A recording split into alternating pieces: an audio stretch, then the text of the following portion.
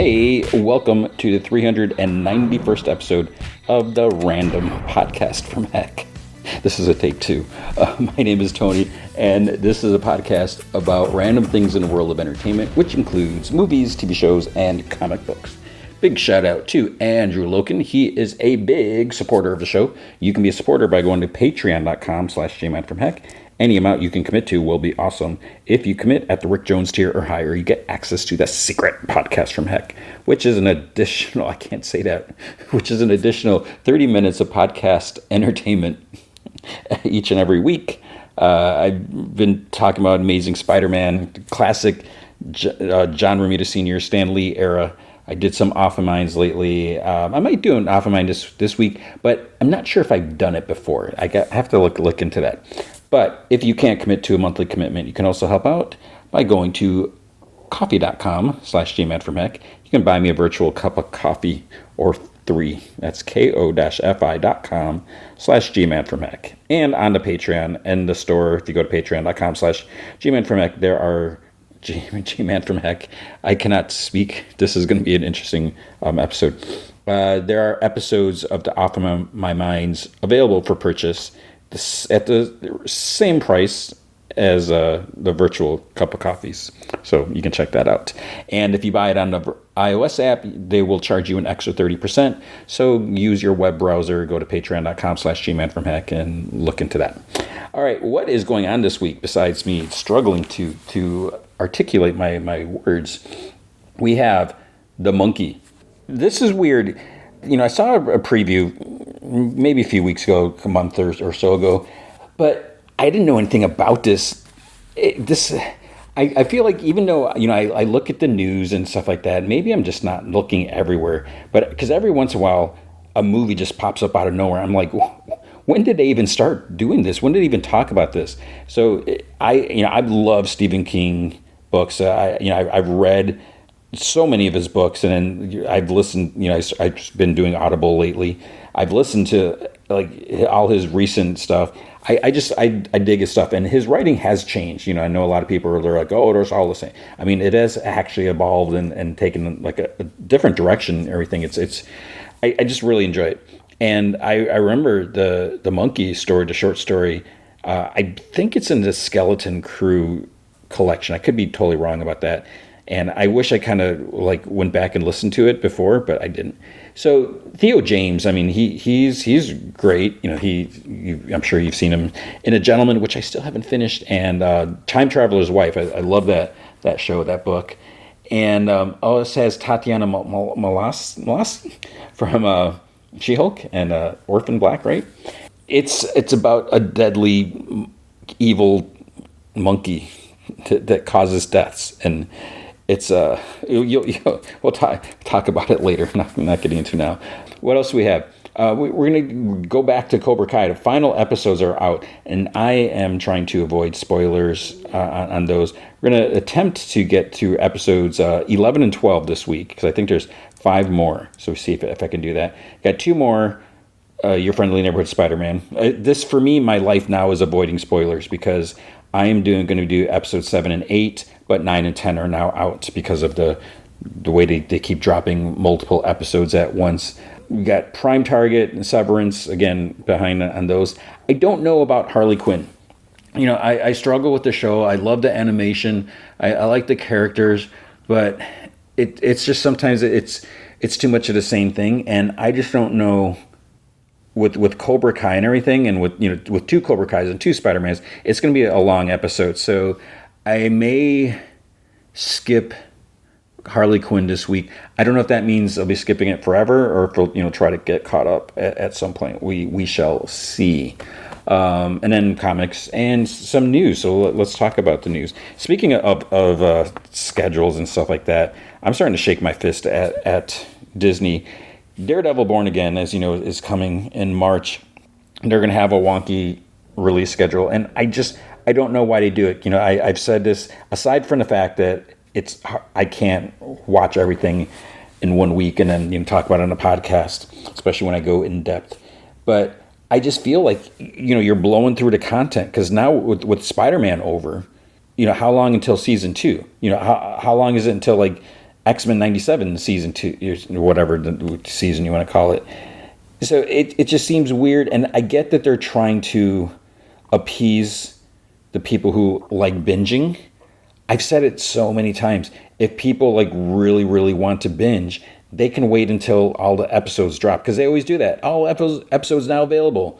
So that means, go to your, and I know people that do that. Some people wait. So I just, it seems weird how they just, shove them all out there at once, and then that's it. It's over, and then you have to wait. And I still say, for people who are subscribing, it keeps them subscribing longer from month to month, and not just like, I'm just going to subscribe for this 1 month. I mean, yeah, they can still do that at the end, but if they're really excited about it, they're going to want to watch it. And I do think that there is something about the week having the cliffhanger. I mean, so many of these episodes, they end on cliffhangers.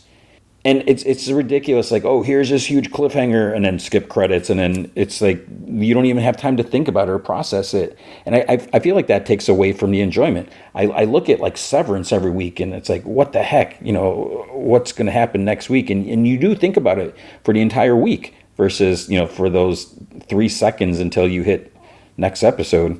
So with Daredevil Born Again, the episodes are going to air on Tuesdays, which I like that works for me. On March 4th, and it's going to be 9 p.m. Eastern, 6 p.m. Pacific, they're going to drop episodes 1 and 2, of course.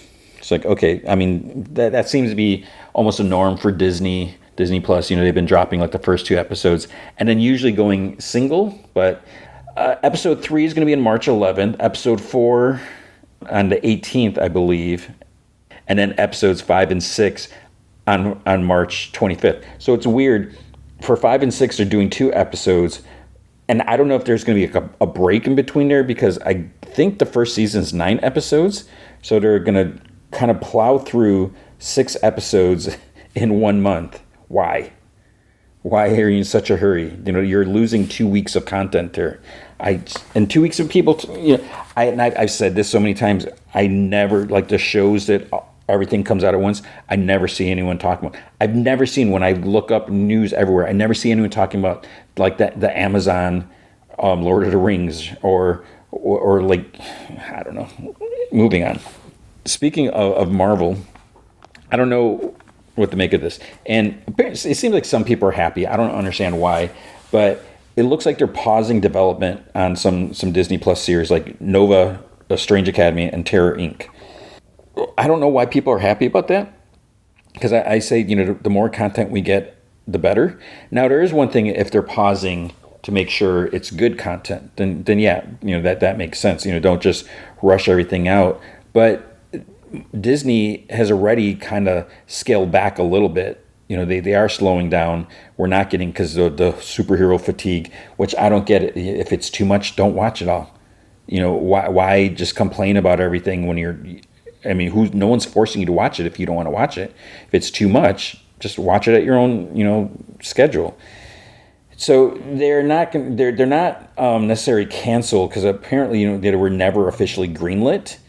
But then there's still some talk about like Nova. There's still, even though I think it was a Deadline article that said that they're being, they're paused. But then there's other rumors or stuff. People are saying, well, this person may still be in Nova. What, I don't even know. But it sounds like they're still, like, a Wonder Man and Vision are still in production, because those, I guess, probably were greenlit. And then there's something, I don't know anything about this. Scarlett Johansson, Blonde Phantom. What the heck is Blonde Phantom? Am I just totally out? I must be totally out of it, because I'm not sure what that is. Scarlett Johansson is supposed to be doing a non-Black Widow something with Marvel, and it's not really clear, is she going to star in it? Is she just, producing it? What is she doing? I don't know, but anything would be cool, I guess. So we'll see. Clayface, this is interesting. So we're going to get a Clayface movie. I'm not sure why, but we are. And fingers crossed. It's apparently going to have a $40 million budget, which is a little concerning. Captain America Brave New World had $180 million. Like, that makes sense, because, all having to destroy and rebuild, I shouldn't spoil things, all that destruction they caused during that fight, and then having to rebuild it all. And then, all the CG. That's the thing. I think that's where a lot of the cost goes. And which is, like the joke on the She-Hulk show, why we didn't see a lot of She-Hulk or transformations because of the cost. It costs a lot as it was. So I think that doing the CG is just super expensive. Captain America: Brave New World is $180 million, but 2019's Joker had a $55 million budget. So that's $15 million more than Clayface is going to have. And I would imagine Clayface is going to have a lot of CG, or maybe it's not. Maybe he's just going to change and look like Boris Karloff or whatever actor he's portraying.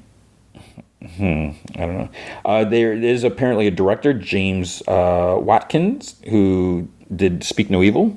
Okay, I'm curious to see what they're going to do with that. Daniel Craig apparently is no longer going to be in Sergeant Rock, and I'm like, okay, why are they making Sergeant Rock? I mean, no offense, Sergeant Rock's not. I'm not like been on the edge of my seat. Like, when are we going to get this? It could be cool, but it's an interesting choice. I mean, everything doesn't have to be capes and tights, so that's fine. I think it was like a scheduling thing, and they're looking at recasting. They may have recast someone. I'm not sure if it was official. Kind of, sort of similar, but not really. Some worrisome news about James Bond. They're going to be starting over. They're going to have to get a new James Bond. We don't know who yet, but the latest is, I guess, Amazon.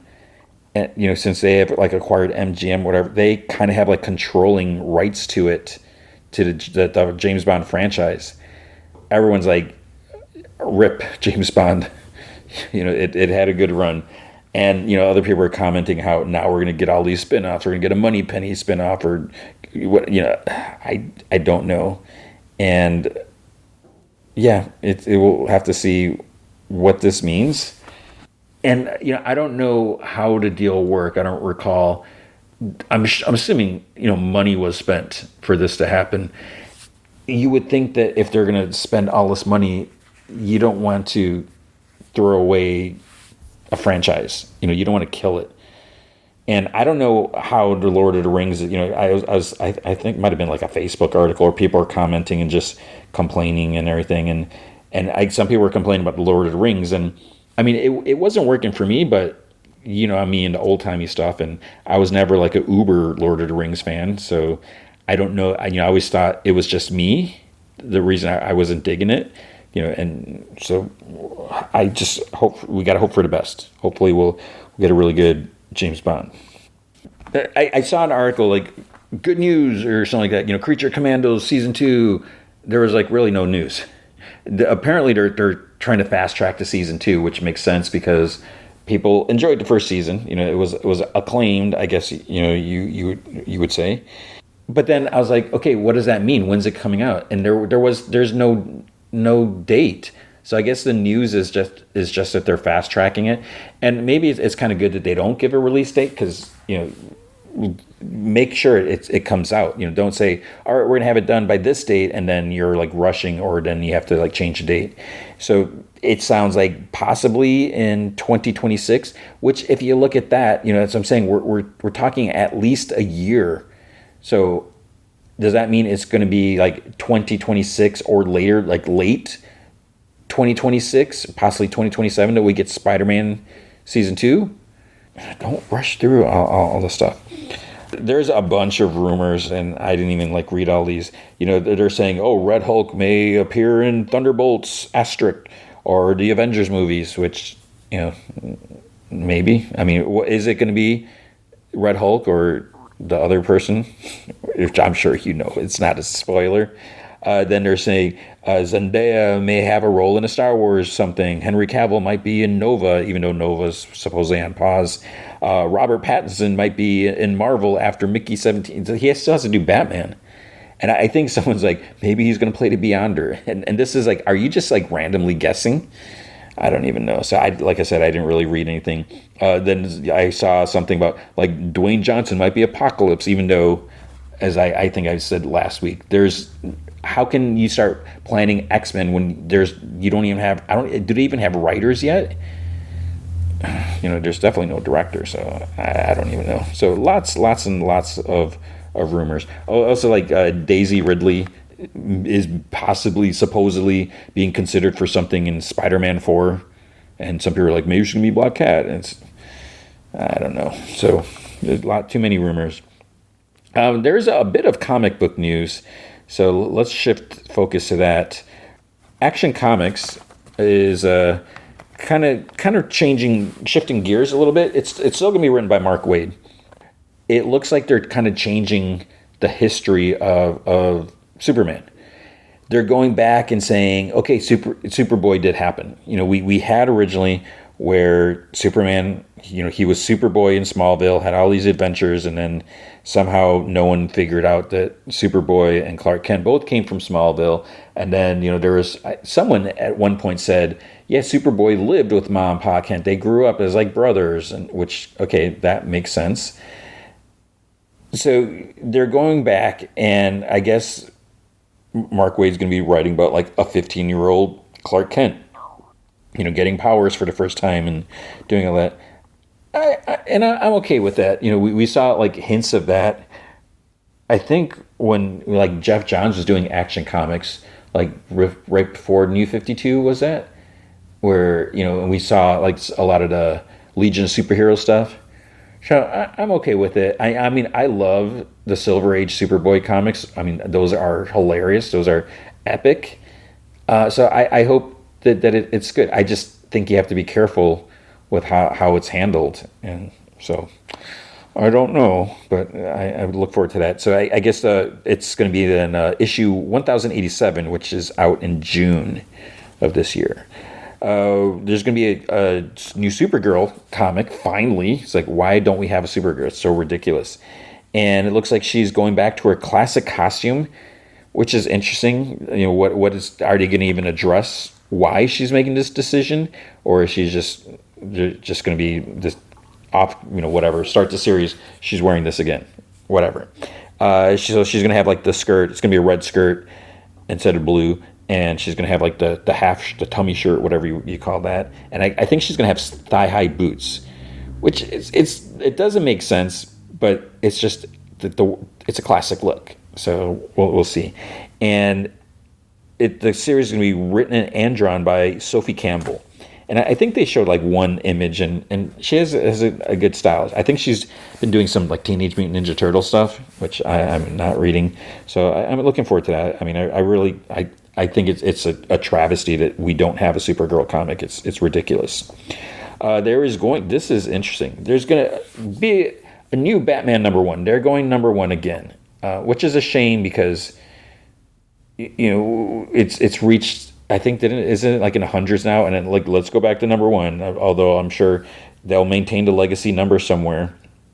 What's interesting about this is, and I think this is going to be happening after Batman Hush 2.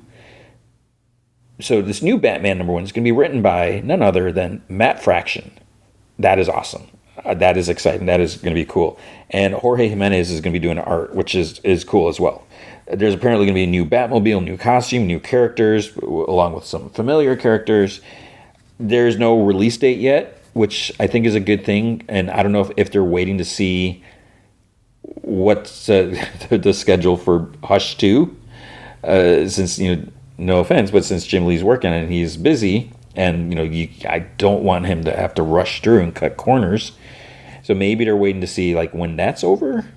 I don't know, maybe to do some other stories until then. So some people are saying maybe September. Who knows? We'll see. So that's gonna be exciting because I love Matt Fraction as a writer and as a person. I wish I've interviewed him more. How many times did I interview him? Like maybe twice. He's a great guy. Did I ever do a podcast? Anyways, moving on. What else do we have? I feel like there's something else. Was that? I think that was it for DC, because there's also some Miles Morales news. Oh my gosh. So Miles Morales is apparently going to this new Ultimate universe. And at first it's like Ultimate Miles Morales. Okay, what are we going to see? But apparently Miles' sister, little sister Billy, isn't she like still like a baby? I guess she's a toddler now, but somehow she's going over it. So he's gonna have to go over her and over to the Ultimate Universe, and I guess Miles is gonna meet the new Peter. I don't even know. Is he gonna bring his vibranium suit with his vibranium webbing and his venom sword? Who is Miles Morales anymore? Oh my goodness. What else do we have? Oh, and then the last bit of news, which I actually wrote an article about this because one, this is crazy, and because one is one of my favorite Marvel characters. So there's going to be, I get the press release. Gwen Stacy is resurrected in Gwenpool, new Gwenpool comic. I'm like, wait, that doesn't make any sense. We're getting a Gwenpool series. Gwenpool's not Gwen Stacy. So is there, do you mean Gwen Stacy, or are you talking Gwendolyn Poole? No. Yes, both. So apparently, and this is where it gets really, really tricky. Marvel is actually, they claim they are resurrecting Gwen Stacy. You know, you see the promo, I think it was Pepe, who did the art. She's coming, it's like Gwen Stacy's grave. She's coming back. And she's not so okay, we got that, which I was like, oh, you know, it's like, yeah, sacrilege, whatever. But she's coming back as kind of like an assassin. She has kind of like these spikes in her like arms, almost like stingers, and she's like an assassin, and so she's coming back as Gwenpool, which doesn't make sense. And she's got this purple outfit. So the real Gwenpool, I guess, is going to be teaming up with Spider-Man to figure out like what the heck is going on. So thank goodness we still have Gwenpool. And what makes me feel a little better is we're also going to have like Kate Bishop's going to appear, Jeff the Land Shark. So okay, you know, let's do some actual callbacks to who Gwenpool should be. Kevin Scott is writing. I forgot who's. Oh, the art is who's did the art? He did some Batman stuff and he did some other stuff. He's got a good style. Like I said, I wrote an article on it. So that is just crazy. I don't know how I feel about it. I mean, I love Gwenpool. So yes, we're getting Gwenpool. Awesome, great.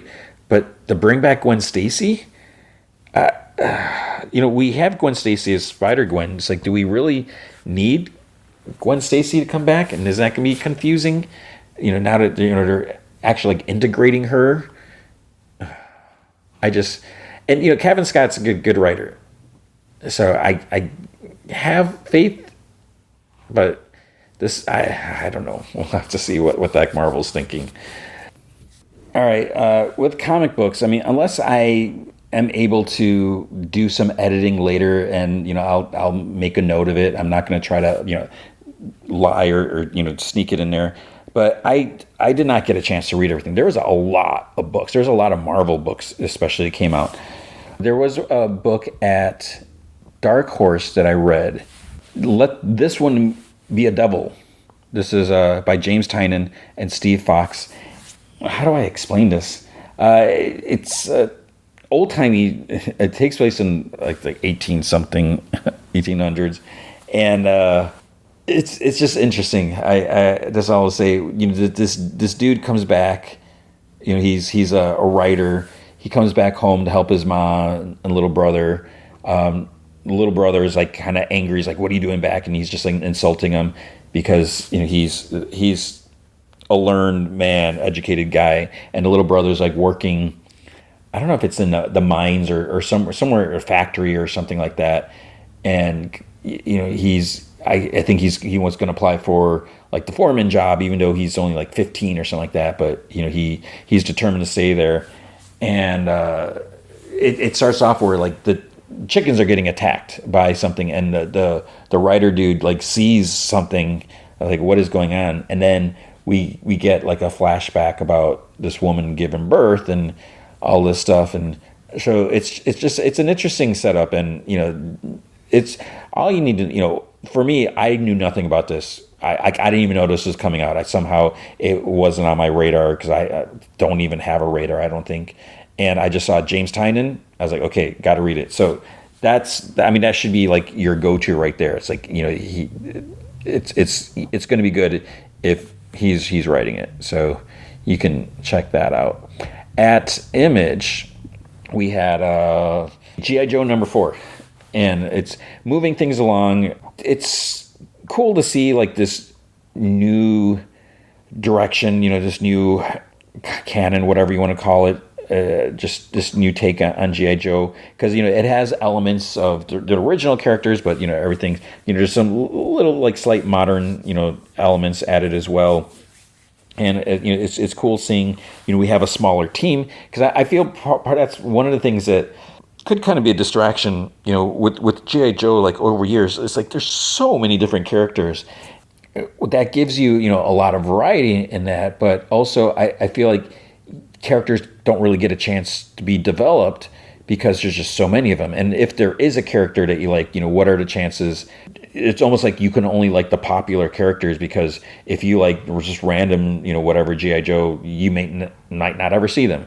So, we have definitely a smaller team, and, I like the idea of Baroness being on there. I think that's a good, shake up, whatever. It is kind of weird seeing Tomas and Zema like just so gung-ho working with Cobra, because when we saw, and someone does comment, it's like, wait, aren't those guys weapons, CEO dudes or whatever?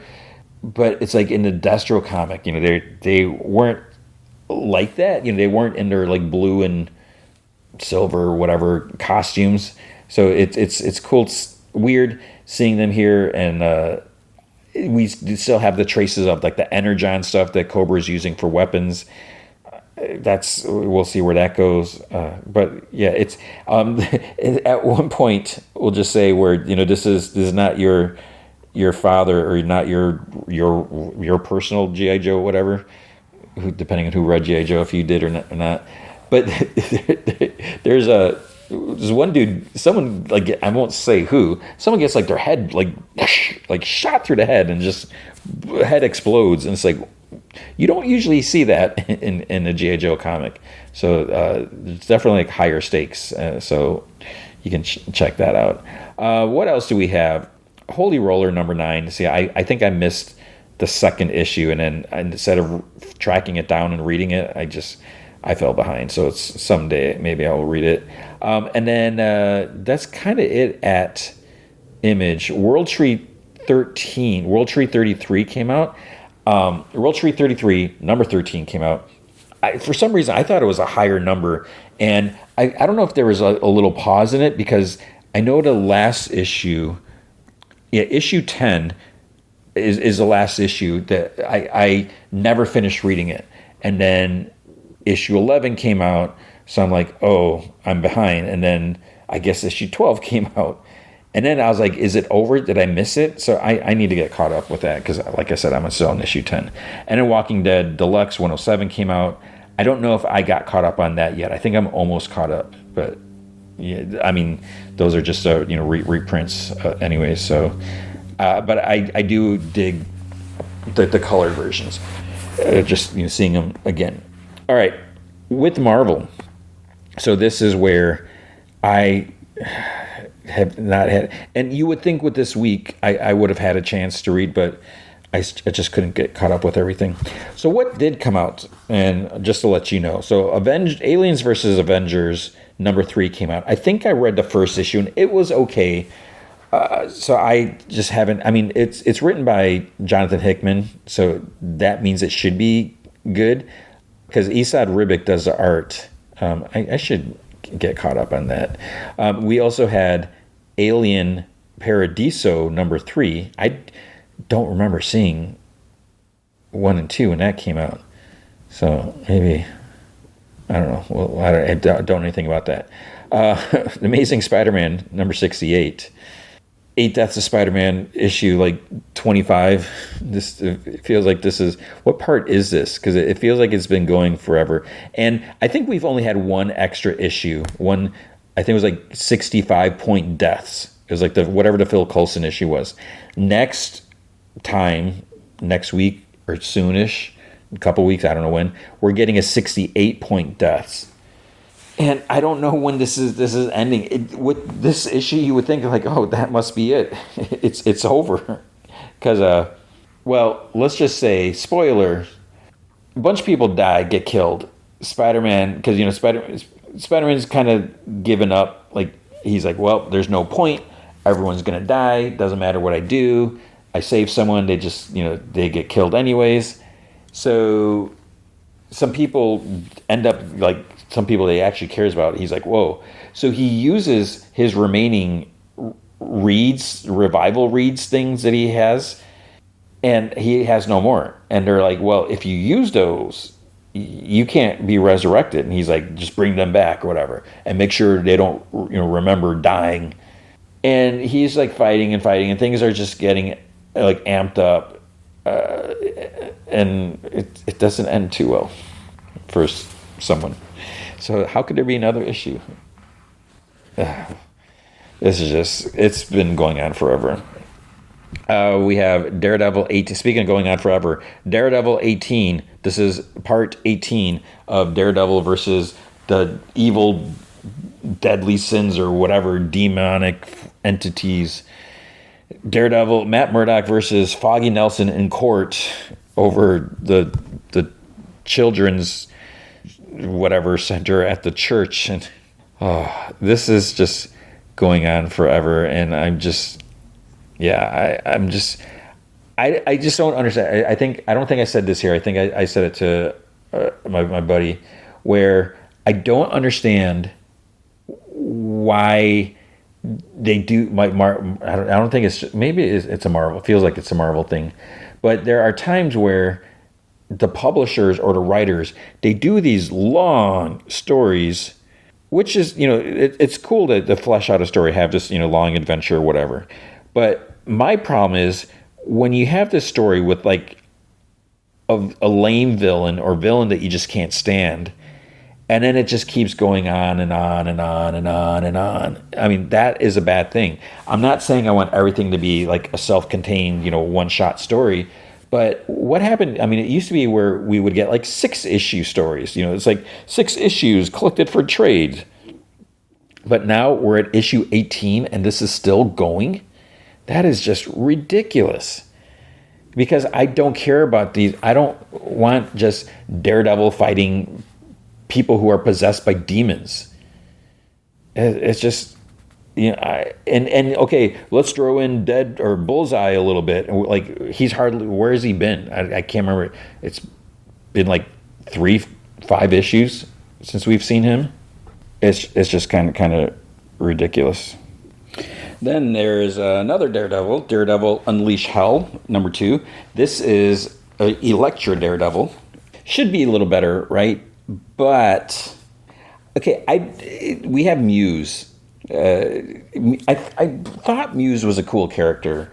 What I mean by I thought he was a cool character. I'm not saying I did back then. I'm saying I thought that's what I thought back then. I don't really remember that whole story in depth. And so Muse died, and now somehow has like super hell demon powers, which I don't care for, and I think it's a little silly. So he has inspired this other young artist to become evil, basically, and kill and do things, and bestowed some superhuman demonic powers, and she's obsessed with Elektra Daredevil, and it's just kind of crazy. We had Doom Academy #1. At first, I'm like, oh, here we go. One World Under Doom, and Strange Academy. I'm always on the fence with the Strange Academy comic. Like when it first started, I really enjoyed it. Scotty Young was writing it. While I don't need more kid characters to read about whatever or to try to remember who's who. It was fun. There was something about it that it had a charm, and then we had different writers, different artists, and it just kind of continued. There's some cool stories there. Now Dr. Doom is basically taking over, and the school is now shifted to Latveria, which is weird. And we got some returning characters. We have some new characters, and I surprisingly I thought this was okay. It was enjoyable. Not my favorite comic of the week or year or anything like that, but I enjoyed this a lot more than I thought I would. And I'm surprised in myself that I actually read it. When it comes to Marvel comics, especially when there's so many this week, sometimes I'll be like, oh, what's a Moon Knight comic came out? I'm going to read that first. But I try to read them in alphabetical order, as I'm listing them now. And sometimes if I would get to something like this, I might be like, I'll come back to this just in case I don't have time. But I did end up reading it, so I was surprised. Then there's Exceptional X-Men number 6. I hate to say it, I was not crazy about this comic. So we got these 3 new mutants. They're okay. I'm still, we're 6 issues in. I'm not overly invested in them, connected. It's like, okay, great, whatever. The fact, we have Kitty Pryde and Emma Frost. I mean, but just Kitty Pryde right there, that should be enough reason to want to read this book. Emma Frost, cool. And we got Bobby Drake, okay, why is he there? But I'm just not caring for it so much. And, it's not just because Kitty Pryde has a girlfriend now, and it just seems weird. And yeah, I know I kind of went on about this before, and I guess there have been maybe hints that I maybe just missed or didn't read. There's things that were said and stuff like that. So it's just, I don't know. I guess I don't know if it was in one of the Marauders issues. Maybe that's where she made this declaration that she's going to try doing this, and I don't, if she, here we go again, getting into this discussion. If she's always had these bisexual tendencies, again, that's not the issue.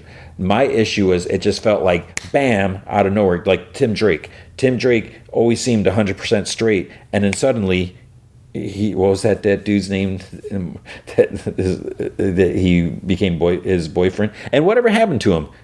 Bernard, was it? Did they break up? Where did Bernard go? Because I don't remember him ever since. Anyways, so my thing was, because Kitty Pryde was, from when we first saw her, she had a crush on Colossus, and then there was Doug Ramsey, sort of, and then there was Pete Wisdom, which I could not stand, and there's probably been other. Oh, then there was wasn't there kind of Bobby Drake, and then it's like, oh wait, no, Bobby's gay, so that didn't work out because Bobby didn't even know he was gay, and that was the other thing. He didn't even know he was gay, even though his younger self knew he was gay, but his older self didn't know. It's hard for me to say, okay, it's one thing if you're in denial, like Bobby was apparently, but I don't know. I mean, it just feels like it's what is happening. Writers are all of a sudden, it's like, hey, let's change this now. And I don't know if it necessarily works like that, because since I'm not like struggling with, these feelings or whatever. So I wish maybe someone could tell me, like, what issue did Kitty, like, hey, I've had all this crap luck with men, and they suck. So I'm going to try going the other way. Because maybe this will be better, and it's the same thing with Rachel and Betsy. Because I know there was a lot of those issues. What X-Men series was it? The one they were in, like Camelot, or not Camelot? When they're in, I wasn't. No, I don't know if it happened before then, but I just feel like, how am I missing out on all these big changes? Life changing decisions making, when I'm kind of reading everything, but I guess I'm not reading everything.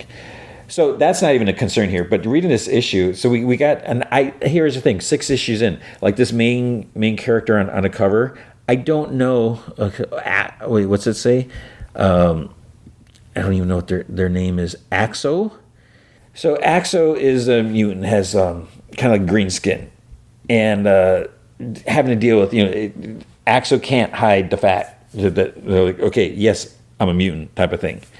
And the three kids decide they want to get a job rather than be dependent on Emma Frost, because they're like training, they need to eat, and they're like, oh, that's okay, we brought our own food, because I think Emma's going to order food or something like that. They're like, we brought our own snacks, and they're like, no offense, but we don't want to be like dependent on you, because they know that she's kind of questionable, I guess.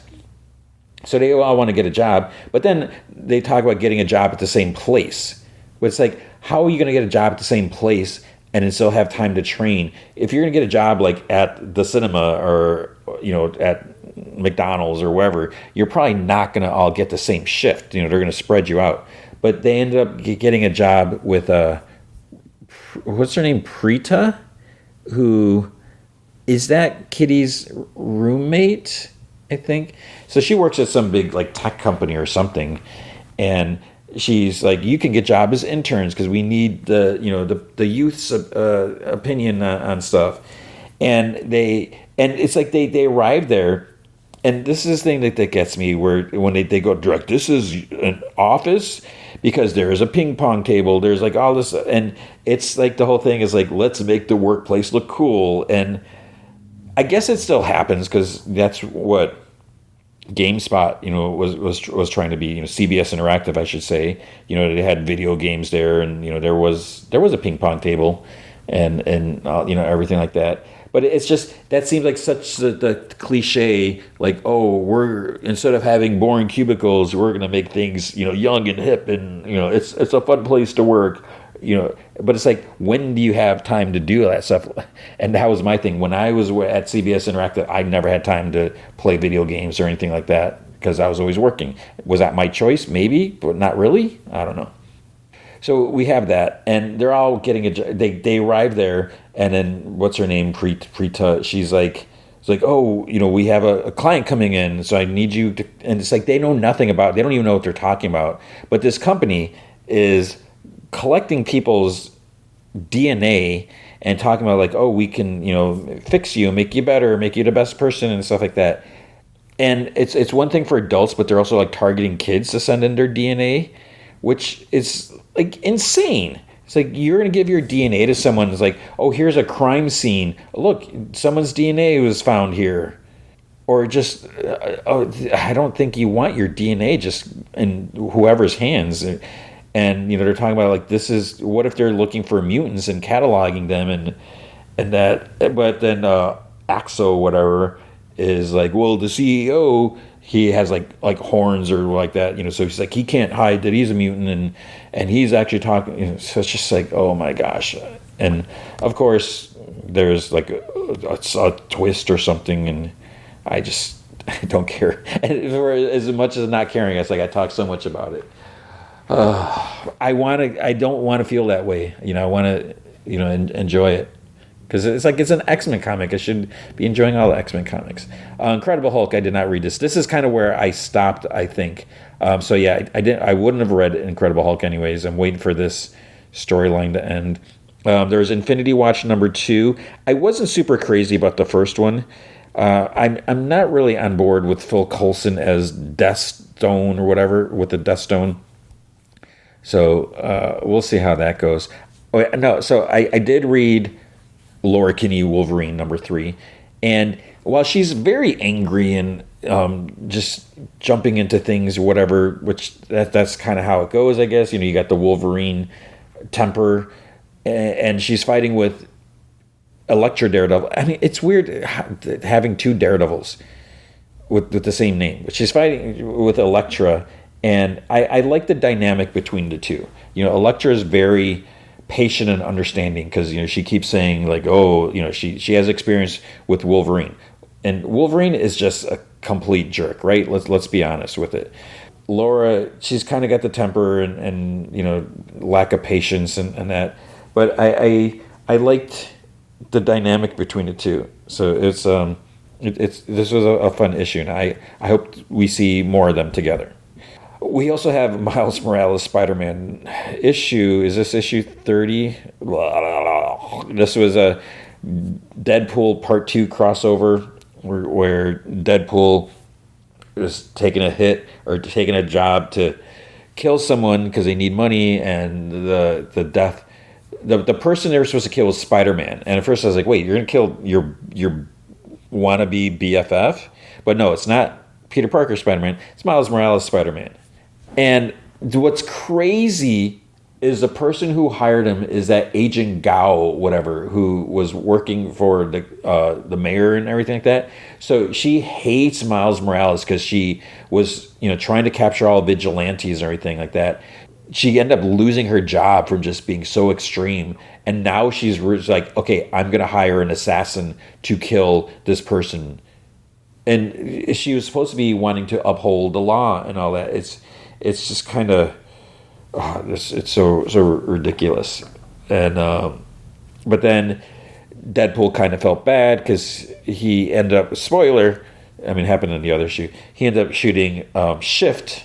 Is that his name? Miles's clone brother, whatever. Yeah, and Miles and his vibranium costume and his attitude, whatever. Oh, so I read more than I thought, but there's a ton that I didn't read. Mystique #5. I think this is the last issue. I didn't realize it was like a miniseries because it doesn't say that. But it's this was there. I feel like there was like layers to this, and the fact that it's like Nick Fury Jr. and with Shield and Mystique and the kind of the sort of like all this espionage stuff and double trickery, double crossing. That's what I was trying to say. So there's just like all this, what's happening, what's Mystique really doing, and yeah. So this was an enjoyable series. I really recommend it.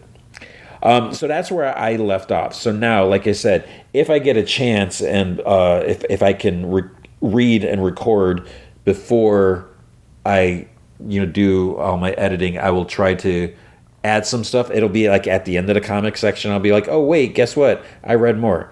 Because again, full disclosure. But NYX issue 8 came out. I don't know if I ever read issue 7.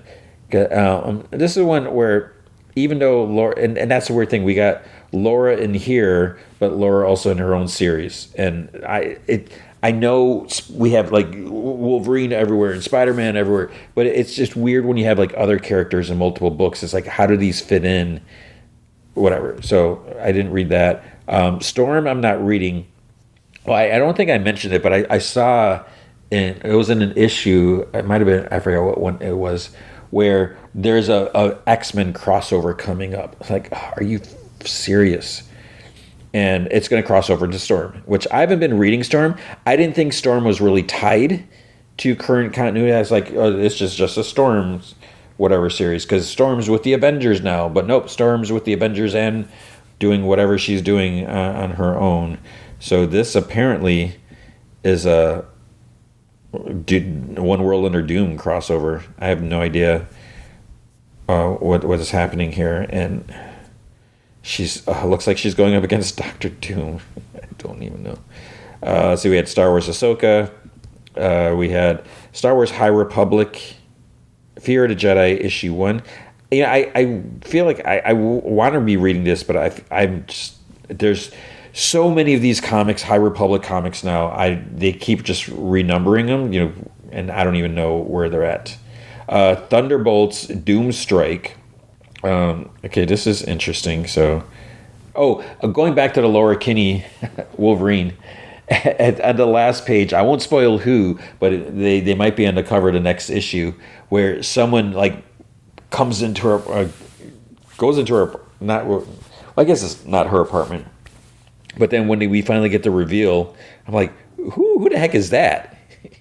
And then they're like, next issue, Wolverine and blank. But it's like, did not look like this character is like very like pretty boy, like glammed up or almost or something like that. So that was an interesting panel. But the next cover looks normal. I don't know what's going on. But Thunderbolts, yeah, so who do we have here? We got Black Widow. I don't think, is that supposed to be Bucky? Moonstone, is that Citizen V? And then fighting Doctor Doom. I want to read that. Ultimate Black Panther issue 13. I haven't been reading that. Ultimate Wolverine number 2. I didn't love the first issue. I will read this. Is that Colossus on the cover? I think so. I don't know. Uncanny X-Men issue 10. Oh, see, I didn't read that. I would have read that. Werewolf by Night. No. Weapon X-Men. I don't know if I care to read this. Who's even Wolverine, Deadpool, Cable? But then there's also a poor Warpath. Warpath is on the cover. Wait, is that, what's his name? What's Jono's name? Yeah, and I don't know who is writing this. Casey. Oh, wait, Chamber. That's his name.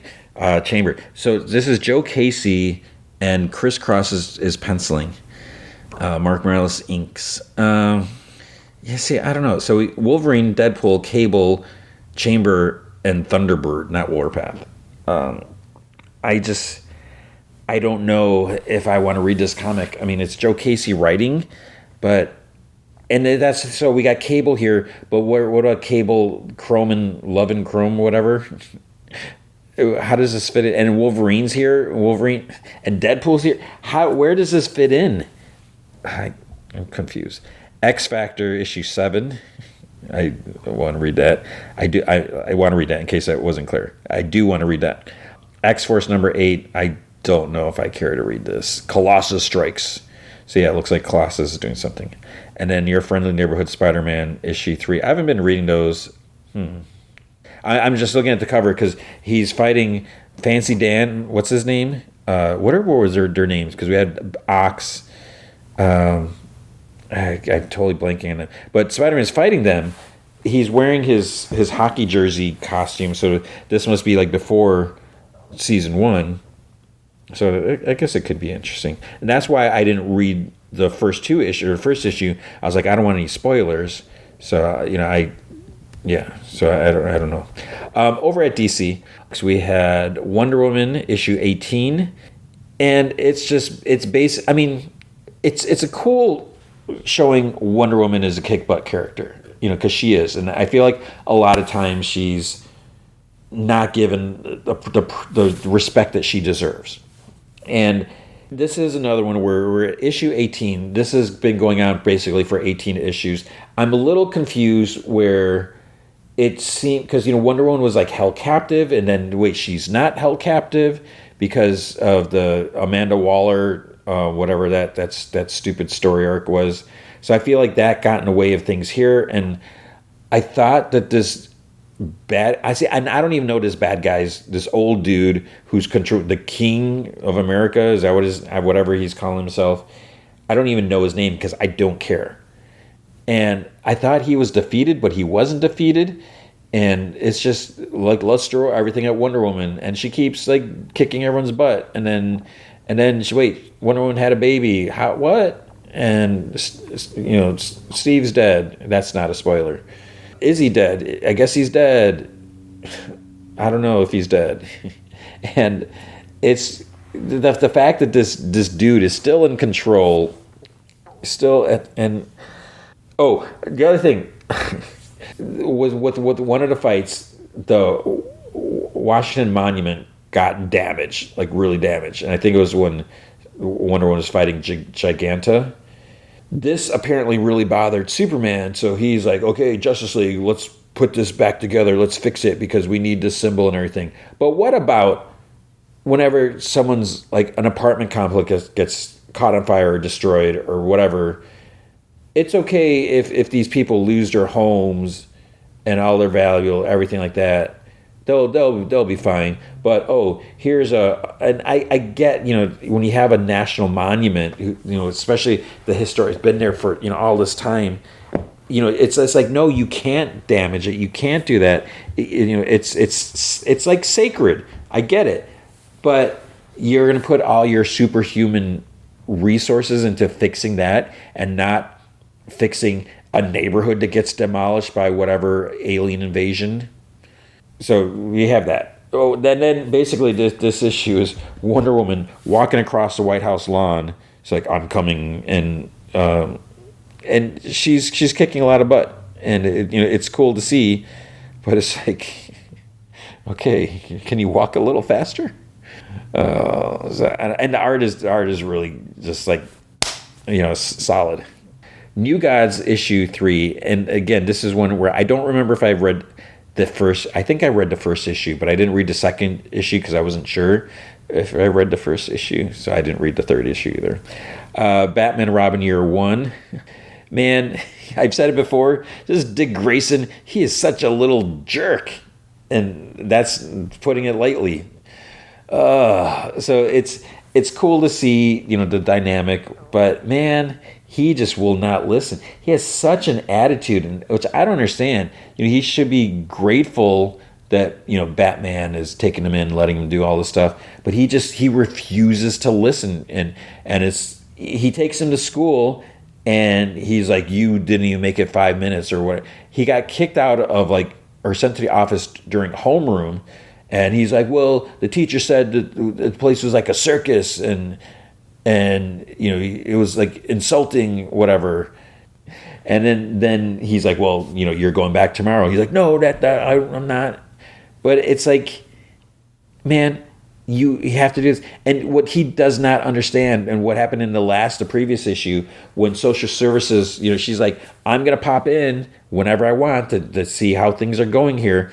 And he just does not get it. He does not care. So basically, it's like, they're questioning the fact that you got rich, billionaire, single playboy adopting a kid. Is it, the right place for him? And, it's regardless of the fact that he's got money, can buy anything. But it's like, that's not the safest place for him. And, he needs a stable environment. He needs to go to school and all this stuff like that. Dick Grayson does not care. And so where she's like, this may not work, and she may take him away. Does he not care about that? Does he not understand that, if this lady decides, he's not going to be able to live there anymore? And then what is he going to do? Is he going to just go and be Robin on his own? Or, it's just, it's ridiculous that he's just so resistant to anything. It's like, okay, you are a kid. Did you argue against this with your parents, or we're going to do this trapeze act, but you have to do this? And he's like, no, I'm going to do this part first. He should understand what it's like to be part of a team, and maybe his parents, maybe they worked a little, they coordinated stuff, and maybe Batman is less willing to bring him in to coordinate things, but it doesn't matter, man. It drives me nuts. But I love the series. Nightwing, issue 123. Yeah. We got this big, gang war stuff happening, and we got the high-tech security force that are coming into town. And then, of course, you got some political scumbag that's threatening Dick Grayson's half-sister, Mayor, what's her name, that, he's saying, like, all this bad thing happened because of her and everything like that. He's like, that's why you should vote for me. It's like there's always some scumbag politician that's always trying to, lie to people. And I guess because that's what reality is, right? But it's just like, okay, this is reality. I don't need to read about it in comics as well. I don't need to read about, scuzzy, sketchy people trying to come into power for their own personal gains, where they're just going to lie to the face and people are going to accept the lies. Yeah. So we have that. Jenny Sparks, issue 7. Issue 7? How many issues is this? Man, now I regret that I didn't go past issue 1. Like I said, someday maybe. Zatanna number 1. I thought Zatanna had come out already, and I just wasn't reading it. Maybe wasn't there already a Zatanna comic? How is it just issue 1? Superman World's Finest, Batman Superman World's Finest. I started reading this. They fight the Floronic, what is his name? I don't care. Okay, I just saw him in Harley Quinn, a couple weeks ago, I started reading it, and then I never finished it. And then that was all I read. because we have The Question, which is apparently really good. I need to get caught up on that at some point. Titans number 20. I kind of stopped because I wasn't enjoying it. So I should probably start reading again at some point. Challenges of the Unknown. The same thing. I wasn't blown away by the first issue, but maybe I didn't give it a chance. And then there's Catwoman, which at some point I'll start reading that again. But that is it. That's all I read. That's comics for the week. All right, Severance Season 2, Episode 5, Trojan's Horse. So it's Trojan with apostrophe S. This was a good episode. Not as good as last week's, or not as good as Episode 4, I should say. I'm like obsessed, borderline obsessed with this show. I love it. I think it's like my second all-time favorite show, with the first being Twin Peaks. I can't get enough Twin Peaks, but even though it's been so long and it's done. Severance. So let's just get to it. We have some fallout from last week from the Ortbo, from their outdoor team building thing that didn't go so well. Some interesting little details that we get to see here, just how things are run. And it's just fascinating. It's like, I don't understand how this all works, and that's the point. So it starts off. We see this cart being wheeled in the hallways. It's like, okay, what's going on? This dude goes. I forget what it's called. The art section where Bert and Felicia work. Felicia and this other lady come up. The guy's like, and the weird thing is we don't see. Pretty sure we don't see the guy's face. So he's like, do you have them? They open his drawer, and there's like 3 dental picks, like all the little scraping picks if you ever go to dentist, which I hope you do. There's like 3 little trays in this like big tray with all these little picks and stuff like that. So Felicia hands one tray to the guy, and then as he leaves, there's like a shelf that's like right in front of his face from the angle of our camera. So he says thanks, and he leaves, and he's like whistles, and he goes down this dark hallway. And of course, there, it's one hallway. There's a red light at the end of the elevator. He turns, but he's too far for us to see his face. I'm sure. I didn't pause and try to go back, and then ding. So what's up with the teeth? And I saw, I think it was on Reddit, someone was commenting on like Mark's teeth, and just how, what's his name? The actor. He doesn't have those. So is there something up with the teeth? And obviously, for him to go down that hallway, it's like, what are they doing? What do they do? Do they torture people there? And why would they?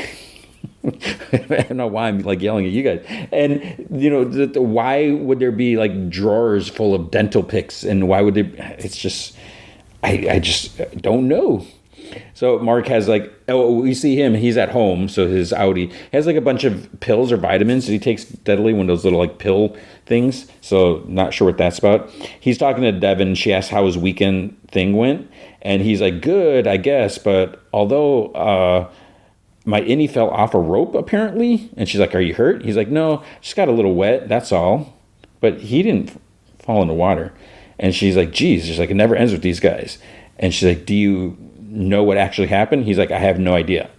And she's like, how's the old burning poop into your eyeballs thing going? And he's like, I still can't get it to last long enough. So he hasn't told her that he's working with that lady, and that he's trying to reintegrate himself.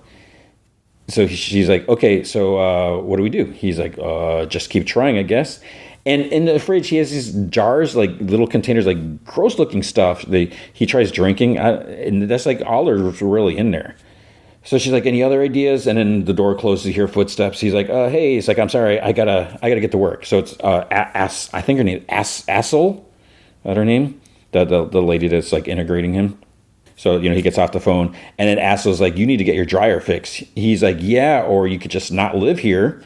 She's like, I can't keep coming in and out. Then he's like, do you think they're watching us? And she's like, depends on how dumb you played it. Then he's like, hey, when do we keep going? And she's like, maybe tonight, I'll decide later.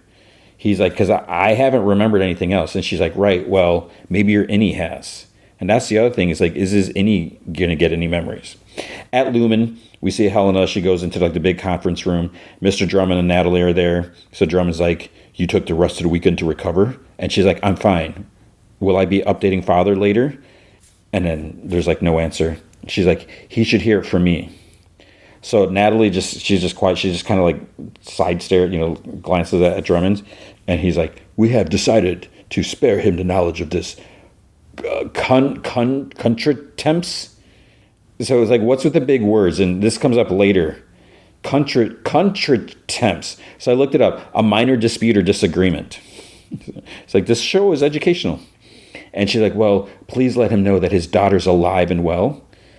And he's like, the medical team says your tempers will rebalance quickly. Some residual trauma is to be expected after such an ordeal. And then to Natalie, he's like, perhaps we could arrange another obligement session this evening. And Natalie looks at Helena, and Helena's like, I said I'm fine. And Natalie's like, we're close, Helena. And then to Drummond, she's like, he's at what, 78%? And he's like, 81 as of Friday.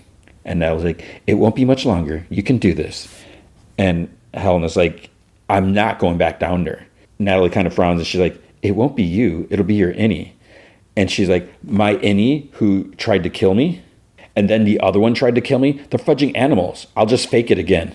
And she's like, we can't take that chance. And Drummond's like, we need to clean this up. Milchek's many errors this weekend have forced our hands. But it's like, what many errors did he have? I mean, I don't know. And then Helena's like, and Father approves? He's like, Father encouraged it. So Mark pulls into the parking lot. And then there's a voiceover. Natalie's like, so we just see him getting out of his car. Natalie, they're continuing their meeting. Natalie's like, it's a risk. We know this. But there is no other solution. Mark S. won't work without her. And Drummond's like, and the work is mysterious and important. So we must give him her. And we see Helena like walks down the stairs. She's wearing like blue outfit with her hair down now because she had her hair all up, like Helena style. And Natalie, her voice continues, the board appreciates your sacrifice. And she takes a deep breath before entering like the elevator. And then she puts on her lanyard. Miss Huang is sitting outside the elevator. Good morning, Heli R. And so I guess this is the first time that, Heli R has been back since they took their excursion or whatever. And, so she's surprised, and she's like, who the fudge are you? And then Miss Huang, like, stands and steps closer. I'm Miss Huang. And she's like, what the hell? And she's like, please follow me. Mr. Milchek will explain. So elevator closes behind her. She kind of hesitates, and she follows. They reach Dylan and Mark outside Milchek's office. And Mark's like, hey. And then Miss Huang, is she... And Miss Huang's like, her innie. So Milchek steps out. MDR, together again. Come on in. So Heli steps like past them. She's like, I need to know what's going on, like right now. And Dylan's like, where's Irving? And Heli's like, and why was he trying to drown me? And Dylan's like, because you're fudging Egan. And then Mark's like, was she spying on us? And Heli's like, wait, what? Dylan's like, the whole time. And then Milchek's like, it's called a Glasgow block. It allows one's Audi to... And Heli's like, wait. Are you saying she was down here as me? Mark's like, maybe she still is. And Dylan's like, hey, I repeat myself, where is Irving? And Mark's like, yeah, where is he? Heli's like, I'm so confused. And Dylan's like, answer my question. One thing that kind of bugs me about all this is they're like very rude to Mr. Milchek. And maybe it's a respect thing, but the thing is, he's their boss. And, at the same time, I don't think they ever really spoke to Miss Cobell this way.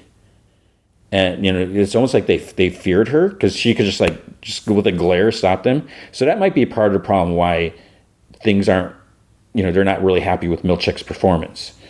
But it's like the way they talk to him. And even the fact that, I was thinking back to the Defiant Jazz scene where Dylan, he attacks Milchek. And, he bites his shoulder or something like that, I think, right? And then, later with the whole belt incidents where he attacks him. So the thing is, yeah, they need them, but it's like they don't know that. And I don't know. I guess the question is like, how do you force innies to work when, they may not want to be there like Heli doesn't. So Milchek's like, excuse me. And he's like, Helena Egan, in her executive capacity, was conducting valuable research. And Helly's like, by stealing my fudging body?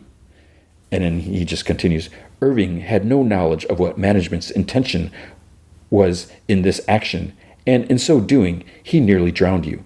Our only option was permanent dismissal. Dylan's like, so he is dead? Milchick's like, no. Irving B's Audi has departed on an elongated cruise voyage. And Dylan's like, I don't give three damn dry fudges about his Audi. And Ellie like stammers. She's like, she doesn't have the right to take my identity. But that's the thing. It's like, who has the rights? The innies don't have the right. And they said that before. They stated that. Innies don't have the right. It's all about the Audis. So the innies are basically the slaves, which is what makes this whole thing wrong.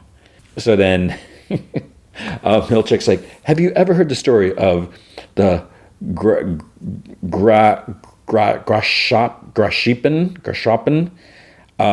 I don't know how to say it. It's Graka with the two little dots over it, PPAN. So they all stare at Milchick. Mark's like, let's assume that we haven't. So Milchick sighs, sits behind his desk. In ancient times, the king of Sweden himself was known to go incognito amongst his people in the hopes of learning their true grievances. He would don an old gray robe, a Grashoppen, I don't think that's how you say it, in the name for which he was remembered, to disguise his royal vestments. Keir Egan himself was known to do so in his ether factories, and Miss Egan was carrying on this noble tradition. Mark's like, this smells like horse poop. And Dylan's like, yeah, Swedish horse poop, and Irving is still dead. Milchick's like, as I said, Irving's B's Audi has departed on an elongated, and Dylan's like, on an elongated cruise voyage. Yeah, I know. Is he going to come back or not? And there's like a long stare down, and Milchick leans back in his chair. He is not. And Mark's like, wow, some actual honesty. But again, they're making demands. The fact that Irving B tried to murder someone, and it doesn't matter if they're any Audi spy or whatever, he tried to murder someone. Mark's like, actual honesty. And Dylan's like, you fudging murderers. And Helly's like, you can't do this to people. And Milchick's like, it will take time to absorb all that has occurred. This went well. And he gets up. Allow me to escort you to MDR and help reacclimatize you to your work environment. When they arrive, Dylan's like, what, in an abominable fudge? So they now have like a 3-person desk set up. Helly's like, is this you? And Dylan's like, hell no. He's like, I'm not going near that thing. And Milchick's like, Dylan, please. And he's like, if you're taking feedback, I hate it. And Helly's like, same. And then Milchick's like, well, the Ortbo was a challenge for us all in ways expected and non. Dylan looks at the frame photo on his desk. Irving B has been photoshopped out. And Dylan's like, you mean like Jane Egan's daughter, Grashopping, whatever, us? And Milch is like, careful, Dylan. Words have consequences. I'd hate to rescind certain privileges. And so he's talking about the meeting with his wife. And Mark, he looks at Dylan, and you can tell he's like, what does that mean? And then Milchick's like, as you can see, all your items have been moved to your new work tri-stations. Hall passes will still be available. And Dylan's like, let us have a funeral. And he's like, I'm sorry. Dylan's like, Irving is a person, and he's gone. So we'd like to have a funeral. Not a retirement party, a funeral, right? And Helly's like, yeah. And Milchick's like, a funeral? Is this MDR's position? And then to Mark, Dylan's like, dude, little help? And he's like, sure, as long as it's quick. And Dylan's like, quick? And Mark's like, quick, yes, so it doesn't take up the whole day. And Milchick's like, well said, Mark. I'll see if we can pull something together. In the meantime, let's make some forward progress on the files at hand, shall we? And Dylan's like, thank you. And then to Mark, he's like, not you. And he pulls up the divider between them. Mark sighs and he's like, starts coughing. And he gets up and goes to the bathroom. Because I think he coughed before, too. In the hall, Milchick radios, Miss Huang, we need to ready a bereavement kit for MDR. Meet me in the back office. So Mark's standing in front of the mirror. There's like a knock on the door. And Helly calls him. She's like, Mark, hello? And he doesn't answer. He's just saying, and she's like, I'm going to come in. it's like he's about to say something, but he doesn't know what. And she's like, I'm coming in. So he sighs, he like wets a paper towel. She's like, are you okay? He's like, uh-huh. He's like, no, not really. And she's like, yeah, this is seriously fudged up. He's like, yeah. And he puts like the wet towel like on the back of his neck. She's like, you couldn't tell that she wasn't me? And he's like, obviously not. And she's like, what was she like? He's like, like you, or you're like her? I don't know. I don't know who you are, I guess. So she stammers. She's like, yes, you do. He's like, okay. She's like, it's not my fault that my Audi hijacked me. He's like, yeah, no, totally. I get it. It sucks. And she's like, Mark? And he's like, yeah. She's like, what happened to you up there? He's like, it doesn't matter. And she's like, it doesn't matter? He's like, no. She's like, don't you want to hear what happened to me? He's like, no, I don't. And let's just try to forget it, okay? And he walks out. So Milchick is printing stuff out. Like, he's like making mugs or something. And Miss Huang's like, I thought bereavement events were for innies who die on the floor. And he's like, yes, well, the affections index for Irving B was in the high 60s. It will help the others to grieve. And she's like, may I say a question? And he's like, you may.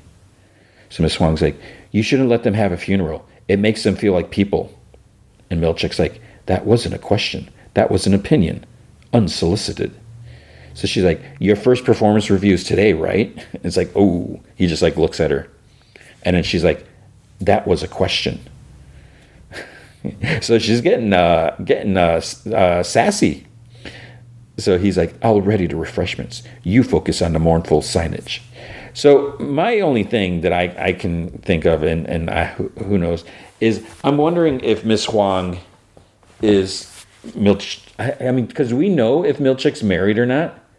Has there ever been any mention? I mean, we've seen him a little bit, riding on a motorcycle all over, dealing with all that. But is he married? Does he have a daughter? Because, what is Miss Huang's story? Why would this girl spend basically, 8 to 5 working, being severed inside? What is she doing at night? Why isn't she in school during the day? So is there, I don't know. But yeah, so the only thing I can think is like maybe she's Milchick's daughter. That maybe that's too obvious, but who knows? There's this like animated image of Irving like walking up a stage with Lumen behind him. I guess they can easily generate that, whatever. So Milchick's like, they're in like the break room. He's like, today we honor Irving B. Normally when an innie goes to be with Keir, we hold a retirement party, which they attend. So like the mugs have like kind of like a pixelated like Irving face on them, like a cartoonish face or whatever. But given the sudden and frigid events which brought us here, that's not feasible. As such, let us each take 9 seconds to silently remember Irving and thank Keir for our time with him. There. As like, I don't think he gave him 9 seconds. It was like saying like went fast. You may now lift your heads and open your eyes. We will now have an eulogy from Dylan G. So he goes like up front. He's like, it's hard to pinpoint a favorite Irving story. For the least fun guy in the world, he was really fun. He put the dick in contradiction. One time he was pissed at me for watering down a toner, so he put toner in my water cup. He stopped me before I drank it, though. He just wanted to make a point, not harm me physically. But I did accidentally take a sip of it later because I forgot what he said. He asked me for help with something near the end, and I didn't listen. And in his final moments, he would have been totally justified in telling me to suck my own fudge. But he didn't. Yeah, he was awesome, and I miss him. So Milchick's like, thank you, Dylan G. A little sugar with your usual salt. Thank you for your attendance and your participation. You may now briefly partake in Irving's fruit head, whose dark hair is courtesy of the Black Beauty watermelon. And there's this like watermelon carved like with his face. It's like freaky. So it's like the Black Beauty watermelon from the country of Malaysia. Miss Huang. And he walks out. She's about to start playing the eerie music on that keyboard thing, and she's like about to start, and she like looks at him. So she follows him out of the break room. The three turn. They look at the fruit like Irving had, and they're like, "What the heck?" Maybe they've seen it before. I don't know. I mean, there's definitely been fruit before. In the hall, Miss Huang's like, "I thought I was going to perform." And he's like, yes, well, I feel the theremin works best in moderation. So that's that like instrument thing, whatever, with the tones. She's like, but I practice. And he's like, you can play your piece for me later. Yes. Which that's why it makes me feel like, the daughter playing for her father, even though whatever. But I'm sure I'm totally wrong. So Mark stares at like a piece of melon on his fork, and he eats it. He asks Dylan if he's okay, and he shrugs. And then he's like, what about her? Helly. And she says she's okay. So Mark throws his plate away and heads toward his door. And Helly's like, you're not staying? He's like, I got to get to work. But great ceremony, guys. And she's like, seriously? And Dylan just like looks at him. He's like, I mean, isn't it kind of over? And she's like, Mark, and kind of like stammers. And Dylan's like, just let him go. And he's like, what? Helly's like, Irving was your friend, and he's dead. Why don't you give a poop? And Mark's like, because he's not dead. He's just not here. And then Dylan, this is kind of a contradiction move. Dylan. He's like, you two catch up? So Mark like kind of turns back from the door. And he's like, what's that? And Dylan's like, you tell her Miss Casey's your wife yet? And Dylan, he kind of has a smug look on his face. And Helly's like, wait, what? Mark like looks at Dylan. And then he's like, yeah, I mean, it's my Audi's wife, but sure, no, it's pretty crazy. And then he's out the door. She goes after. She's like, and you can't tell. It was Dylan happy, but not really. I mean, because I'm sure he knows it was a jerk move. So Holly's like, Mark, what the hell? He keeps like walking. She's like, why won't you talk to me? And he's like, what do you want to talk about, Helly? She's like, I don't know. Maybe the fact that Miss Casey's your Audi's wife. What are we going to do? He's like, well, we're not going to do anything. And she's like, not going to do anything? Seriously? He's like, yes, seriously. She's like, come on, we'll work as a team. We'll figure this out. He's like, will? There's no we, Helly. She's like, what? He's like, it doesn't matter. And she's like, why? Why? Yeah, why? Because they are smarter than us, okay? They know everything. Me looking for Miss Casey, us wandering around, meeting other departments, mapping the floor, all of it. They know everything we're doing because Helena told them everything we're doing. And she's like, that wasn't me. He's like, scoffs. And she's like, Mark, look, I'm not her. I'm not. I'm me, Helly. And he's like, and how do I know that? She's like, you don't. You just have to trust me. And he just like stares at her.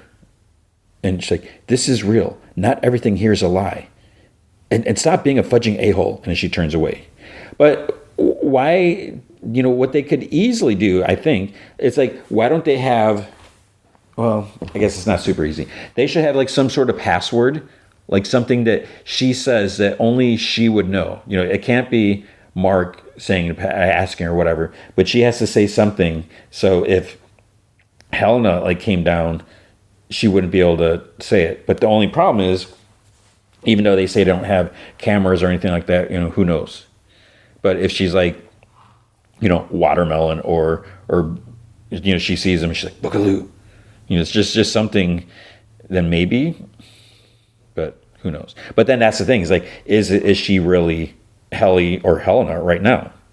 So Natalie is like, your first performance review as department chief, excited? She's like with a Milchek like out like kind of like or the balcony thing, like whatever outside the room. He's like, very much so. And she's like, shall we? And then before they go in, he's like, Natalie, just before we go in, I was wondering if I could have a word with you. And he kind of moves closer. He's like, the paintings. I want you to understand, I am grateful for them, truly. If they are a measure of appreciation, then I accept that appreciation. I was just wondering if you could share with me a little how you felt when you received the paintings, because I'm thinking our experiences here have been similar in some ways. We face similar challenges, and perhaps the paintings and the somewhat complicated feelings they evoked. So I don't know if she's talking about like race thing. She just looks at him, and she's like, she finally puts on a little smile. Mr. Drummond's waiting. So she totally ignores him what he's saying. She's like, I'm not going to talk about what you want to talk about. So he's like, yes, of course. Let us go. So Dylan's still sitting in the break room. He's looking at the Melon Irving, like missing an ear. And then one of the posters in there says, hang in there, which is what Irving said to him at the end, like when they were like yelling at him to stop trying to kill Helena or Helly. So he like looks at the picture. He kind of feels behind it. He finds the folded drawing of like the exports hall, like the long corridor with the red light. On the back is a message. It's like from it's in handwriting, so it's a little hard to read. So I think it says from OAD, which is that optic and design? Is that I think they're the Bert's old department. So it's just like first turn right all the way down the hall, and turn right, turn left. It's like all these directions, like right, left, and all the way down a long hallway. And he flips it over, and he sees a picture. Then he puts it back. Because I guess, what's he going to do with it? He can't take it with him. If he leaves it in his desk, someone will probably find it. I mean, if they, who knows if they searched their desks every day. So in the conference room, Drummond's like, welcome, Mr. Milchick. Today, I will be conducting your monthly performance review. Which is like monthly? It's like a review every month? Because like when I was at CBS, it was, I think it was biannually. It's like twice a year. So Natalie's there too. And which is like, what exactly is her position? So Drummond's like, this review can take anywhere from 2 to 6 hours, depending on the number of atonements and approbations required. So it's like, that's a long time. If the review is to take longer than 4 hours, there will be a break for lunch with the order taken in advance. And Milchick's like, well, I hope that won't be necessary. So it's like, who's managing the floor now? Just Miss Huang? But then, so Milchick's like, I hope that won't be necessary. And the drummer's like, here is a lunch menu. So does that mean he knows that it's going to take more than 4 hours? So Milchick's just like takes the menu. So Drummond's like, let's start with the positives. You received the gift of Kier paintings with grace. Your attendance and urinalysis are both in the excellent range. So urinalysis? Urine, I guess. And Milchick's like, wonderful. And Drum's like, alternatively and sadly, there have been 3 contentions reported anonymously, which have been investigated and confirmed. So at first I'm like, who reported these? It's like, it's not Natalie, because when you talk to Natalie, she didn't say anything back. But I guess it's Miss Huang report, because who else would it be? Who else? I doubt the innies are reporting anything, or they would even listen to him. So 3 contentions. 1, uses too many big words. But that's what they do. Everyone does that. I mean, Drummond's like, how can he say it? So Milchick's like, well, perchance I may colloquially employ and Drummond raises 2 fingers to stop him. He's like, anti-deflections will be heard after the lunch break. 2, on several of your daily logs, the paperclip was installed back to front, which led to a confusion as to where in a document to begin reading. But the bulk of our day will revolve around the following. You brought in a new refining team for Mark S., which failed to coalesce. You instituted kindness reforms. And Milchick's like, because I'm not Harmony Cobell. Because, she was, I guess, cruel, right? Because, maybe that's why they feared her. So Drum's like, kindness reforms that seem to have in no way deterred curiosity or idling by the team once they returned. You arranged an outdoor retreat and team-building occurrence, which resulted in the termination of 1 employee and the discovery of the true identity of another at great risk and harm to the Egan name. But it's like, so that's his fault that Helena wanted to go undercover and that Irving figured it out? It's just doesn't seem right.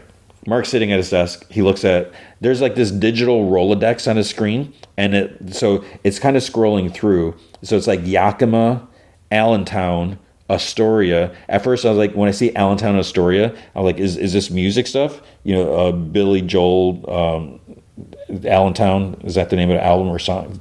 Because whatever, it's a song. Astoria, the Ataris have So Long Astoria. They're really real places. Anyways, then there's Bellingham, Carnes, whatever, Chicxulub, or something like that, Cielo, and then he stops on Cold Harbor. So have we not seen that before? So he clicks on it, because that brings a big number screen. And then Drummond's like voiceover continues. Look, Seth, Mark Scout's completion of Cold Harbor will be remembered as one of the greatest moments in the history of this planet. What the heck does that mean? The planet? What the heck is Lumen doing? And how can gathering these numbers? What? Anyways, it will take place under your stewardship. That's quite a legacy you will leave. And Milchick's like, thank you, Mr. Drummond. That means a great deal. So then we see later, it's like dark out. Milchick sitting at his desk after like plopping down like a hard, it's like a hard copy of his review thing, and says it's time for a performance review. It's like this like folder, whatever. Drummond continues. This, as we hear his voice, this milestone seems to have clouded your judgment. I think it's time to go back to the basics, Seth, to remember these severed workers' greater purpose, and to greet them as they really are. So he's looking at a printed report, the principal achievements and failures of Seth Milchick. The following points should be used as a guideline for initiating discussion and to mitigate future failures and encourage future achievements. And then the next page, I think it's like a table of contents. Short-lived new refining team failure. It says like the installation of a new refining team which failed to coalesce. So he said that ineffective kindness reforms failure. The institution of new kindness reforms which have increased amiability but have in no way deterred curiosity or idling. So these are basically like what Drummond's been saying. Calamitous Ortbo failure. The arrangement of an outdoor retreat and team building occurrence to encourage bonding and reduce, blah, blah, blah, whatever, all that stuff. So he turns a page. Now let's discuss Seth Milchick's contentions. So Mark, he's captured some numbers. Milchick flips a page. 1, uses too many big words. Below is a word cloud of Seth Milchick's most frequently used words of the past quarter alone. It is recommended that Mr. Milchick begin simplifying his language so as to achieve clearer comprehension from his subordinates and peers. So is Miss Huang saying she doesn't always understand what he's saying? Maybe, because she's a kid. She's probably pretty smart for her age, but he flips a page, and then the paperclip thing is like briefly seen. And there's like short-lived new refining team kindness stuff, the calamitous Ortbo. Mark's screen, meanwhile, shows 85% completion. So he went from 84 on Friday to he's at 85 now, or 81 on Friday. I don't know what day it is now. He starts to get like a pain in his head, and then like the photograph like flickers in and out for a second. He stares at his desk, and he looks at the time. It's 4:54. So he gets up and turns off the computer. But it's like he can't just leave. It doesn't seem like the others are there. How long has he been working all day and just like not talking to them? But he can't just leave because he always leaves like at 10 after, and because of the timing thing. But then it goes back to Milchick sitting across from Drummond. I'm tightening the leash, and Drummond smiles. So Mark walks to the elevator. As the door is about to close, a hand stops the door at the last second. It's Milchick. Hi, Mark. He's like, Mr. Milchick. So Milchick's like, I see you left work 6 minutes early. May I come in? And he puts his ID in the elevator slot. I'm assuming to stop it from going anywhere. So he's kind of like standing in front of Mark. How was the rest of the funeral? Did you get what you needed from it? And he's like, yeah, sure. And he's like, hey, did Miss Huang take notes? I can't wait to read her article about it in that newspaper you showed me. What was it called again? The BS Gazette? So it was that was a real newspaper about the Audi reforms or whatever, all that. Milchick ignores. So that's kind of rude of Mark, to talk to him that way. It doesn't seem like normal. Milchick's like, hopefully now we can put all this grief and tumult behind us. So a tumult, like loud, confused noise, especially caused by a large group of people. And he's like, and look forward to some productive work days ahead. So Mark's like, you mean putting the number in the thing? And he's like, refining. Mark's like, right. So yes, does that sound good? Whatever you say, Mr. Milchick. Praise Kier. So he's being sarcastic. Milchick takes another step forward. He's like right in Mark's face. And he's like, and this is where Milchick, like he tightening the leash. He's like, did you and Helly R catch up? And Mark's like, we did. And he's like, did you tell her that you fudged her Audi at the Ortbo?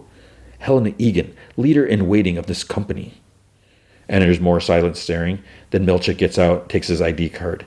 Have a restful evening. So just the way he said that to Mark, that's not the usual Mr. Milchick.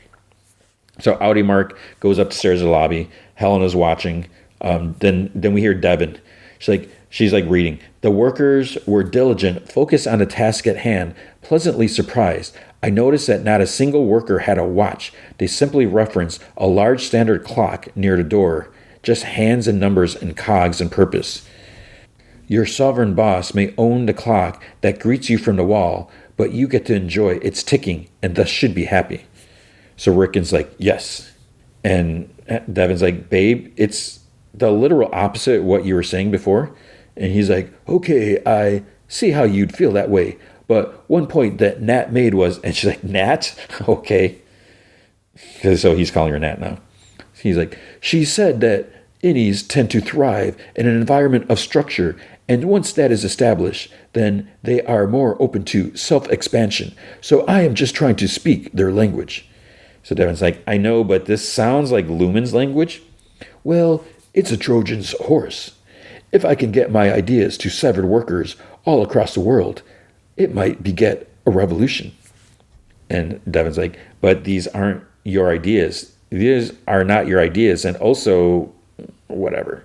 He's like, and what? She's like, okay, Lumen hurts people. You know that. And if you want to water down your work so they can use it for their fudging propaganda, then you're hurting people too. And he's like, okay, I will reflect on your words. And she's like, thank you. And also, this is a fiscal and creative opportunity unlike any I have yet seen, and I'm not inclined to just walk away from it.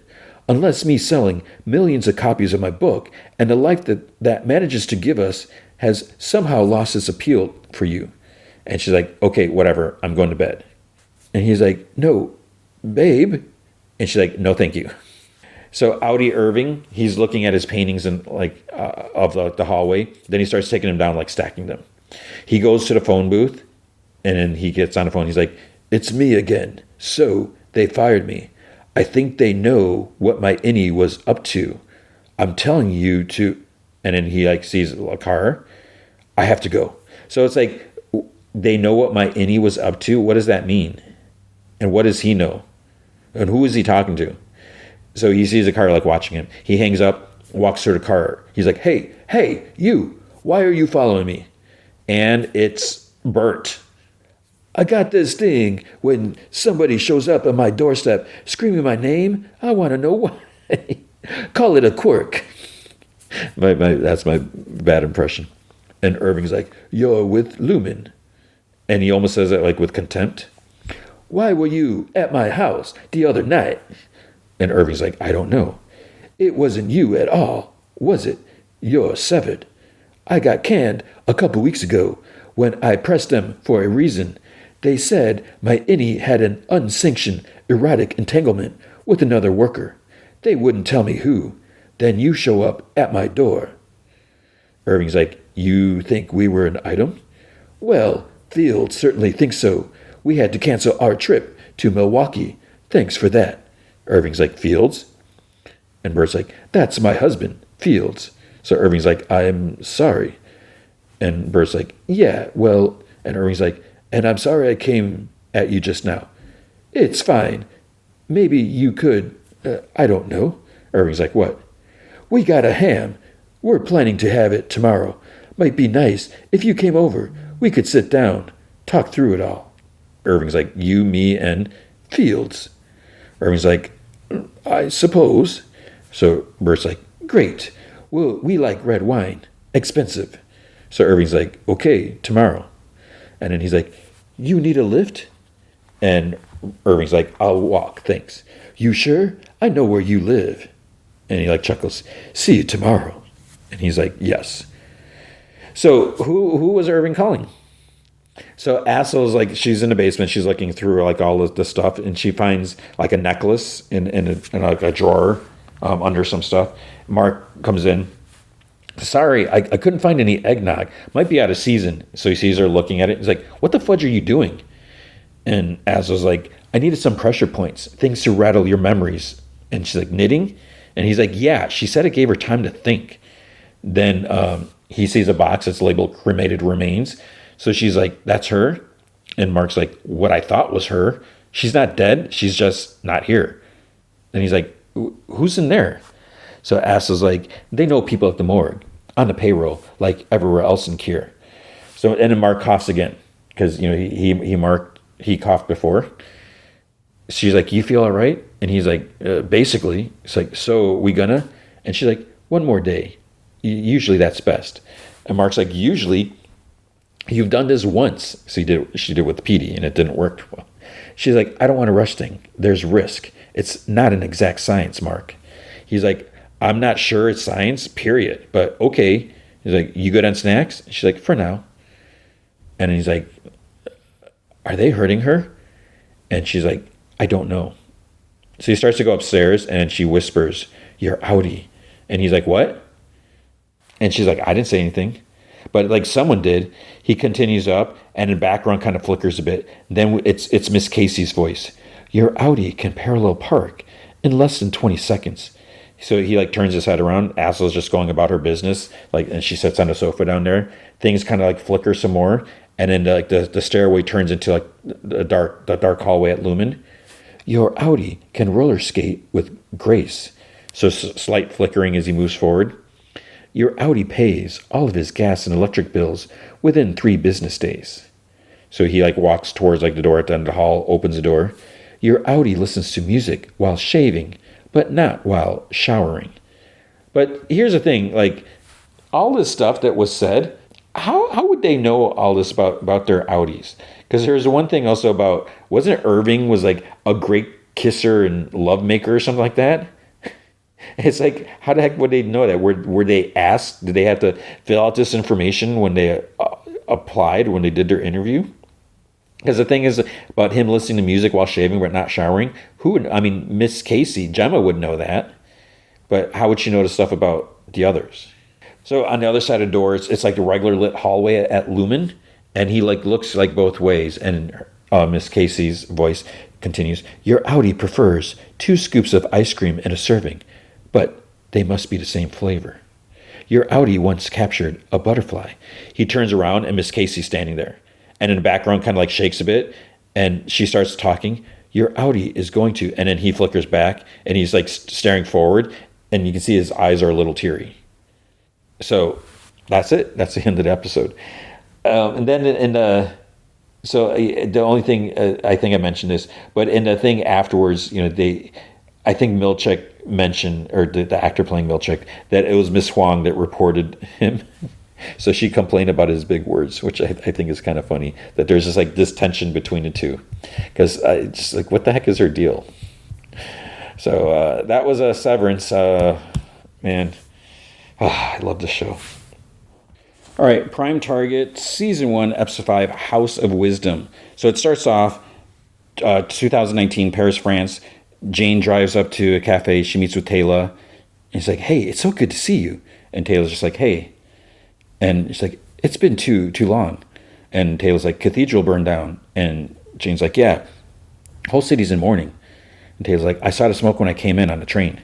And Jane's like, it's a tragedy for everyone. What about you? How are you doing?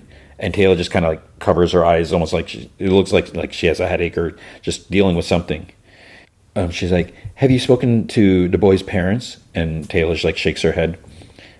And then Jane's like, are you okay in there? It's really good to see you. You always were such a smart kid. Precocious. Always had to have the last word, like a professional litigator, even at 4 years old. And Taylor's like, look, Jane, if you're trying to make me smile or laugh, it's not going to work. And Jane's like, okay. And she's like, what am I doing here? And Jane's like, your mom didn't tell you? And Taylor's like, she told me that you had a job for me.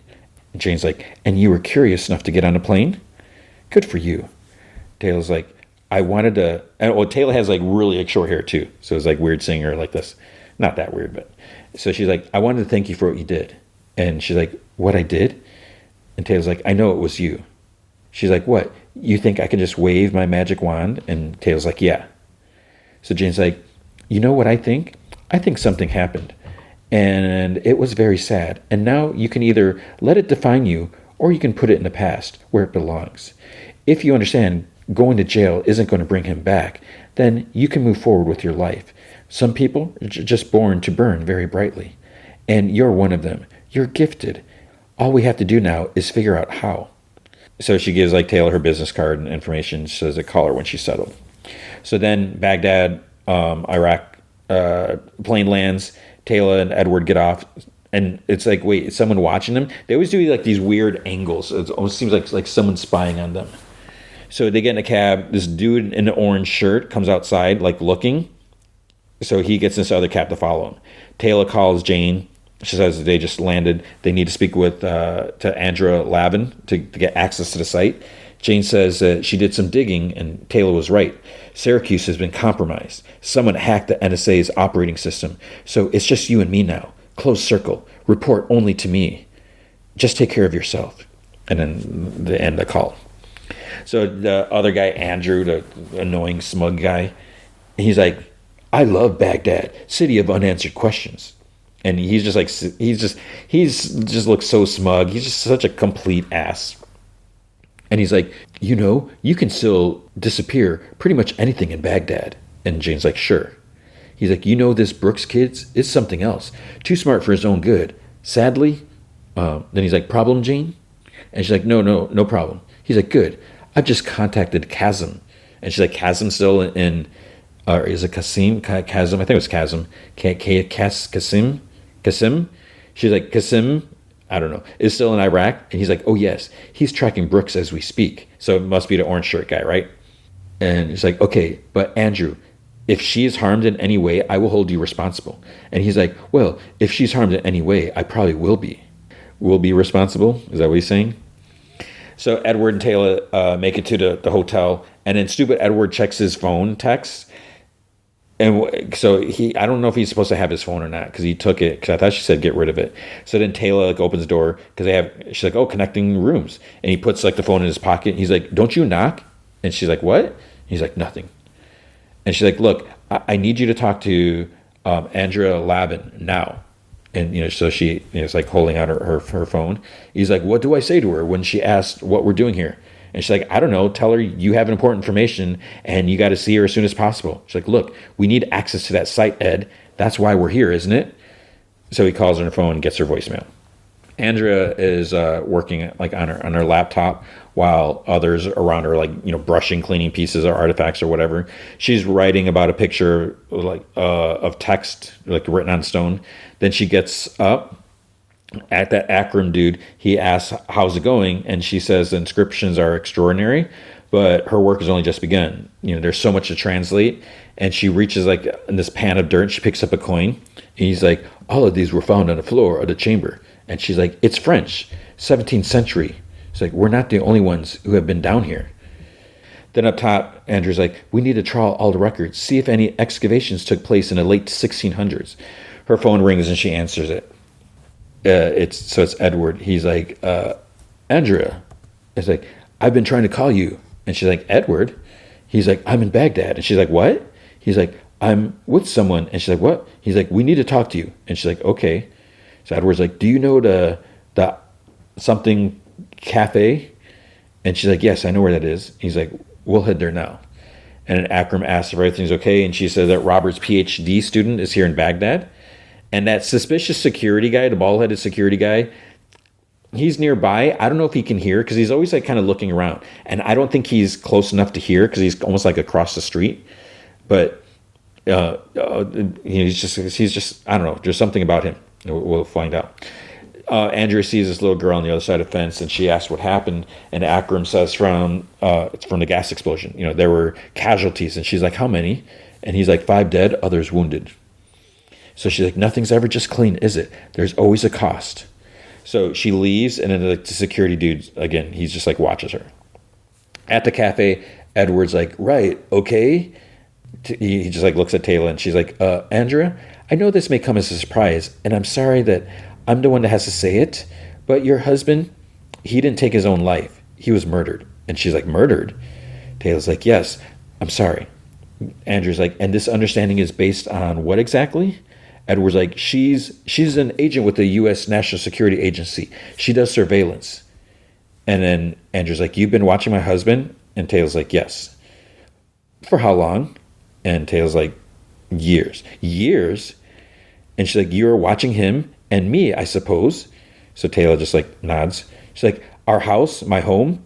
But it was like, why would she automatically assume that their home was being watched and not just his office? She's like, so basically you've been spying on us. Taylor doesn't really answer that. She's like, the voicemail that he left you on the day he died, it wasn't real. It was generated by AI. The message was faked. And by who? It's not exactly clear at this point. But we think it has to do with the work that he was doing on prime numbers that we and NSA believed at the time he was working on. But actually, the work was Ed. And she's like, look, I know this is a lot to take in, but we're here because we need your help. And Edward's like, remember what he said about my work, about Safia? And she's like, stop.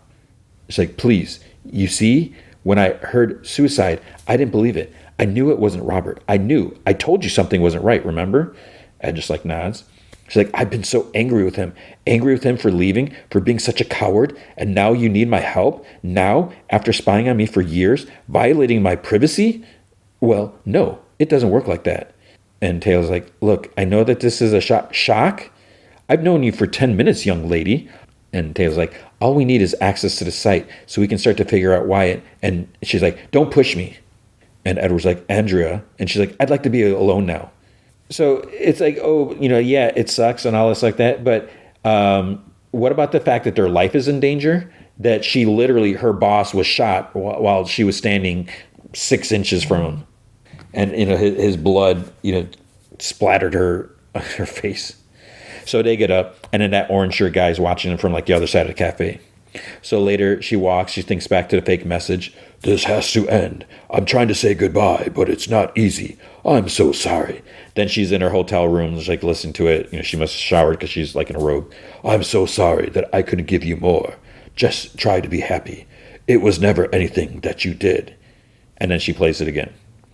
So Taylor and Edward, they're eating at this like outdoor place, and he asks why she'd really come to find him, and she's like, the truth? She's like, I couldn't let another person die because of me. Before Mallinger and Olson, I lost a person I loved in a motorcycle accident, and I was driving. I couldn't deal with it. And then there was Jane, my godmother. And she's like, people usually say something at this point like, it wasn't your fault, and Edward's like, well, I wasn't there, so. And she's like, God, it amazes me how you're able to disconnect from everything. And he's like, what do you mean? All this death and chaos around you, and somehow you still focus on the math. And he's like, thanks. She's like, that's not a compliment. What I'm saying is that this is a price you pay for the things that you do. Like, people can get hurt. People can die. And he's like, and that's my fault? She's like, well, he's like, sorry, what are you trying to say? She's like, that it's about accountability. He's like, right, accountability. Yeah, I've heard that one before. Scientists have had that thrown at them. I don't know, since Galileo, Servetus, Landau. I'm just saying that the truth, discovery, ideas, they're not intrinsically good or bad. It's what you do. It's what other people do with them. She's like, no, that's a cop-out. He's like, but it's not a cop-out. You can't stop the truth. That would be the real crime. Anyway, we weren't talking about me. We were talking about you, and now we're arguing. She's like, we're not arguing. I'm just simply, never mind. And he's like, look, I know I'm not like most people. I do know that. I don't have a lot going on in my life, but I have this idea, and I know it's out there, and I can't just walk away from it. And she's like, okay, Archimedes, I get it. I guess it's up to me to keep us safe. So Andrew walks into Jane's office and closes the door, and that other dude was named Cole, the assistant, and he says that he's like, we've got the green light to execute Brooks. So Kasim, whatever, is standing by. And she's like, that didn't take long. He's like, I know. Reminds you of the good old days, huh? But Jane, there's a lot at stake for both of us here. So we do this fast. We do this right before he unearths something we can't shut down. And Jane's like, okay, let me take care of it. It's like, we need to get Brooks out in the open. He's headed for the dig site later. And he's like, there she is. Good to see you again, Jane. So she leaves her office and calls Taylor, like she's like outside. She calls her like the check-in. So Taylor says that, it's like horrible. She kind of freaked out. And then Jane's like, sounds like a shock reaction.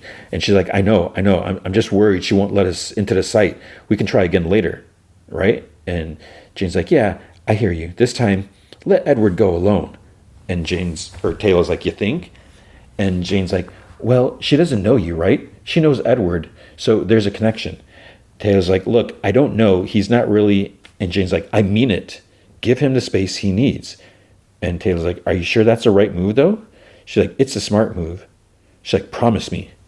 And then Edward comes up to her, and she's like, look, I got to go. And she's like, Taylor, and she ends the call. And Jane just curses. So Edward shows up at the dig. Andrea comes up to the fence and says that they should talk about yesterday. And he says that he's sorry. So she tells him to walk with her. And we see like the security guard, like he's around her. So they show him. It's like, why do they always show him? It's like, is he good? Is he evil? Andrew says that she listened to the message again. She couldn't hear anything unusual. So the orange shirt guy is there, but now he has a maroon shirt now. So he's actually a maroon shirt guy now. He's nearby, and he starts following them. So Andrea asks, and that's Kasim. He's the guy that's about to kill him. Andrea asks how reliable is his friend, and Edward's like, everything she's told me has proved true, and she has her boss at the NSA protecting us. So then Kasim, whatever, the maroon shirt guy, he calms that the target is moving through the market, and Jane's like, who's with him? He's like, same white woman in her 50s. So Jane's like, is there anyone else? And Andrew's like, concentrate on a target, Jane. So it turns out Taylor is somewhere like in a market too, but not with them. So then Edward's like, that dinner at your house, your tablecloths, I think Robert's death was somehow connected. So because Kasim was like, nobody else, 100%. And Jane's like, target locked? He's like, yes. So then she's like, neutralize target. So she's just okayed to hit. Because Kasim, whatever, pulls out a pretty big knife. It's like maybe 6 inches or so. I don't know. He turns a corner, and Taylor happens to see him turn, and a knife that's like he's trying to hide in his hand. So she starts running, and she's calling out, Ed!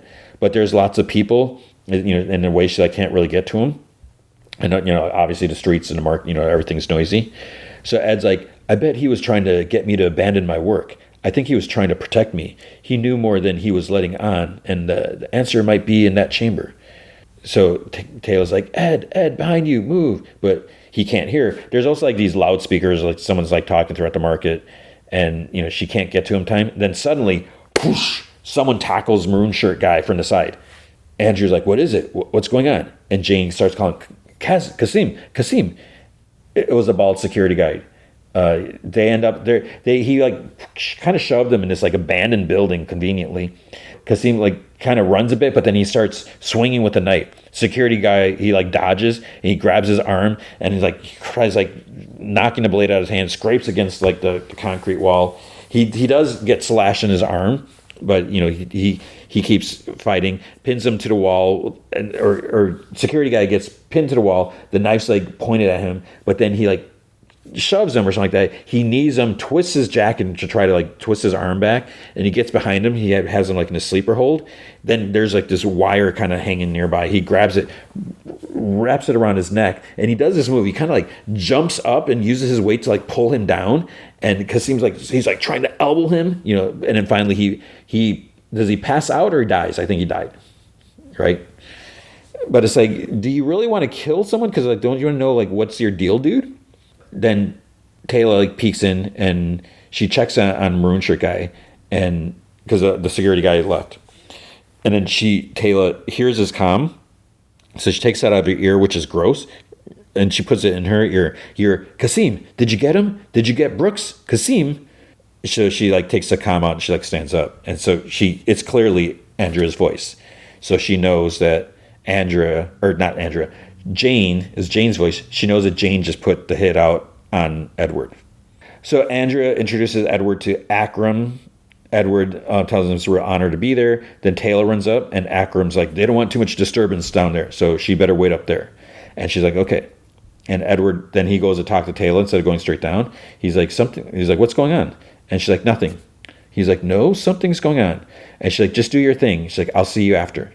So he kind of like hesitates, and he goes down. So he tells Andrea, he's like, they stood here. And she's like, what? He's like, the makers, the people who actually created the maths. Musa al-Qua something, I don't remember, the father of algebra. And Andrew's like, the man who made zero. He's like, yeah. He's like, you don't know what this means to me being here. And she's like, well, actually I do. He's like, no, I mean, to be stood in this place where the ideas were born, it changed everything. And he's like, where are the math tablets? I don't know why it makes me funny whenever I see maths. Because I feel, I know I've said this before, but I feel like it should be maths because there's more than one math. It's not just one. She shines a light on the wall and translates prime numbers. And he's like, what else does it say? And she's like, I haven't translated yet. And he's like, can you try, please? So she's like, as for the set of, and he's like, wait, hold on. He's like, gets out his little notebook.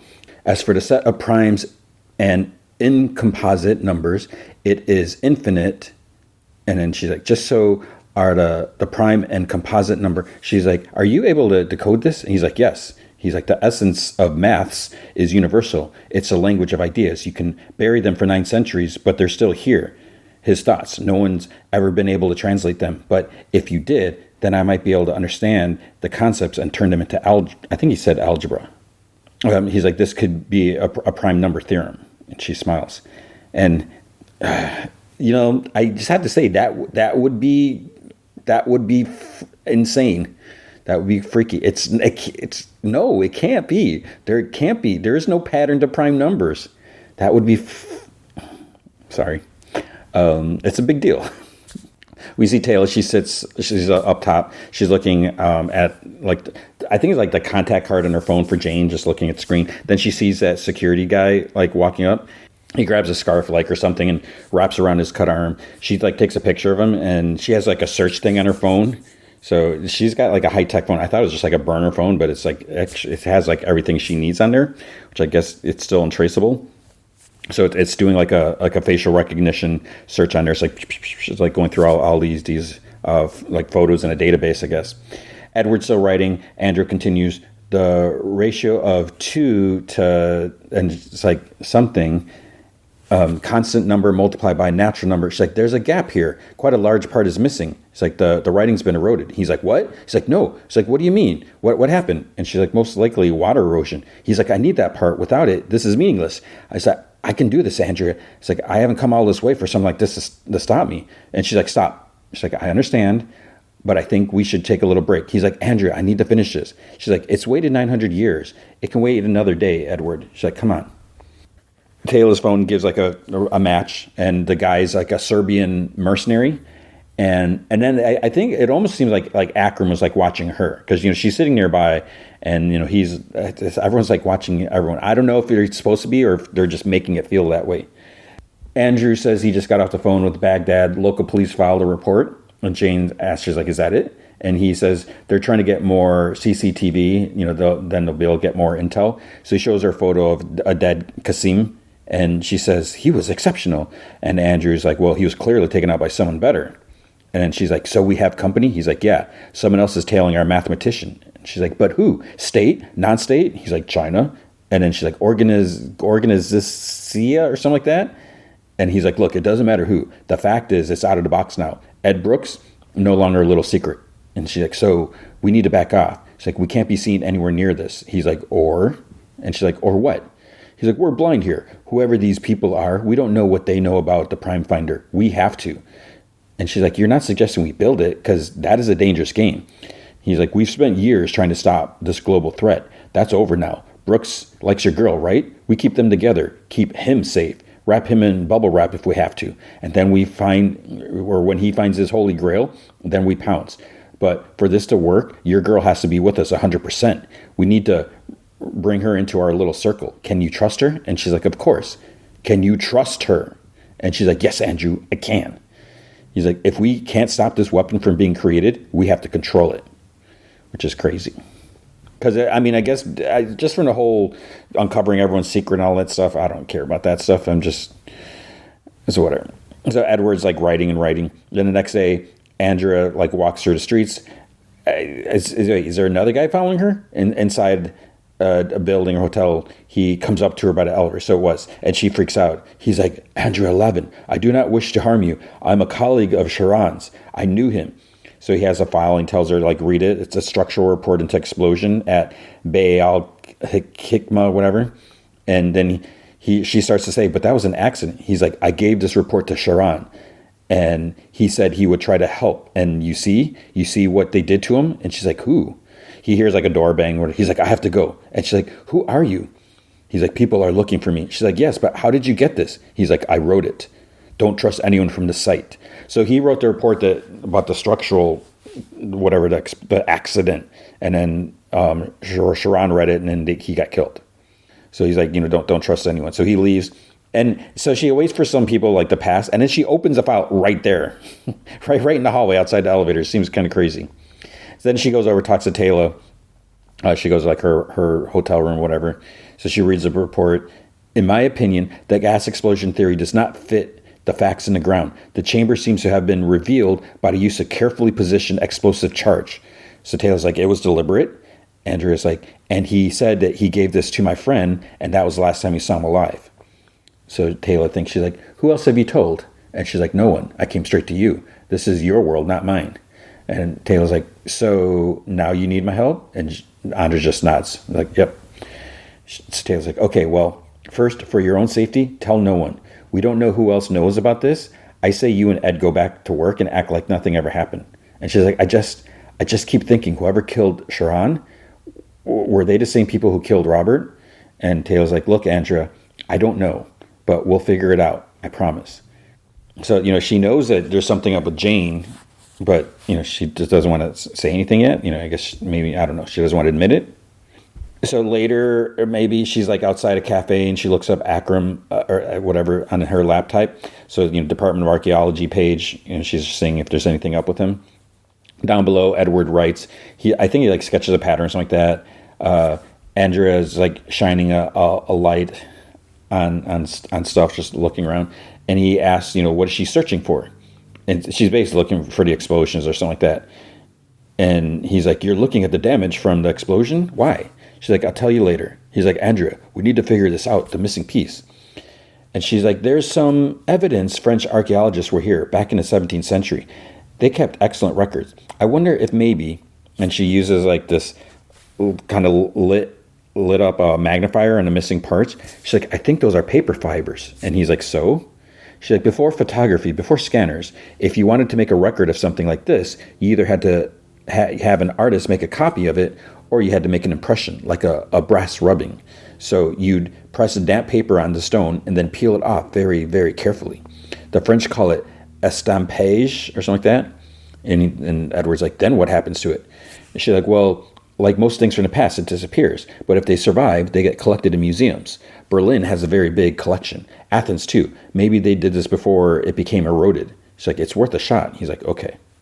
So they exit, and I think it's like night now. It's a security guy and Akram are out there, and Akram's like, so, how's it going? And then Edward's like, we're not there yet. There's a missing section. And then the guy's like, where does that leave you exactly? Edward's like, not sure.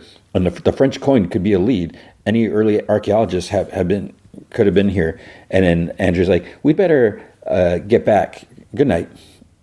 So she like pulls him away because he's just like babbling and saying everything. They go through like the fence or whatever outside, and she's like, I think we shouldn't talk to other people about what we have found yet. And Akram and the security dude, they go down. They look at like pieces of paper. He's like, I wonder if the French archaeologist, she says he's thinking about that. And he looks at the camera that she used, looks at pictures, whatever. And then he's like, estampage. But it's like, how would he know that, whatever? He's like, of course. Taylor's still on her laptop. She's on the NSA site. She uses, I guess, Olson's login, which you would think they would shut it down or whatever. The screen's like, welcome, Richard Olson. So she checks his messages. There's one to someone, a Niam or something like that. It says, we have encountered a problem with a surveillance subject in Cambridge, UK, Robert Malinger. I need to discuss with you urgently. Then there's a text from Jane. She's like, I need you back here ASAP. She's like, I'll put tickets for Paris on standby. Andrea looks at like photos online similar to the dig. Edward's writing. Then I guess Andrea finds one online. So Taylor's like searching messages for Jane Torres. She types up, and then there's like, report only to me. So she shuts her eyes in like the laptop. So basically Jane talked to Olson before. She was like one of the last ones. She's like, only report to me. And then he ends up getting killed. So she's like, Andrea must be involved with that. And then Andrew shows Edward like a picture online while they're sitting in this like bar, whatever, cafe. She's like, that's it, isn't it? And she's like, it's in France, part of the collection of the university archive. He's like, does it show the missing piece? Is it legible? And she says they only showed the upper half of the panel. She's like, sorry, but it is the same panel. She's like, I'm sure of it. It's like it has the same spiral pattern or something like that. And he's like, how do I see the rest of it? She's like, you go to Orleans. And then Taylor like comes in like determinedly. Edward's like, we found it. The missing piece were in the chamber. And she's like, great. And Edward's like, when do we go? And she's like, look, there's something I got to tell you guys, okay? And Andrew's like, what's wrong? Taylor's like, well, yesterday at the marketplace. And Edward's like, what? Taylor's like, I think that someone tried to kill you. And he's like, wait, what? Kill me? And she's like, yeah, the killer was stopped before he even got to you. And Andrew's like, stop? How? By whom? So she shows her on her phone. She's like, this guy, his name is Bogdan Vlahovic or something. And Andrew's like, it's the guy from the dig. And Taylor's like, exactly. He's an ex-mercenary soldier and gun for hire. She's like, you name it. Edward's like, what are you saying? So then she gets a call from Jane, but she rejects it. She's like, sorry. She's like, I'm saying that people are paying attention, Ed, to you and to everything that you're doing. Some people want you dead and other people want you live, okay? And somebody, presumably one of the above, blew up a street. Edward's like, blew up a street? You mean the site? She's like, yes. And he's like, you've known this for how long? And she's like, which part? He's like, I mean, take your pick. She's like, look, Ed, there's so much going on. I'm trying to understand it myself. He's like, okay, but who actually are, and that's the fact that she knew someone tried killing him like yesterday and just hasn't said anything. So he's like, okay, but who actually are these people? Is it Kaplar? Is it cousins of Kaplar? Or Kaplan? Kaplar? I always forget if it's Kaplan or Kaplar, whatever. Is it, she's like, I don't know. And he's like, who's trying to kill me? She's like, Ed, please be quiet, stop. Because he's like getting loud. She's like, look, I don't know. I don't know. I know as much as you do, except she knows that Jane's involved, but she's not telling him that. She's like, but I say we catch a flight to Paris. We try to get to Orleans, because she must have heard them say that, I guess. She's like, try to look at this missing piece and create your prime finder. And in that, we have control, something to bargain with. And she's like, and look, Andrea, I don't think it's safe for you to stay here. And Andrea's like, I can't leave, not before the chamber has been documented. No. Taylor's like, I don't think you understand. She's like, I do, and thank you, but I will stay. So she's like, this is more important. You know, if she gets killed, she gets killed. She gives Edward a thumb drive, says it has all her translations on it, and she's like, and please find out who killed Robert. Be careful. And it's weird, like throughout the scene or whatever, they keep using like these weird camera angles where it looks like someone's watching them, but there's no one. They don't show anyone watching them. But it's like behind, you know, here's a little like plant or something. It's just kind of weird. Andrew finally tells Jane to like check her inbox. She says, courtesy of our friends in Baghdad, there's footage of a fight between the maroon shirt guy and a security dude. Then he pauses it. She's like, who's that? And he's like, we're running a match as we speak. So she tries texting Taylor again, you know, please Taylor, call me now. So they're on their way to the airport. She sees her phone light up, or no, Edward sees her phone light up with a text, and she just ignores it. He's like, you're not going to get that? Why aren't you getting that? It's Jane. And she's like, okay. So she's like, I sent you a text. When you get to the airport, go directly to check-in, because she answered the call. She's like, there are 2 tickets under your names. We're going to get you and Edward on that flight. Let's get you home, okay? Taylor, what's wrong? And Taylor's like, did you get him? And she's like, what? She's like, it's a shame what happened to Kasim. And she hangs up. And she doesn't say anything to Edward. And she, you know, just keeps looking out the window. So it's like, what does that mean? Did you get him? So then Jane looks at the footage. She scrolls past the part, and then she sees Taylor. And, you know, she puts her hand over her mouth. So it's like, wait, did Andrew not watch this full footage? Or maybe he just stopped right there because he didn't care who else came up. But, you know, Taylor bends down, checks him out, and pulls his comm out and sticks it in her ear. So I'm sure even from that angle, she'd be able to see that. So Jane knows that Taylor knows she's involved. Dun, dun, dun. That's the thing. If they go to the airport, are they going to take a different flight, or are they going to use the one that Jane said? Because if they use the tickets that Jane got her, great. You know, they don't have to worry about paying for it. I don't know if Taylor has like secret funds somewhere, you know, set for her, like emergency funds. I don't know. But you may know because the next episode is now available. All right, Harley Quinn, Season 5, Episode 6, Bottle My Heart. So I didn't think I was going to have time to watch this. I did. So I'm editing this in. This is the last minute. And oh my gosh, I would like to. I looked on IMDb. This episode is like at a 7.4, and I think last week's was like a 7.6, but it's still 7.4. I mean, that's pretty good. So, are people liking this? Because, and I was ready to just like, well, maybe I'm going to stop covering it. But it's like I like the idea of the show.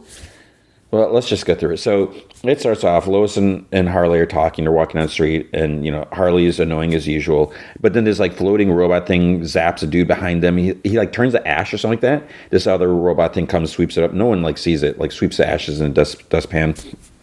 Lois thinks that the skull stuff is the reason for all the weird poop around lately. But they saw him get hot dogs, of course. But she thinks that all the weird stuff, like Jason Woodrow's death and blah, blah, blah, all this stuff happened, the same time as the skull dreams. And Harley's like, oh, the skull dreams didn't kill Woodrow. It's like, he was a giant dick, so that's why me and Ivy killed him. And Lois is like, oh, and then Harley's like, oh, poop. And Lois, like, gets up. She calls for a taxi. She has her hand up. Harley keeps, like, knocking her hand down when cabs come by. She's like, you can't write that. That murder confession was off the record. And Lois is like, you have to say off the record or else it's on the record. And she's like, I'm going to Daily Planet. And she's like, I take it back. And Lois is like, there is no takes these backs, whatever, in journalism. And then Harley's like, you call that poop you write about Clayface stupid one-man show journalism? And Lois says something about, Perry wrote that or something, whatever. And she's like, I won a Pulitzer Prize. And Harley's like, well, I won Best Non-Musical Performance in a Musical in my Jewish camp, something, whatever. And she was a little... She's like, so what? So take that, Miss Pulitzer winning. This isn't my real neck lane. And Lois is like, oh, because she mentioned her neck. And then, bam, punches Harley in the face. So then later we see at her apartment, Harley has a black eye. She's talking to Ivy and Frank, and then she starts crying over, like, what is she doing with her life? Ivy is the head of the Green Initiative. Frank owns a hotel. He's like, hotel? It's a resort. And then she says that, all she does is just sit around the house and stuff like that. And then she's like, oh, no, I'm just a housewife. And Ivy's like, no, that's not it. And, if you were, and she's like, if you're not taking it serious. She says something that she says she's not a good housewife or whatever, but not in an insulting way, because she points out, like, the dishes and stuff like that are sitting in a sink, even though wasn't Harley, like, doing dishes and stuff last episode or something like that. But Frank says, like, besides, she's like, you're not just a housewife. He's like, you're a murderer too, because the newspaper has a headline, Harley Quinn, age 48, confesses to murdering professor. So she's like, 48? She goes to Daily Planet to complain. Fake Perry, Clayface. He's like, so you're not 48? And she's like, do I look like a fossil to you? Also, I never technically confessed to killing Jason Woodrow. Lois really screwed a pooch on that one. And Clayface is like, well, it can't be Lois's fault. Haven't you heard? She has a Pulitzer. And she's like, oh, knock off the poop, Clayface. And fake Perry's like, Clayface, you mean the genius who performs a one-man shows by himself? And she's like, I know it's you, dumbass.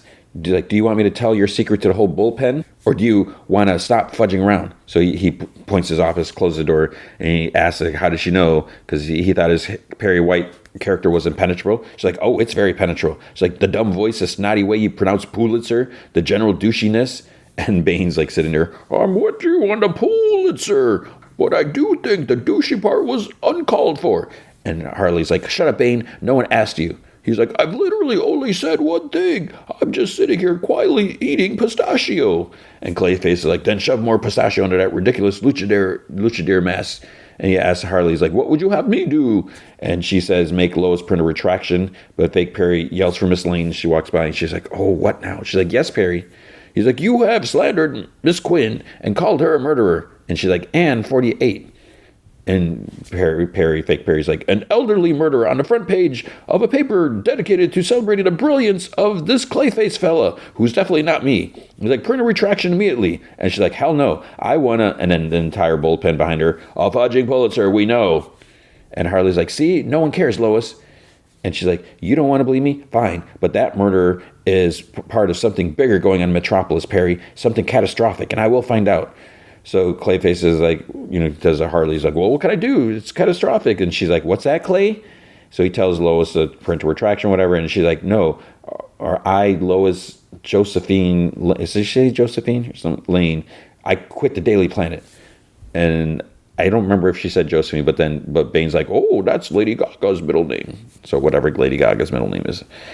Brainiac and Lena are like watching in his ship, and she's like, look how adorable Harley is. And he disagrees. He says that their murder and mayhem has plummeted his perfection meter. And if it keeps falling, he'll never be able to fossil this planet. And Coco's like, I thought Coco was dead, but Coco says something. And Brainiac is like, this would not have happened. He's like, correct, Coco. This would not have happened if you did not stop me from killing them earlier. Lena's like, well, Harley and Ivy are the only ones who are any fun in this stupid city. And then he's like, huh? Ah, Coco says you are lying. There is more to it. And she's like, oh, fudge, Coco. And he gasps. It's like, just bottle the GD city already so I can start ruling it like you promised. He's like, I will when it is perfect. And she's like, oh, like you? What do you know about perfect? You're the one talking to a dead monkey. And he's like taken back because we see the bones again. He's like, Coco is not dead. She's like, oh no, then what are these? She starts picking up bones and like throwing them at him. And he's like, stop that. He's like, stop that. You are upsetting him. She's like, and you are crazy. And he's like, crazy? I'm not crazy. I'm infallible. Then she's like, then why did you need me? I'll tell you why. Because you don't understand humans. So he's like, get off my ship. You are no longer needed. And she's like, what? She's like, no, we had a deal. You promised I could rule Metropolis. He's like, and now I unpromise you. She's like, you're a fake and a liar. You're just a stupid lying robot. And he's like, and you're just an ordinary human who will now reside frozen in a bottle. And she's like, how dare you? We had a... And then she gets zapped and disappears. But then she reappears, yells, still, mid-yell in Bruce Wayne's apartment. So I was a little confused here. At first I was like, okay, did he zap her into the city? No, apparently not. Because I was like, did Bruce Wayne get zapped in the city already? Like, is that why people are getting zapped outside in the streets? They're getting put, like, what is going on? But then Bruce is like, oh, hello, did you get me that hemorrhoid cream? The one with the aloe, because it's better on the burn. And she just like screams. So I guess he teleported her for some reason, to Bruce Wayne's apartment. I don't understand why. It's just so we could see Bruce Wayne and he can make a joke about having hemorrhoids. That's funny, haha. Batman's got hemorrhoids, huh? I don't understand. Lena walks into Daily Planet. Bane and Harley are still there. Bane says, it was like, they were just talking about this catastrophic thing that might happen to Metropolis. And she's like, oh, it's happening, unless we do something to stop it. And Harley's like, you know what's going on with the skulls and stuff? And she's like, everything. So she tells them, all this stuff like that. You see a clock like going by and by. And that was it. So when she tells him everything, Bane says, it's been 4 hours and I didn't even get up once to use the little boy's room. And he's like, with my trick bladder. So she goes on about, so what are you going to do? Harley's like, well, why are you telling us all this? And Lena says something about the power of the press, or, the power of the people. It's more powerful than a superhero. So she's like, I trust you with saving my life. So she leaves, and Clay Perry, he's like, we will, through the power of theater. So Ivy, then she's like, I don't understand how a play will stop a supervillain. And Harley says that, she's going to star in Brainiac, the tragedy of. And Ivy's like, that's the title of it. So Bane is writing. He's at the typewriter under Clayface's direction. Perry's like in his like underwear and t-shirt. He's got like food stains on him. He's handcuffed to a radiator. Clayface keeps like spraying him with a water bottle every time he complains about something. It's whatever. So then there's auditions for singing Lena, and then Harley and Frank, to kind of like scare them away, they all run because Harley says she's taking over the role. So Frank's supposed to be Coco, and he's like, but he's dead or something like that. Oh, because when Clayface started protesting about Harley being Lena, but then she brings up his secret, so he's like, you're hired. So Brainiac's zapping stuff around the city, looking at his screen, and then one screen he sees like outside the play that it's about to begin. He's like, what's this? So Clayface is Brainiac, and they're just like singing. It's not funny. And at one point they're, I am Brainiac, I am Lena, I am Coco, and it's just like they just keep doing this over and over again. It's like, oh my gosh. And then Lena and Ivy are sitting in a theater box, and Lena's complaining that they're just making Brainiac, the villain, likable and all this stuff like that. Brainiac watches, he says like even they are saying Coco is dead. And then he actually he gasps. He sees Coco's bones. He realizes that. And then he says something like, "Oh, now they should know what it's like," or something like that. So he does something. I must have looked away or whatever. I think I might have gotten up for something. It turns out Frank is dying. So he did something. I don't know who did it, but Frank's almost like has like cuts on him. He's like, just stuff oozing out of him. And Brainiac wants them to know what it's like. So Ivy is like, "Wait, what?" So she jumps down onto the stage. She's trying to do some of her magic powers or whatever, plant power, try to save him, but it doesn't work. And then she's like, the spotlight's on her. She's like, "No!" So Brainiac's like, "She knows what it's like now." And then that's the end of the episode. And it's like, okay, I don't know. I don't know. I mean, is it just me that has a problem with this? Because apparently, 7.4 in IMDb, and IMDb people are usually pretty harsh. People like to hate on things unless not everyone is watching it. I don't know. But that was Harley Quinn. So how many more do we have? All right, Your Friendly Neighborhood Spider-Man. All seasons are now available, and I am behind. So we're going to talk about episodes 7 and 8, and episodes 9 and 10 are now out. And apparently, as I'm tiptoeing around, social media, apparently a lot has been packed into those final 2 episodes, and people are like excited, like, when's the next season? And I think, I don't know if has it been like confirmed 3 seasons already or whatever. So I need to avoid spoilers because I'm barely keeping up. But issue 7, so there's a lot that happens in these 2 episodes. And it's kind of heavy. It's getting serious. So with season 1, episode 7, Scorpion Rising. So you kind of know where this is going. Peter tries talking to Nico in the halls, and she's like avoiding him or ignoring him, because she's like a baby. I cannot stand Nico at this point. And I think you know why. I've talked about this. I've done an off my mind about superheroes and their identity, and when people get upset because they're keeping secrets from them and all this. Like, no, that's not how it works. Just because someone doesn't tell you every little tiny moment of their life doesn't mean that you're not entitled to that. I don't care how close you are. So, if I had a secret knitting obsession and I never mentioned it on social media or never told anyone, never told my family, they have no right to be mad because this is just something that I would do. I don't know how to knit. It would be cool. But I don't see why it's such a big secret if I had like this big, huge passion, if I was obsessed with knitting, why people get mad, and I need to stay focused. So she's just avoiding him. And then they walk like past Pearl outside, and Peter's like, "Nico, please just talk to me." And she like kind of, he gets in front of her. She just like walks around him. So he kind of slumps down on the stairs, and Pearl comes up and asks, "What could the dynamic duo possibly fight about?" And he's like, he's like, we just, I messed up big time, and I just don't know how to fix it. And she's like, "Well, at least you know what you did wrong." And then Peter's like, "Have you talked to Lonnie recently?" And she chuckles. She's like, he would have to stop ignoring me for that to happen. And he's like, "Well, I didn't know it was that serious." It's like, "I was worried that he hadn't been at school, but I figured you would know why." And she's like, "I just wish you would tell me what's going on. It's obvious something's been bothering him for a while." She's like, I want to know if it's me." And he's like, "What? Pearl, there's no way it's you. You're incredible." He like chuckles. He's like, "Lonnie knows it." She's like, "Then why won't he just talk to me? We're supposed to be partners and he doesn't trust me enough?" She starts crying. And people are kind of look at them. Then they just keep going. Peter says that maybe he figured it was something that he didn't want her to have to deal with or something like that. And she's like, "Well, that's up to me. Like what she wants, what she's able to handle, whatever." And she apologized for burdening him with this. And Peter's like, "You can burden me anytime. Not that you're a burden to me or anything." She like chuckles and thanks him. And she says it means a lot. Then he says he wishes he could stay, but he has his internship. So he goes, and she's like, "Don't ever change, Peter," something like that. And then she gets a text from unknown. It says, "Hi, Pearl, this is Dre, parentheses, Lonnie's little brother.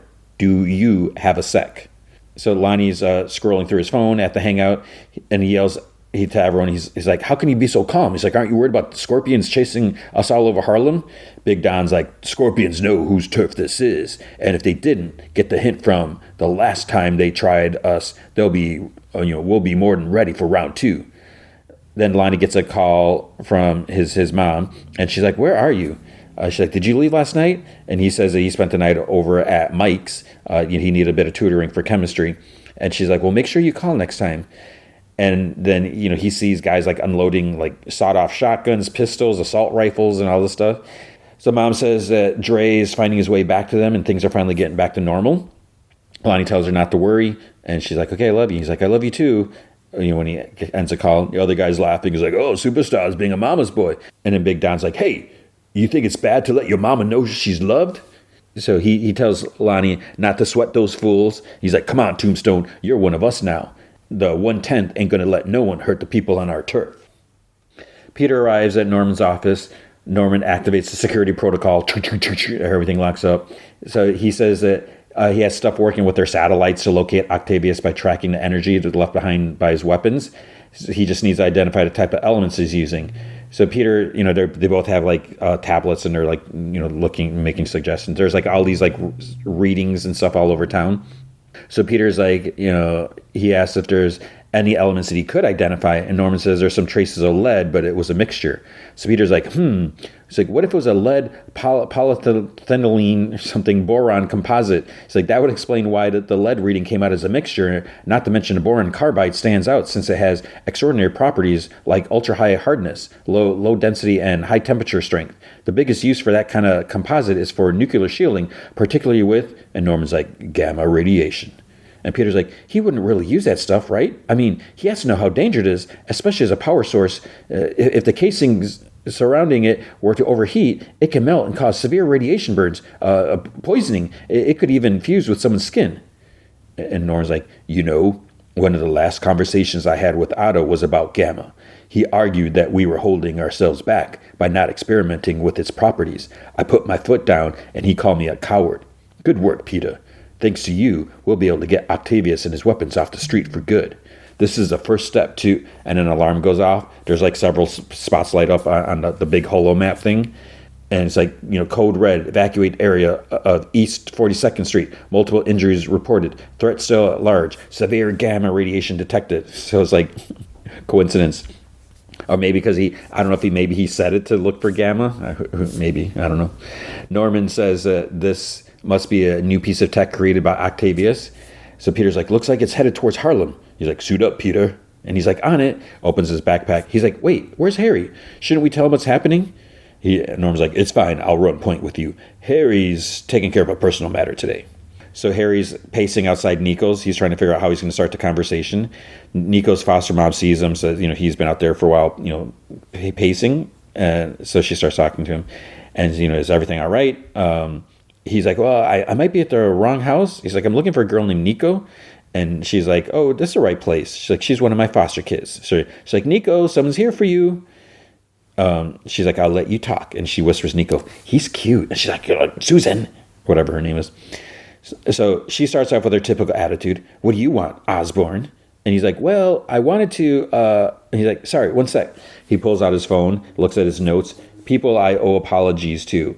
And then like himself, he's like, no, that's for Kyla. No, that's for the Nike board of directors. And he's like scrolling. And he's like, hold on, it's here. Just let me sort by. And she's like, okay, bye. He's like, wait, please, can we talk? She holds up a finger with a scowl on her face. She's about to say something, but then her stomach growls loudly. He's like, want to get some food? And she's like, sure, but you're buying. And just so you know, I eat a lot. So then there's like a box of pizza. He's like, cool view, huh? They're like on a rooftop parking garage.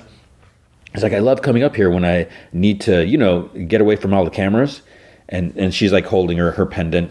And she like sighs and says to herself, she's like, fine, I'll hear him out. And Harry's like still like just rambling. She grabs a slice. So did you need something or do you just pay for people's food to flaunt your money? And it's like such attitude. He's like, I wanted to ask you to forgive Peter. And she like scoffs. She's like, of course you do. Let me guess, he put you up to this? And he's like, no, this is all on me. So look, it wasn't my place to tell you Peter's secret. And I know it really messed things up between you two. I'm just trying to fix it. And she's like, why? Peter's clearly more than content to keep me out of the loop while you guys play hero. It's like, no need to have me join the little gang now. See, this is so petty. She's,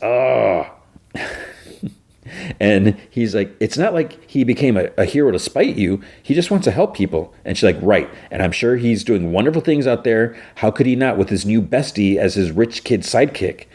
And Harry's like, what is wrong with you? Do you hate the idea of him being a hero that much? And she's like, it's not about him being a hero. It's about him moving on and leaving me behind. See, so it's all about her. Who cares how many people he's saving or protecting? It's all about her and her little feelings. She's like, him moving on, leaving me behind, just like everyone else. And Harry's like, Nico, Peter would never leave you behind. You're his best friend.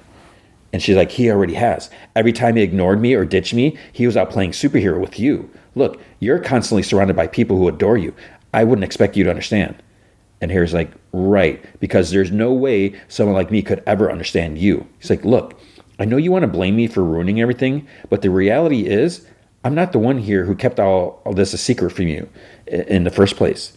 So then they both sigh. And he's like, sorry. He's like, the truth is, Peter is actually the first friend I've had in a while that wasn't trying to use me for money or likes. And if it makes you feel better, Peter didn't intentionally bring me on to Team Spider-Man. I only found out because I was in the right place at the right time. And she's like, funny how that works out. It's just not attitude. He's like, I can tell this isn't going to work. I'll drive you home. So they both get in the car. But what about the pizza? The pizza's sitting on the hood. Did they eat it all? There's no way. And then they start driving and there's no pizza box. Nico's like, I'm sorry. And he's like, what? He's like, oh, it's like, I didn't hear that. He's like, you're going to have to speak up. And she's like, I said, nice car. I can't even drive. And you could probably break the sound barrier in this thing. And then he's like, I could teach you if you'd like. And she's like, what? And he chuckles. He's like, yeah, it'll be fun. Come on.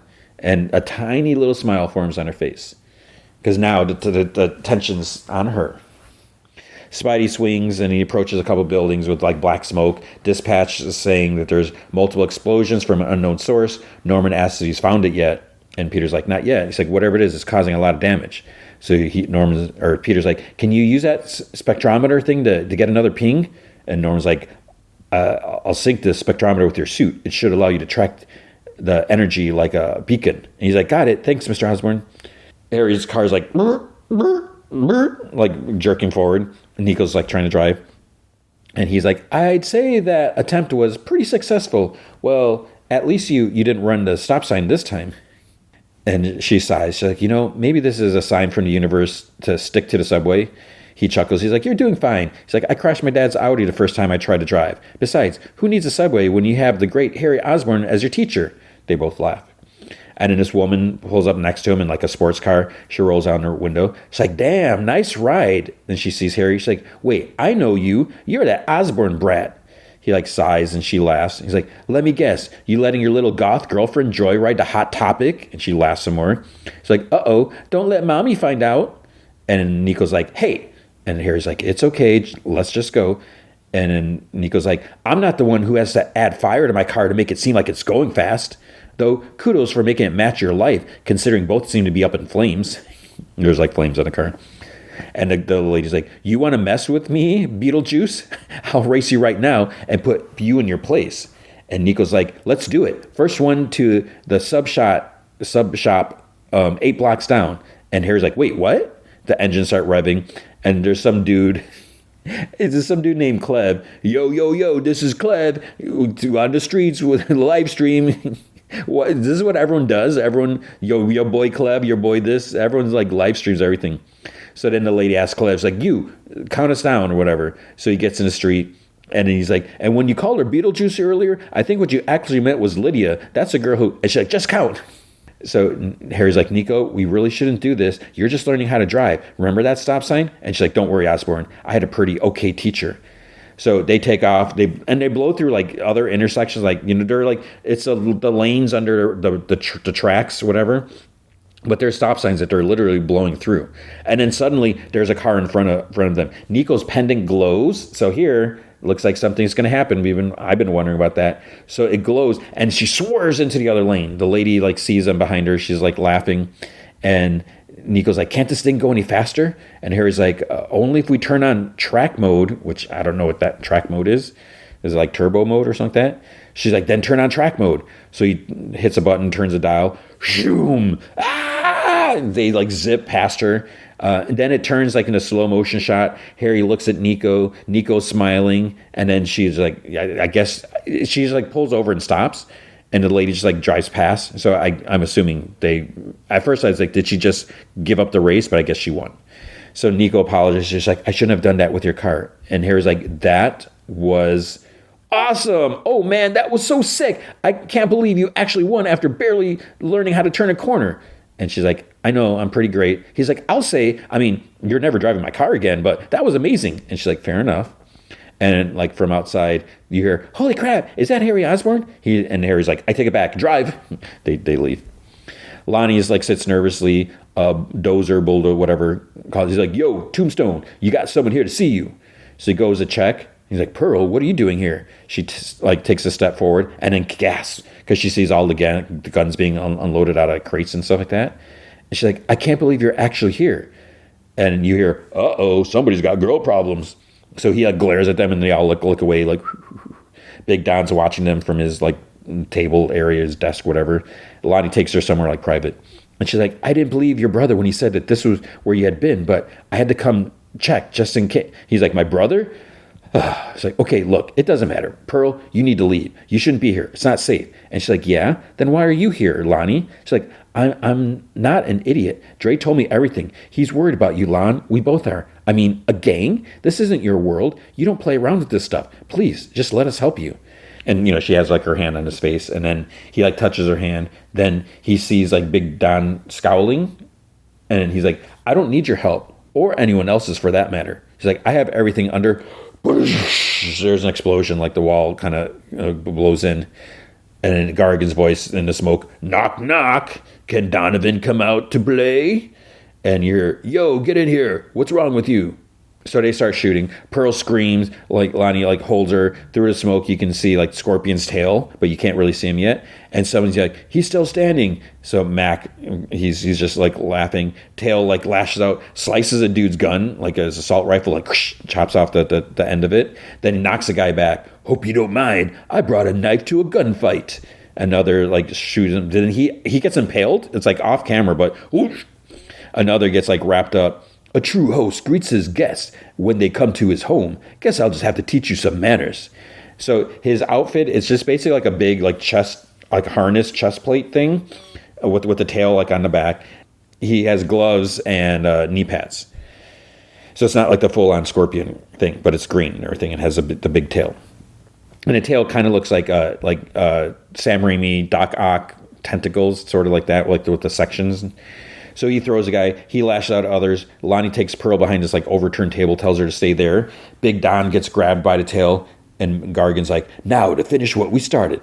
Lonnie comes running out like swinging, and Mac like hits him twice and knocks him down. Just the person I was looking for. He flings Don like against like a shelf or something like that, wraps his tail around Lonnie's neck and then lifts him. Let's set an example. Lonnie tries swinging. Ooh, ooh, ooh. And, Mac's just like laughing at him. Let's see what happens when you try to play a hero. And you hear, mind if I give it a try? Spider-Man swings in, both feet, like kick him. Pearl screams, and then to himself, he's like, Lonnie, what's he doing here? So Lonnie calls out to Pearl, and then Spider-Man's like, Pearl? And he like jumps over to her, puts his arm around her. It's okay, miss, I got you. And he brings her over to Lonnie. Mac is like wrapping his tail around and like an actual like safe, like a big metal safe.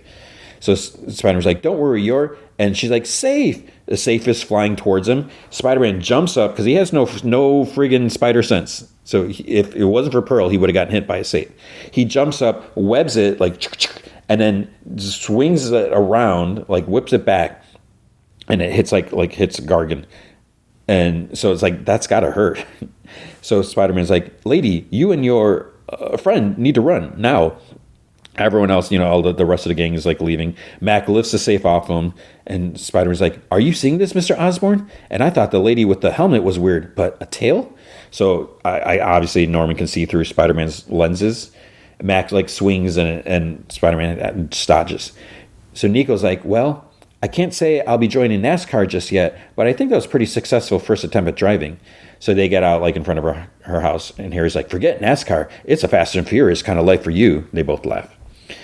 So he's like, I had a really good time getting to know you, Nico. Thanks again for hearing me out. And she's like, well, it's not like I could pass up free food. And he's like, right. Well, have a good night. And then she's like, wait, I'm sorry. You were right. Before I even met you, I pegged you as a vapid, rich, pretty boy and didn't give you a chance. It was wrong for me to judge you like that. And you're not too bad. Maybe you are a good friend to Pete. And Harry's like, well, you weren't completely wrong on all accounts. I am definitely a pretty boy. They both chuckle. He's like, so everything's Gucci? And she's like, we're Gucci. And he's like, great, I'll let Peter know. And then she's like, what? No, I'm still mad at Pete. Peter and I are supposed to be best friends. Since the day we met, he's been like a brother to me. But this whole time, he's been keeping this major secret.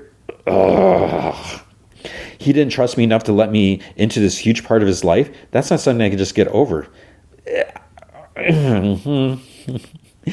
And Harry's like, I mean, I think he just wanted to protect you. Trust me, having powers also means having a lot of enemies. It's one thing to risk your own life, but it's another thing to be willing to risk the people closest to you. Maybe that was just a risk he wasn't willing to take. It's like, I can't control how you feel about Peter, but hopefully moving forward, you can count me as one of your friends too. It's like this time you could give me a real tarot reading. And she chuckles. She's like, I would love to. Though, don't blame me if your reading comes out bad. They laugh. Then there's like awkward silence. So then she holds out her fist and they fist bump. And he's like, see you around, Nico. And she's like, back at ya, Harry. And she goes inside. And then Harry calls Peter. Mac is still laughing maniacally. He's trying to impale or smash Spider-Man with his tail. He's like, come on, Aranya. Don't tell me you're scared to fight a scorpion. And Spider-Man's like, Scorpion? No. Psycho pretending to be a scorpion? Yes. Then Spider-Man's like caught off guard. Mac jabs his tail behind like because Spider-Man's like on a girder, sticking in the back of a girder. So he jabs it. He uses the tail to like propel himself up somehow. And he delivers like a knee blow to Spider-Man's face. And it kind of cracks the lenses, or like one of his left lens.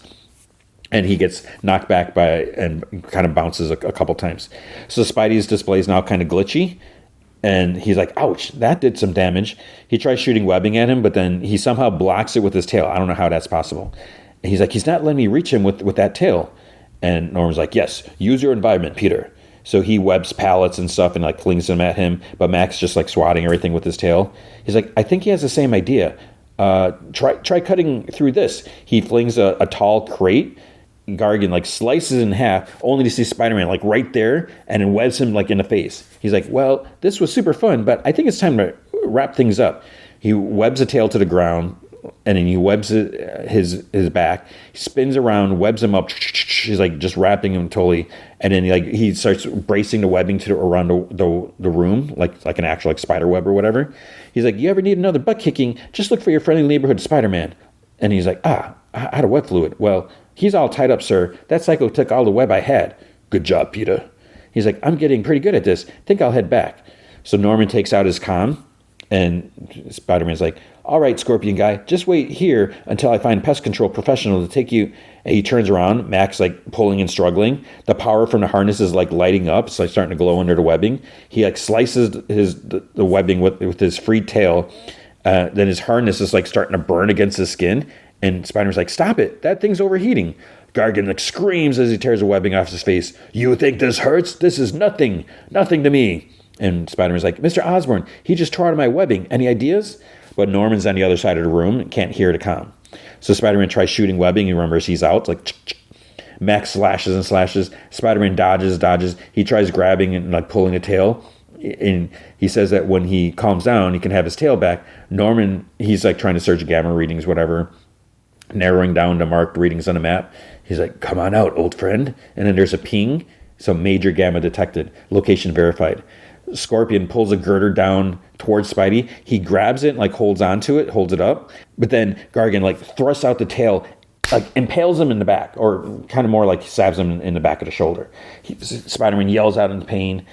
And then we see the tail, it has a lot of blood on it. So it's like, it almost seems like it did impale him like dead on, but it didn't. Norman's just distracted. He's like, found you, Otto. Then his tablet beeps and like flashes like red. So Spider-Man's like biorhythms are like going down or something like that. And he's like, Peter, what just happened? And he's like, Mr. Osborn. And Norman's like, I'm getting reports that your suit has been punctured. That shouldn't be possible. And he's like, it's possible. and he like falls over. Mac like walks towards him. He's like, please, I need your help, sir. Mac like cackles, wraps his tail around his neck, punches him 3 times, gives him an uppercut. He like, and then flings him down with his tail, punches him on the ground like 4 times. The mask is almost like half gone, and it's just getting like torn from all the hits. He tries like turning and getting on his knees, but Gargan puts his foot down his back. Sorry, Aranya, this is one fight you won't crawl away from.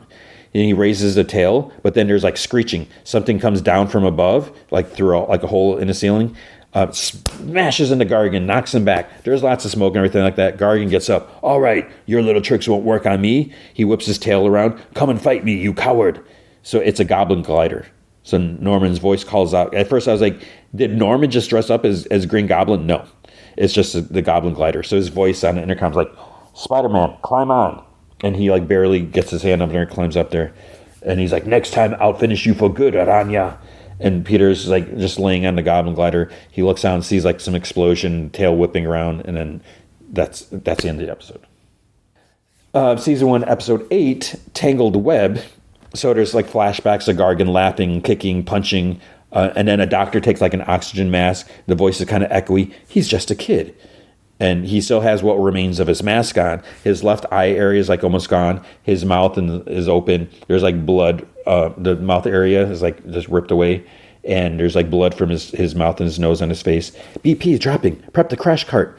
Someone starts taking like a sample of his blood with a syringe. And he's like, wait, don't.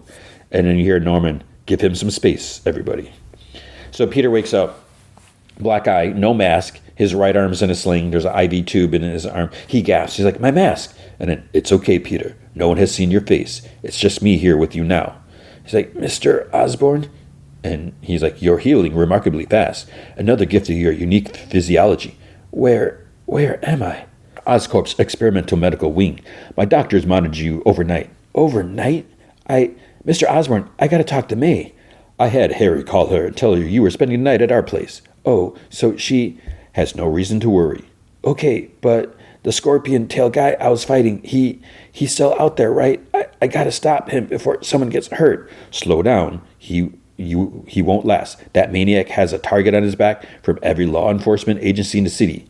Octavius is the real threat. Always has been. And thanks to you, I found him.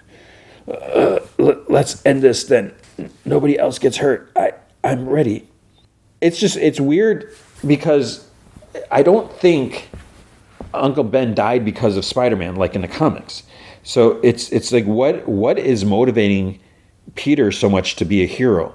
You know, why no one got hurt on his watch.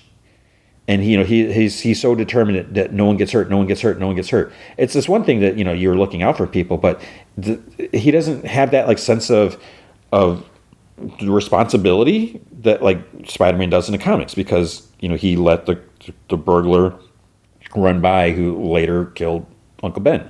So it's weird that he's just so putting everything on the line just for this.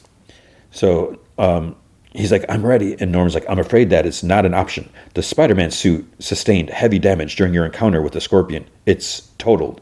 And it's lying on a table next to him. It's like all laid out. And you see the puncture part, and there's like blood and stuff like that. And Peter's like, that's okay. What are the other designs? I'll wear the bumblebee wings. I don't care. And Norman's like, no, you need to rest and heal. I'll alert the proper authorities to handle Octavius. And Peter's like, I went up against the Scorpion and I lost. When people get hurt or worse, that'll be on me. And I just don't know if I have the power to stop him. Peter, you doubt yourself because you're holding yourself back. The second you embrace the true power of your abilities, you'll be unmatched. I don't want to see you get hurt again, but I'm afraid it will keep happening unless you push yourself to that higher level. If you're not willing to do that, then maybe our work together should end. And Peter like gasps, because that's the level I need Spider-Man at. That's the level I need you at, Peter. As soon as you're able, you can head home to your aunt. So he heads out of the room and gets on his phone. Miss Porter, please get me Secretary Russ. So then later, Peter exits the room. He's dressed, his glasses on. Still has like a bandage on his cheek. His arm's in a sling. He jumps up on and crawls on the ceiling, so like the nurses at the nurses station can't see him. Goes to the stairwell. Then he hears Asha scream. So Asha's the intern from Wakanda. He jumps down, rushes down. She's screaming, "It works!" And Dr. Connor calls Peter. She's coming over. So everyone's in there. Amadeus is like, yeah, are you okay, dude? And Gene asks if he got mugged. And he's like, yeah. And he looks at the design. Stable output, strong current. It's functioning perfectly. The Dr. Connor's like, just as your calculations predicted. And then grumpy Dr. Whitman's like, yes, even I have to admit, this is a bit of a breakthrough, Parker. A minor breakthrough, like breaking through a wall of wet tissue paper. You three better hope your projects match this level of adequateness. And Amadeus is like, oh, you haven't seen anything yet, Doc. If I don't deliver something better than that, my pride will be as bruised as Pete's face. Then Asha and Gene like elbow him. It's like, not funny. So Carla Connors, she's like, Peter, was Gene right? Were you mugged? He's like, what? He's like, oh yeah, it's like they said. And he like chuckles, wrong place, wrong time. He's like, I'm sorry I missed our demonstration, Dr. Connors. Mr. Osborne has me working on a special project. And she's like, is that why they're turning this place into a zoo? So there's actual like animals in cages like out in the hall. He's like, no, I actually don't know about that. Anything about that. He's like, are you sure you don't need any help from me? And she's like, no, don't worry about it. She's like, go home, get some rest. It's like, you've been an integral part of this whole experiment. I'm sure Mr. Osborne noticed that. And that's why he expects, big things from you. Peter's like, and I would hate to let him down. I think I already have. Thanks for everything, Dr. Connors. So he goes home. May's, I think she's doing like Pilates or something like that. He's like, hi, May, I'm home. I'll be in my room. He like tries going past. And she's like, hey, Peter. And she's like, I watched The Bachelor last night without you. You have to hear. And then, she reaches him before he gets in his room. She turns him around and she gasps, oh my gosh, what happened? He's like, I don't know. And he chuckles, you were about to tell me? And she like grabs his face to get a look. He's like, it's fine. May, don't freak out. Harry was just teaching me to skateboard and it didn't go well. And she's like, nuh-uh, no. That's not how this works. Because he's like trying to close the door to his room. She's like, that's not how this works, kid. Now, we are supposed to be a team. And if you're going to stay out all night, I need to hear it from you. And if you come home beat up, I deserve to know why. He's like, I just don't want you to worry. And she's like, well, too bad. I'm going to worry a lot. It's like, I care about you, Peter. He's like, I keep screwing everything up, May. And he's like, and she like hugs him. Tear goes on his face. He's like, Nico's mad at me. Mr. Osborne's probably so disappointed. And I feel like there's so much that I have to do and so many people that I have to do right by. And it's like, wait, what about Lonnie? He doesn't say care about that. He's like, and if I can't handle that responsibility, then I'm weak. I'm afraid I'll never be strong enough to be who I'm supposed to be. And she's like, you already are, Peter. And you're stronger than you give yourself credit for. Look, the world has put you through the ringer, and so much is changing that it's okay to be scared. That is not a weakness. It's like, I was scared too, when it became just you and me. I mean, I thought Ben would be here to help me. And he's like, May, it's okay. You've been more than enough. And she's like, no. Peter, I love you, and I'm here for you, but you're growing up, and I know Ben could have been your role model. You just deserve someone like him to talk to, someone you trust, like you trust me. And he's like, well, I'm glad that I have you. I love you too, May. And she's like, look, can I just get you to promise you won't try skateboarding ever again? Because it seems like you're really bad at it. And she like touches his shoulder and he winces. They both chuckle. He's like, sure, you got it. Otto's working his computer. His assistant Vincent calls him like on one of the computer screens, and Otto's like, why are you bothering me or calling me during my private brainstorming hours? And Vincent's like, I just happen to be nearby, and I thought I'd check to see if you need anything. What I need is for you not to disturb me when I'm doing cutting-edge research. And Vincent's like, you're playing that game again, aren't you? So there's like this cat on screen with like a pickaxe, and Otto like looks at it. He's like, I'm just farming XP until the developers patch the exploit I found. Besides, I also just finalized a deal to acquire a sampling of one of the Earth's rarest metals. The applications will be endless. And he's like, did you remember to eat something, sir? Otto looks by his keyboard. There's like bags of chips and like cans of soda. I'm a grown man, Vincent. Of course I did. And he's like, I can bring you some leftover soup if you're hungry. I won't decline that offer. But we have nothing more to say to one another until then. He ends the call. He looks at another screen, like 2 ampules of high-density vibranium, transfer half now, rest in cash exchange. So he types and he hears a warehouse door open. He's like, Vincent, so soon? He's like, that was quick. It's not Vincent. SWAT soldiers with like riot gear, whatever. Otto Octavius, you're in violation of Sokovia Accords for illegal harboring and selling of gamma-powered weapons. Hands up, doctor. And he's like, oh, this is not ideal. hands up, doctor. He puts his hands up. Well, you asked. Snaps, and an officer gets grabbed from behind. They start like shooting. Another one's yanked up. So it's Doc Ock tentacles, obviously. And Otto just like smiles as they're like all being taken out. They're like firing at whatever. He puts he grabs like some stacks of cash into a duffel bag, but he leaves a lot. It just takes like a little bit. He uses like has this like sphere. They're like, drop it. He's like, okay. He drops it, and this like it sends out this big big shock sound wave because he put like earplugs in or something like that. They all go down. They're like in pain, and then he's like twirling this staff, and he's like kind of doing this dance. It's like, okay, whatever. And then he opens like the garage door, and there's more soldiers out there, including Ross. And Ross tells Octavius to give it up. He's like, my apologies, but I'm in a rush. I don't have any change to spare for the VFW. He starts walking, like just walks down and he turns left or whatever. And then Iron Man, superhero landing in front of him, kicks up some dust. You're busted, bowl cut. Iron Man to the rescue. Otto groans. He's like, someone called in the cavalry. So he gets on his knees, puts his hands on top of his head. And then we see Nico goes to her locker. It's like dark in the hall. Peter calls out to her, and she just closes her locker, ignores him, starts walking away. But then the hallway seems to elongate. He starts running, and he hears Norman's voice about the Spider-Man he needs. He sees Scorpion's tail. The tail actually pierces like the hallway floor, and it shatters, and he's obviously dreaming. Lonnie and Pearl are cringing as the tail approaches them. Pearl starts screaming. The tail starts choking Lonnie. Peter's like falling. He's now in his Spider-Man costume with no mask.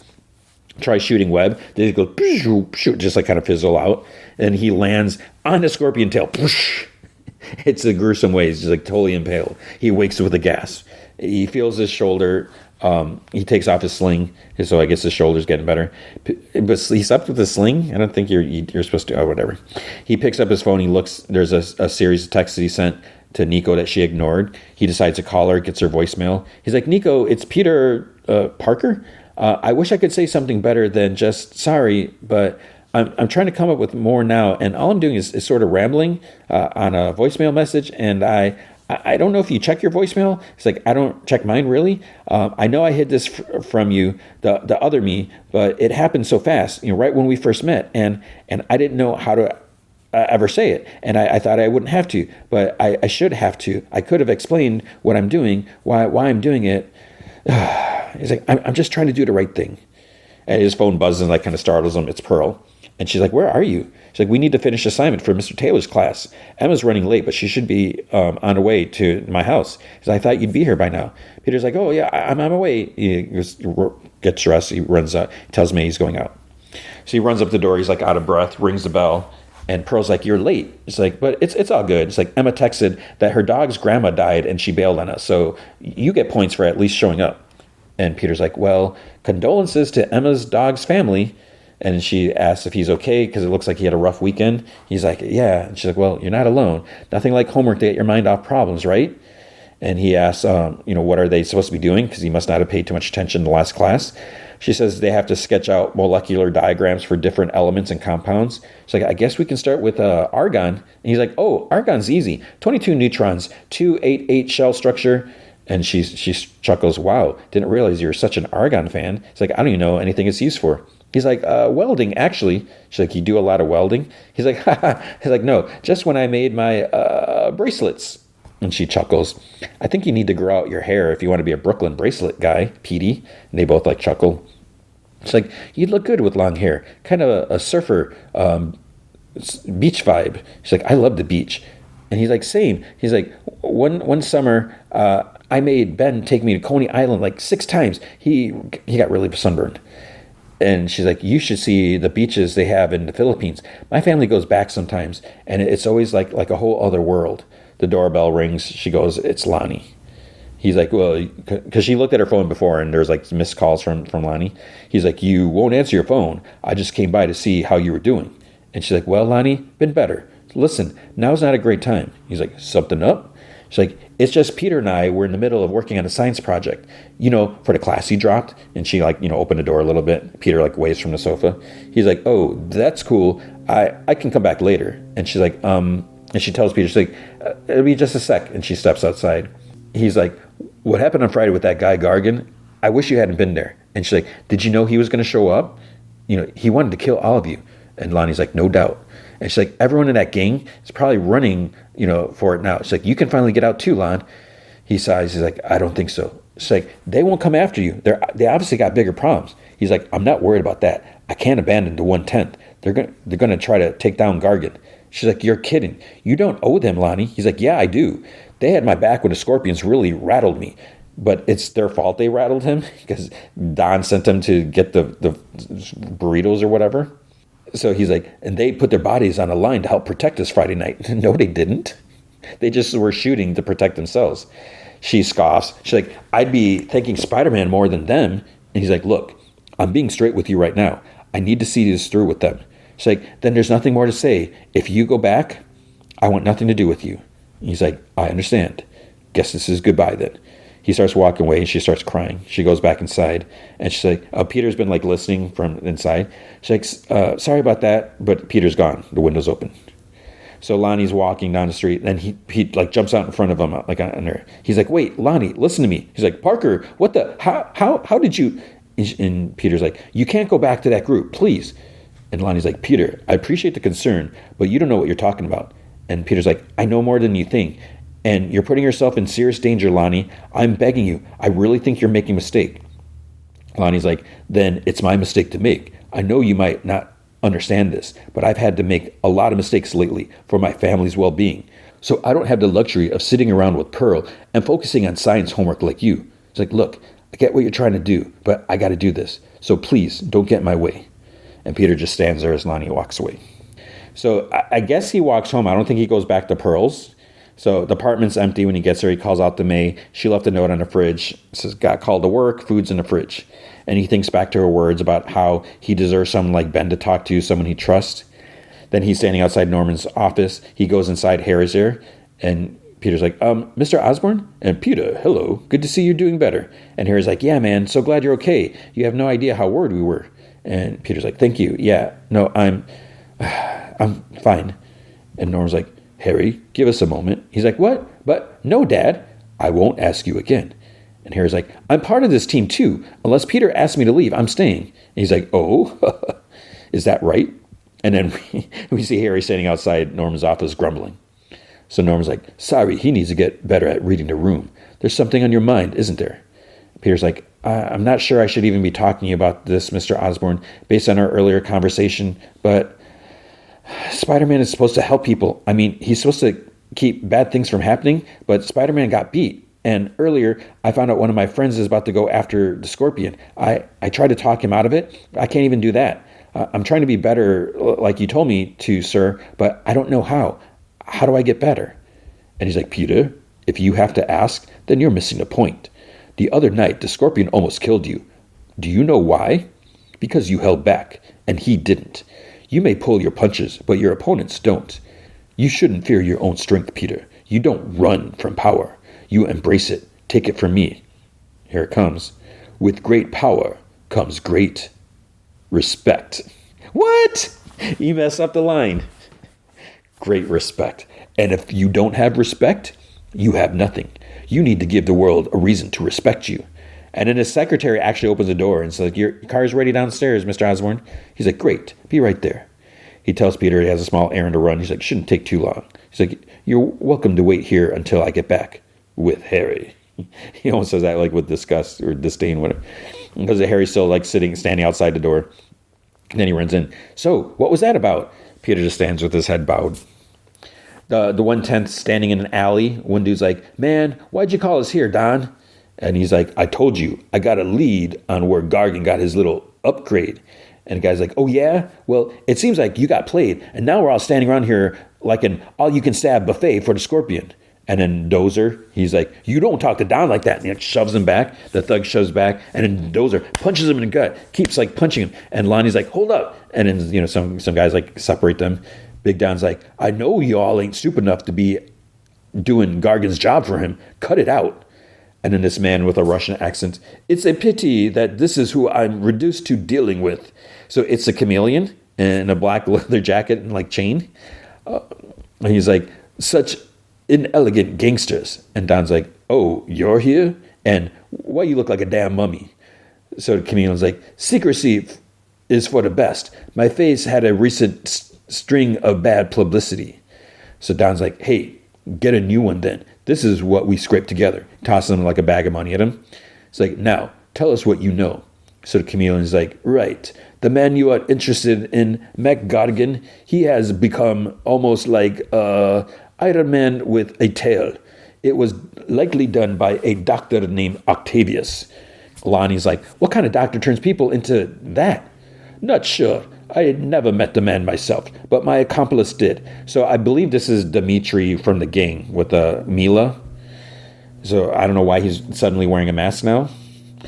He's like, my accomplice did, and she came out of the experience a very different woman. Then Don's like, how do we know you're not making all this up? Chameleon chuckles, you don't. And I'm calling him a chameleon because he's wearing a chameleon mask. So whether it's Dimitri, because Dimitri chameleon, right? You don't, but you're paying me with practically pennies here.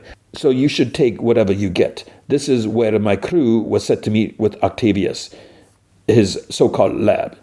And the Don's like, yo, Tombstone, bring that over here. And Chameleon's like, you want gear? That's where to get it. But move quickly. You've seen the good doctor's inventions are not exactly subtle. Now, you know everything I do. Farewell, Donovan, Tombstone, and the rest. And then Dozer's like, oh, because he was standing there. He didn't get acknowledged. It was just Donovan and Tombstone. So then Don's like, finally, people, we're going to even the playing field. And then you see the others, they all seem like they're nervous, whatever. And then Lonnie's like, you heard Don, Gargan's days are numbered. He's like, yeah. He's like, 110, 110, 110. He's like doing a football, pumping them up. And Don like chuckles. So Harry's like talking, he wants to tell her everything about Nico. He's like, then I dropped her off. And he's like, things seem pretty cool between us. You might still have some work to do, though. So Peach looks like pacing. He's like, are you listening? He's like, you seem really antsy. And he's like, of course I'm antsy. Your dad basically said that he and I might have to stop working together. And Harry's like, wait, what? And Peter's like, is he going to bill me for the money he spent on the Spider-Man stuff? Because I do not have $1 zillion lying around, dude. He's like, my dad would never do you that dirty. He's probably just playing hardball. You know, what did he say? And Peter's like, that I need to step up. I need to get better. I have great power, so I should use it so people respect me. And Harry's like, well, I mean, he has a point. And Peter's like, okay, you're not helping. Go back to shooting imaginary hoops. Because he's like, threw like a piece of paper away or something like that. And Harry's like, no, like, my dad has a lot of power and he has a lot of respect, but he is not Spider-Man. You are. So what Spider-Man needs to do should be up to you. And then an alarm goes off. Harry checks. All units, emergency situation reported in Midtown. Truck hijack in progress. All units respond. Peter's like, I mean, that is what Spider-Man needs to do. He needs to get back out there. Then dispatch something about a family dispute or something like that. But Peter's like, but I still don't have a suit. And Harry's like, yeah, you do. He like opens a vault or something like that. He's like, you said you wanted to add some color. So I started chatting with some Oscorp engineers to see what they could do. I also shared a couple of the pics of those doodles you keep in your notebook. He's like, Harry? He's like, I know. And dispatch repeats. Harry's like, and this is it. Harry says this. He's like, go get him, Tiger. He's like, dude, you are not Mary Jane. Peter smiles, and he kind of, his head goes down a little bit, and we see like the classic red webbed mask reflected in his glasses. And that's the end of episode 8.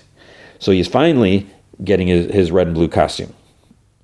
And that's it for this week. That's where I left off. I need to watch the final 2. So the final 2 episodes are out there. Be careful if you are not caught up. There's probably spoilers all around. I need to get on that and watch that. So we'll finish this off next week. And then how long do we have to wait until second season? Why did Disney plow through all these episodes? And then now we have to wait and wait and wait. Cobra Kai is back for the final episode. So we're still in season 6, and this is weird. How long are usually the season? Because they broke the season down into 3 parts, and I thought, I mean, weren't they only like 10 episodes? And I don't know, were they always planning on 15, or were they doing it? They're like, you know what? This is the last season. We got more story to tell. Let's keep going. So with season 6, episode 10, I mean, that was a crazy episode. We had the big Sekai Takai tournament in Barcelona. Everyone's there. We got Miyagi-Do there. You got Kreese and his Korean Cobra Kai. Terry Silver was surprised. He turned out to be backing these other crazy skilled fighters and everything like that. But then the last episode, things all hell broke loose. Everyone's fighting, and it ended up there was a death because Kreese's knife had his little knife that he got from Kim's her grandfather, and so when the fighters got killed. No big loss. Sorry, Quan. I thought you're insanely annoying. That was a really that's not good for the tournament. What can you do when someone actually dies? How can you continue? And so that's where we're at now. So picking up season 6, episode 11. And like I said, we're going to do 2 episodes this week. We'll do 2, and then 1, and then that'll be it. Some time goes by. Kreese, it starts off, Kreese is holding a knife, and then, he asks if it's time, and Kim's like, soon, or something like that. So then there's a funeral. There's a casket for Quan. He's a guy that got killed. And, his uniform's on top with his bandana or whatever. Kreese asks Kim, she's like, what about his family? And she says that he didn't have one. It's like, we have been his family since, he was a boy. And Kreese's like, this is my fault. I caused this. And she's like, we all did. And grandfather, sooner or later, he will face his consequence. So they approach grandfather with the body, and she slams his staff down, and this kid grabs a torch from him, and then they burn the casket with his gi, whatever, and everything on top. They bow, and the grandfather glares at them. And then it's a month later. So not sure how, it must have been shortly after that. So a month later, back home, high school, counselor's talking to Johnny, Robbie, and his mom, says that, it's going to be tight to graduate. And she's like, we can talk about next year, but college may be out of cards. And Carmen, she's there too. She's like, well, what if he adds an extra course? If he can catch up on the material, can he close the credit gap? Counselor's like, maybe, but the workload. And then there's this other dude, he leans forward. So I guess he must be a new stepfather. Robbie's mom's, I'm assuming they're married, or his boyfriend, because then he's holding mom's hand. He's like, if I may, there's always a way to fast track these things, especially for talented kids like Robbie. And the mom's like, we'll do whatever it takes to support him. So this dude, I don't know if he's saying, hinting, oh, maybe we can cut a check or something like that. I mean, I don't know. He looked like he could have some money. I don't know. The counselor's like, I appreciate that, but as I tell a lot of our football players, Robbie's unlikely to go professional in his chosen sport. So we can support him by speaking our truth on that without shame. But then Johnny's literally biting his knuckle, resisting going off on her. And she continues, she's like, I once had a dream of building my life around field hockey. Field hockey. And he's like, field hockey? And she's like, yeah. Johnny's like, Robbie was this close to being a world champion in karate. He's like, all right. He's like, we were this close. And he's holding up his fingers. She's like, yeah, well, I was really good at field hockey. He leans forward about to say something, but Robbie and Carmen both kind of push, put their hands on his chest, and she's like, look, Robbie might consider writing this counter movement against a traditional college experience. A lot of people in this position look at trade schools and other alternative paths. And she hands them some pamphlets, School of Fabrication, Midways, some industrial training, something like that. And she's like, try to keep an open mind about what life might be like without karate. And he looks at this, a picture in one of the pamphlets, this guy doing construction. At LaRusso Auto, Anoush comments that Daniel, he's like, oh, he sold another car. He's like, is it me, or does it feel like the whole Barcelona thing never happened? And Louis there, his cousin, he's like, no, there's something off with him. He's like, psychologically. It's like, poor dude saw a kid die. Anoush is like, I heard that he was the one who flipped the kid over. And Louis is like, are you serious? Flipped him over? What is he, a pancake? He's like, why don't you show a little respect? Then Daniel comes over, And Louis congratulates him on, selling another car. He asks if he wants him to grab a bonsai tree, because they give, when people you buy a car, you get a bonsai tree. And Daniel's like, no. He's like, no more bonsais to customers. He's like, oh, we're moving away from that. And Anush is like, that's a notable strategic pivot. So not really sure what he meant about that. But Daniel is like, why are you just standing around? He's like, the anniversary party is in 2 days. He's like, you're my right-hand men. He's like, are they both his right-hand men, or wouldn't one be right and one be left? So he's like, I want this to be the best one ever. And then he goes, Amanda. He says the guy that he just sold the car to works in admissions at UCLA. So the guy thinks that Sam has a great shot at getting in. And she's like, oh, did you give him like the whatever friends and family and college tuition advisor discount? But Danny's like, no. It's like, we don't need to grease the wheel for Sam. She's got a lot going for her, blah, blah, blah. So everything's happy. They smooch. And Louis tells Anush, he's like, there's something deeply wrong with that man.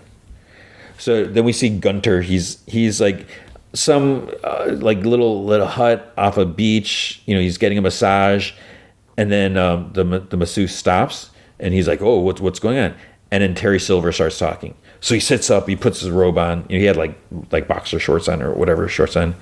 He's like, I do not recall, calling you or something like that.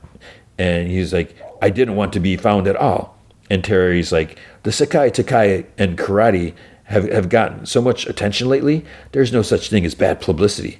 And Gunter's like, oh, so you're quoting P.T. Barnum. He's like, but I'm no clown. And Terry's like, well, you're going to be a clown if you let this be the legacy to Sekai Takai.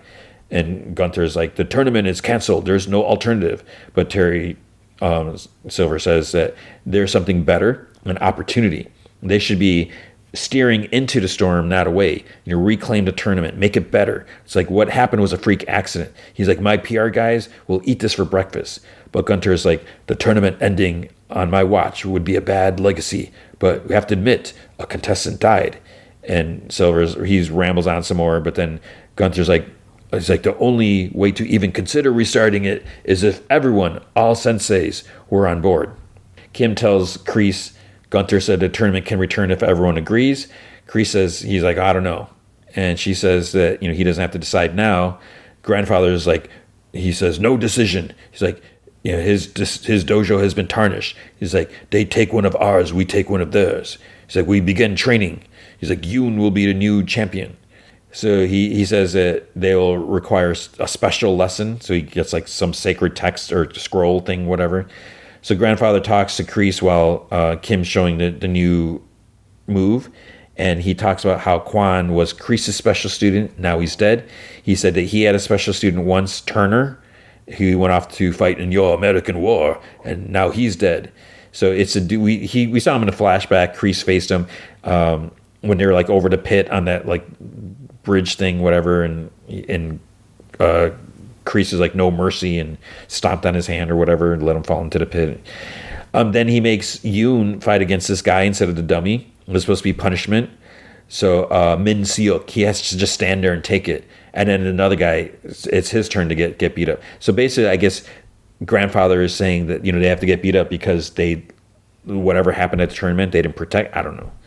So even Kreese is like cringing a little at this. And then Grandfather's like, still not perfect. He's like, we'll continue tomorrow.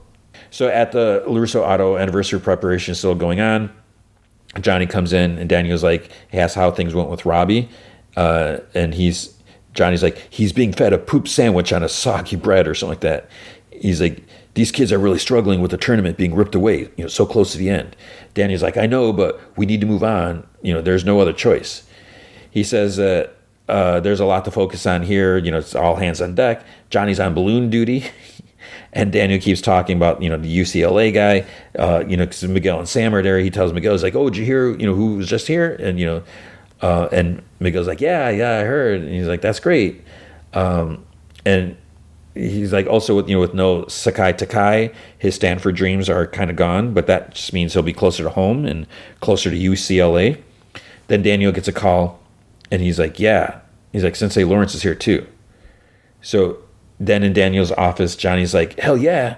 He asks if they said when they're going to start it back up. are they going back to Barcelona? Are they going somewhere else? Daniel's like, slow down. And Johnny's like, why? He's like, don't you think everyone's going to be back on board? And Daniel's like, no, because I'm not. And Johnny's like, what? And Daniel's like, I meant what I said. We need to move on, okay? He's like, do you really want to go back to dealing with Kreese or see Robbie get his head bashed in again? Johnny's like, you said you were moving on because we don't have a choice. Now we do. Robbie doesn't have to end his karate career this way. We could still win. And Daniel's like, Johnny, a kid died. There's nothing else to talk about. And Johnny's like, please. But Daniel's like, I'm sorry. It's like, I made my decision. It's like, let's get back to work.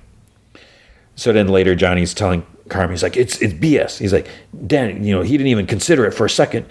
And he's like grumbling while he's trying to put like a crib together. And it's like super shaky, like not sturdy.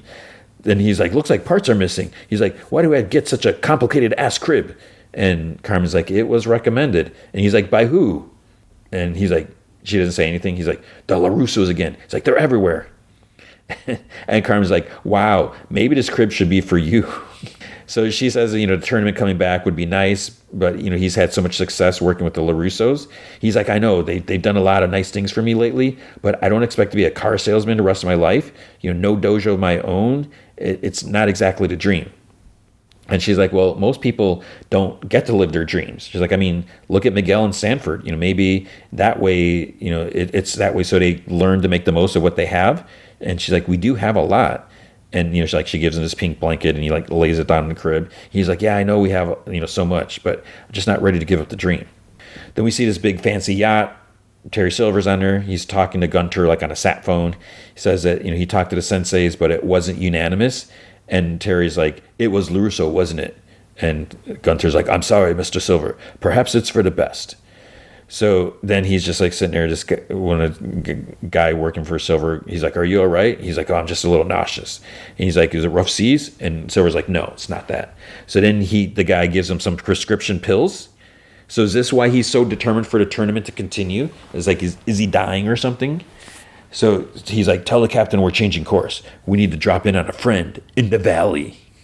So grandfather's making some concoction like to help soothe Kim's hands from like all the hitting the hard wooden dummy thing, whatever. Kreese comes to their hut. He wants to talk to Master Kim, but grandfather's like, what you say to all. So Kreese says that he's like, about the lesson today, I don't think she should be teaching this. She is not you. And he's like, I've decided we are not returning to the Sekai Tekai. And Master Kim chuckles. He's like, that is not your decision. And Kreese says that he made it his decision. He's like, I sent Yoon away. And grandfather's like, you chose this path. Now you have something that no longer belongs to you. So Kreese takes out and hands him the dagger, like with two hands. And then he like walks out. So he says, grandfather says to Kim in Korean, he is right. You are not me. You want to take my place, but you do not have the power. It is a sad thing for an old man to face that his dojang will die with me. And she's like, grandfather, this is our family's karate, our legacy. I can be the master. All my life has led to it. He's like, you will have a chance to prove yourself, as he did. But to do it, you must do something very difficult. And he puts a knife in her hands and takes the scabbard off. So she'd have to kill someone? At LaRusso auto, decorations, balloons, everything like that. And then Vanessa LaRusso comes in. She is so annoying. So she's actually, what's his name? Ralph Macchio's daughter. So she's supposed to be, I guess we've seen her before in one of the other episodes. She's Louis' sister, and she's either dating or married to Anush. I don't remember what their status is. But, she comes in, blah, blah, blah. And then she talks to Sam. She asks how Barcelona was. But, she's like, no, I don't want to hear about the karate. She's like, I want to hear about the beaches and the men, whatever. So they're talking, whatever. And then Amanda comes up. She's like, oh, what are you so giddy about? Are you talking about UCLA? And Vanessa's like, no, Sam doesn't want to go there. She's dying to get away from home. Because, Sam had said it was nice to get out of the valley bubble. But she's like, no, I didn't say that, whatever. But then she admits to her mom that she has been looking a little further away from home. And she didn't want to say anything yet. Because she knows it's going to be complicated with Miguel and with Dad. Amanda's like, it's like, I had the same instincts when I was your age. It's like, I get it. Vanessa comments that Daniel is messed up. And as long as, but she's like, as long as you're getting what you want, with him being all bridezilla all over the dealership, Amanda's like, that's not what I want. She's like, it's nice that, the karate wars are over. And, they see Daniel talking. He's talking like sternly to Noosh and Louis because they're adjusting a bonsai tree. He's like, I said no more than period. And then Anush starts to take it. Daniel tries to take it, and it ends up falling on the floor. And he's like, clean it up. He's like, but save the bonsai. So he's just like so on edge or whatever. Johnny, he's there. He's filling the balloons, and he's told that he has a test drive. Someone asked for him by name. So he's happy because, he sees a car. He's like, oh, it looks like a high roller. Gets in the car. Turns out to be Terry Silver.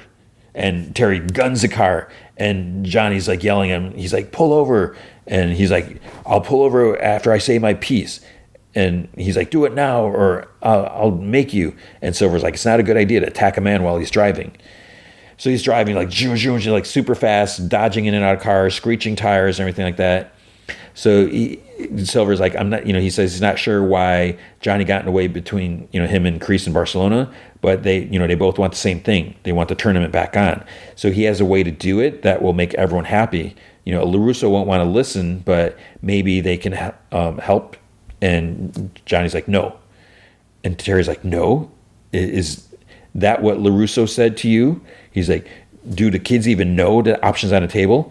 And Johnny's like, it's none of your damn business. And Terry's like, you really want to tell them that all their hopes and dreams are over? It's like, what about you? You want to spend the rest of your life doing test drives for LaRusso? And so they finally like come back. He's like, I'm not quite ready to buy yet, but let's keep talking. And he hands Johnny like a card. It's like a metal business card. And at the front just says like Silver. And in the back, I think his number was on there or something. I don't know. So Johnny just takes it. Kim pours some tea for Kreese. She made some tea. And he says that he guesses he should start packing. And then again, he doesn't have any place else to go. It's a shame. Clarity came to him so late. He made a lot of mistakes.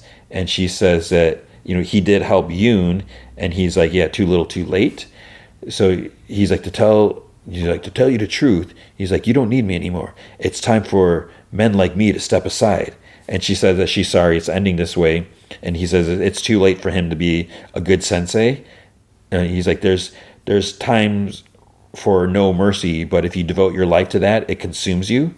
And, he can never control it. So perhaps one day, she can. But she says to accomplish that, she too must do something difficult. And he's like, then do it. And because he's like, what he said before is true. She's not her grandfather. She will lead her dojo and lead it her way. So she, do what she needs to do, and he'll be proud of her for it. So she thinks back to like when she was a little girl and he like winked at her or whatever. And she's like, thank you. So he finishes his tea. And the weird thing is, so she made this tea. I don't think she ever drank any tea. So it was like, is the tea poison? Is it going to knock him out? I think it was meant to knock him out. So he's like, I'm tired. He's like, it's time for me to rest. So then she gets up to leave. She turns at the door like she's going to say something, but then she continues out. Amanda tries talking to Daniel about like all the pent up trauma, whatever he's keeping inside, how he's just redirecting it towards work. So then she used all these big words. She's like, what? And Vanessa's like, she was supposed to put them in her own words or something like that. And then she like, leaves them to talk. So Amanda says that, she knows things got out of hand in Barcelona, but maybe he's holding on too tight to control things here. She loves having him at the dealership, but only if it's really him. He's holding on to a lot, with the Mr. Miyagi, all that stuff, what happened at the tournament. And she's like, and I'm sure it's going to get worse when Sam tells you that she doesn't want to go to UCLA. And she's like, sorry for the Band-Aid rip. He's like, what? She's like, sorry for the Band-Aid rip, but, we need to be able to move forward. She's like, I will always love you, karate or no karate. So then at night, he works on like, fixing, like replanting the bonsai tree and that broke. Johnny knocks on the door. And so he's at home. And Johnny's like, do you trust me? And Daniel's like, oh, that's a loaded question. But yeah, I do. And Johnny's like, well, we're just going to talk things out. No pressure, no strings. And then Daniel sees that Terry Silver's there too. So Silver says, he's like, this is a business meeting, plain and simple. Business only gets done by having hard conversations. And Daniel says, he's like, oh, spare us to act. He's like, you're playing an angle. And Silver's like, what is it you're afraid of? I want the tournament back on. Win or lose, I do expect it will be win. He's like, my team is that good, as you saw, but I won't tip the scales. I'm here with full transparency at the mercy of your decision. And Daniel's like, mercy, huh? And Silver's like, my proposition is this. You pick the venue. You pick the refs. Everything. I will sign off. And I will cover the costs. No more games. Just closure. And Daniel's like, you don't need this. What is the angle? Seriously. Revenge? Is that still it? What the hell are you holding on to, Silver? And Silver's like, my motives are the same as everyone who wants to see this through. Everyone on my team, your team, for the senseis, for the kids. And Daniel's like, BS. And Johnny's like, seconded. So Terry sighs. He's like, you want to know why I need this? Because it's the only thing I have left. Daniel's like, yeah, that and 5 mansions. Silver's like, no more mansions. And no children. No wife. No real home. The only thing I can have now is one last win. And Johnny thinks about, like Silver saying before, like, savor every last moment, whatever. Then he's like, when I saw you at the hospital, you're sick. And Terry's like, he's like, sick is an understatement. And Danny's like, BS again. Silver's like, you can verify it on your own if you care to. And Danny's like, if you think you're going to get sympathy out of us. And Terry's like, that's the last thing I want from anyone. But you needed to know my angle. And now you do. Just know that whatever decision you make, you'll make for everyone. I'll see myself out. So he gets up and he leaves. So Danny's like, Silver may look like he's at peace with this situation, but the second something doesn't go his way, he's going to be as dangerous as ever. Johnny's like, we beat him before, we can beat him again. And Danny sighs. He's like, the kids really want this, huh? And Johnny's like, they do. Truth is, I think I want it most of all. I think I might need it. Maybe you do too, if you're going to be honest with yourself. But you said you trusted me. Well, I trust you too. So if the decision is to move on, we'll move on. So Kim, she's walking with a dagger. She heads towards Kreese. Then she sneaks into his hut. She thinks to her grandfather's words, doing something difficult. And then it's Kreese's eye opens. She's got the knife over her head, but she's actually in her grandfather's hut. He rolls over and he's like, this is your decision to attack your own grandfather? He's like, you want my dojang? Take it then. But he's reaching for his staff next to him, and he hits her, and he hits her a few more times, and he grabs her by the throat, and there's a flashback when he lifted her by the throat, off the ground when she was tiny. He's like, are you afraid? And then she breaks his grasp, and she hits him in the throat. And then she uses the new technique that he showed, chop to the side, and he groans, and then it's you dig fingers in under the ribs or something. I don't know. I don't understand how it works. And then she punches him again in the chest, and he wheezes, and he falls to his knees. And he's like, perfect. And he falls over, dead. Then Kreese is outside, and he sees her. She picks up the knife. He's like, what did you do? And she's like, what I needed to. As you said, I will lead this dojang, but I will do it my way. And then she throws a dagger into a fire pit. This will be the last time you and I see each other, John. He's like, I understand. And she's like, but you still have time to be what you want to be. A good sensei, a good person. And he's like, I've been the bad guy for so long, I don't think I'll be able to change that. And she's like, what will you do? He's like, pack my bag for the last time and return to the tournament. But if he's returning to the tournament, does that mean how are they not going to see each other? That doesn't make any sense. He's like, I still have some unfinished business. What unfinished business does he have? It's like, go away, dude. And I don't care if he's kind of turning a new leaf. It's like, no, just go. So there's a big bash at LaRusso Auto. There's champagne. Daniel makes a big speech. He thanks everyone for being there. Family means they support each other no matter what. It's been 18 years. Early days, things were uncertain, but they built something of their own. They trust each other. They trusted it would all work out. So here's to the next step. And there's next generation, Carmen's baby, whatever. Then Sam comes up to him and she's like, Dad, is it true? The tournament's back on? He looks at Johnny. He's like, it's true if that's what you all want. Miguel and Robbie, they're actually there too, standing on either side of her. They both look and nod at her. She looks back at Dad. Bring him on. I was like, ugh. That was the end of episode 11. Season 6, episode 12, Rattled. Gunther's talking. It's like, it's been a month since the decision to resume the Sekai Takai.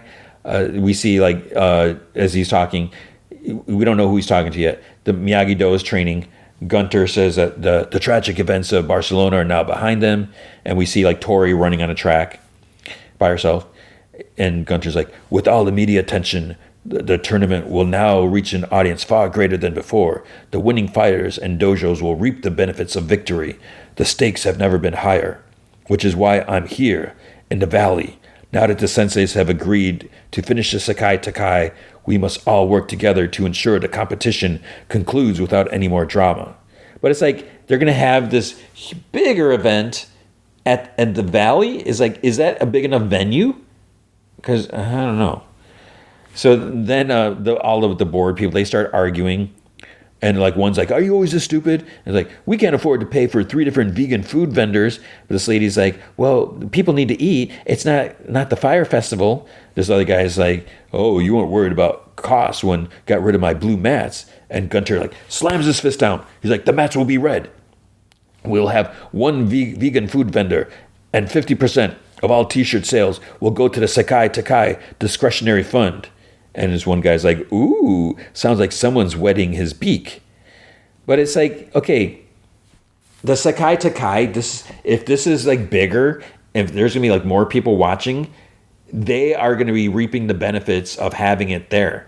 They should be like, yes, we want to have it here. What can we do? How can we make this happen? But they're just, there's more arguing. Like this lady's like, well, what about the e-tickets? You know, why do you have to be paper? And the guy's like, what's wrong with paper? She's like, well, we're in the 21st century or whatever. But then Gunther's like, when I raise the microphone to resume the tournament, we will project complete professionalism. This other guy like looks around. He's like, what do you mean when you raised a microphone? And Gunther's like, I'll be the master of ceremonies. And the guy's like, Daryl, he's like hell you will. He's like, I don't know how to do things in Austria or Slovakia or wherever the hell you're from, but you in the valley now, and we got a way of doing things around here. And this other guy's like, mm-hmm. So, and they all kind of seem in agreement. And so he's like, you're right. We'll settle this the old way. And Daryl's like, I'm glad you agree. And he's like, wait, what's the old way? So then they're standing in the hall, like outside the conference room, facing each other. They're still in their suits. Like Gunther has his like suit jacket on, whatever.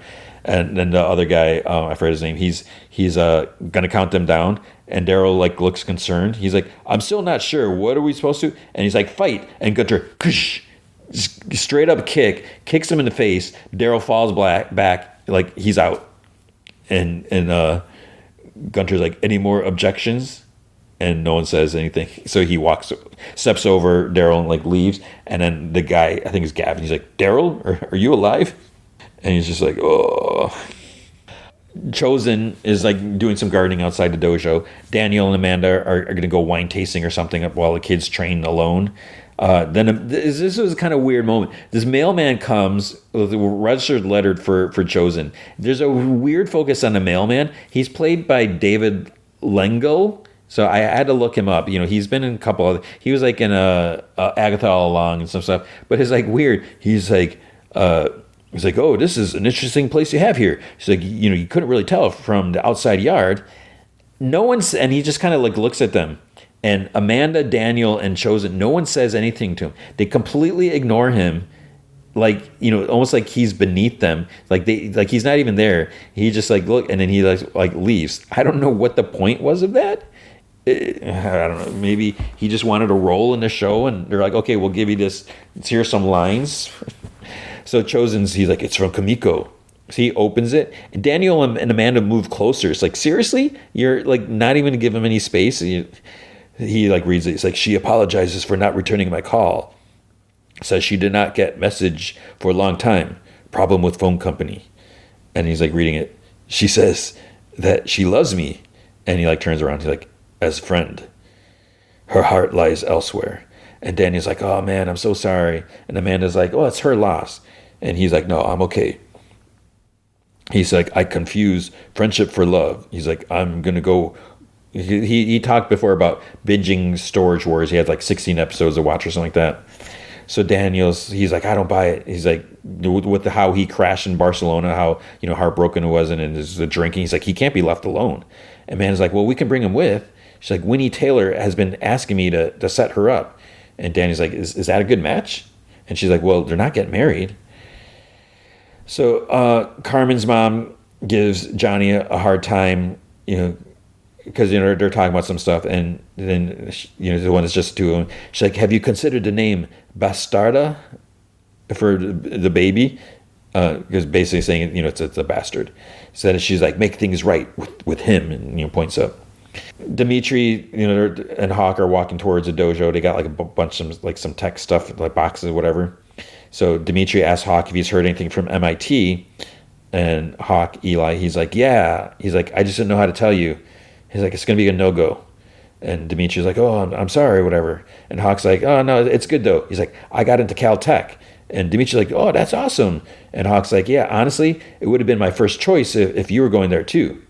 So they're back on speaking terms. Then Robbie and Miguel show up, and they're like, what's all this stuff that you have? And Dimitri is like, it's how Miyagi-Do is going to win the Sekai Takai. So I was like, just wait for that. Sam, she's waiting for Tori outside her apartment, and Tori's like, LaRusso, because she has grocery bags. She's like, what are you doing here? And Sam's like, the Miyagi-Do boys are training together. I know we have to fight each other in the semis, but I figured if I'm going to fight the best, I want to train with the best. And Tori's like, I'm not fighting. I quit. And Sam's like, wait, what? And Tori's like, you should be happy. One less person for you to fight. And she's like, walks in her apartment and leaves the door open. And Sam comes in. She's like, have you talked to Robbie about this? And Tori's like, I don't need to talk to Robbie. I'm not putting that Cobra Kai gi on ever again. She's like, you're not going to convince me otherwise. And Sam, she's like, that means I advance to the finals. And she's like, I have to fight you-know-who. And Tori's like, nobody deserves to get their ass kicked more than that witch. So then Sam's like, then help me train to beat her. This could be your last opportunity to try to kick me in the face. And Tori thinks about that, and she's like, So at the wine tasting, they're waiting for Winnie. So Winnie is apparently Moon's mom. So Moon is kind of like the hippie girl that was dating Hawk. And Amanda says that she loves nature and balance and all that crunchy stuff. And so she'll really lean into his Miyagi-Do energy. So she arrives. It's Elizabeth Berkley. She tells, when she meets Chosen, she's like, oh, that's a wonderful name. Did you know it's derived from two words meaning honesty and integrity? He's like, I did not know that. And she says she's late because she got a Reiki treatment. And she says it's a Japanese spiritual practice. She's like, I know it's a Japanese spiritual practice. And she asks Chosen, have you tried it? He's like, have not. And she's like, oh, it'll change your life. And he's like, no, I'm good. And Danny's like, oh, you should give it a try. Chosen's like, in Okinawa, we have a saying. He says some stuff in Japanese. He's like, which means Reiki is BS. So he's pretty just rude. Amanda changes the subject. She's like, oh, Winnie, what do you think about can you believe our girl's about to go out to college? And when he talks about her other kid, when their other kid left, it changed everything, even though it was only 30 miles away. She's like, no one prepares you for how emotionally devastating it is when your first child leaves a nest. And Amanda's kind of looking worried, and Daniel, same. When he's like, my biorhythm still hasn't recovered, even weekly sound baths, crystal healing. And Chosen's like, that is because crystals are also BS. So basically, Chosen's just he's simply insanely rude. He's just a complete jerk. It's one thing if you don't agree with something, but just Johnny goes to church. So his old buddy, I forget his name, one of his old crew who we saw before is there, and Johnny's asked, he's like, oh, do you have one of those boxes where a guy can tell a stranger everything he's doing wrong until he feels better? So his buddy's like, confessionals are only in a Catholic church, but you can talk to me. So Johnny's like, well, you know how me and my lady are having a baby? And his friend's like, yeah, any day now, right? And Johnny's like, well, the problem is me and Carmen aren't married. And his friend's like, oh, and you think God is going to have a problem with you bringing a baby into the world unwed? And Johnny's like, shh, keep it down. So his friend's like, Johnny, relax. God's not going to punish you for not being married. And he's like, are you sure? He's like, I'm positive. So Johnny says, he's like, that's a relief. He's like, I was going to propose a few weeks ago, but then I ended up fighting like 5 ninjas, and my buddy got 70 stitches. Didn't feel at the right moment. Then he says he was going to do it after Sekai Takai, but with what happened in Barcelona, that kid and his buddy's like, it's like, yeah, like we all saw that. That was tragic. Johnny says that he figured, we'd win the tournament, we'd get more kids in the dojo, and then he could afford a real house. And he was going to propose the day they moved in. And he wanted everything to be perfect. And his buddy's like, that's all totally normal. He's like, but let me ask you a question. When was the last time things felt perfect? And Johnny's like, honestly, he's like, after I won the All Valley in '83, holding the trophy up there with you guys, it's like I felt unstoppable. He's like, what were the names of those 2 chicks we hooked up with that night? They were so hot. And his friend's like, no. He's like, my point is, life's not perfect. We have good days, we have bad ones. And Johnny's like, yeah. And he's like, the hope is that the good ones win. But if you're waiting around for things to be perfect before taking the next step, your feet are going to get awfully stiff. Don't sleep on your own happiness, Johnny. It's like, take the leap. Just do it. So Johnny gets up. They like hit each other in the shoulders and gets up, starts to leave. And then his buddy's like, Tanya and Lorraine. He's like, yes, Tanya and Lorraine. So at Miyagi-Do, Hawk straps like some VR tech, whatever equipment to Robbie. Dimitri says, we call it fully integrated generative haptic technology, or FIGHT.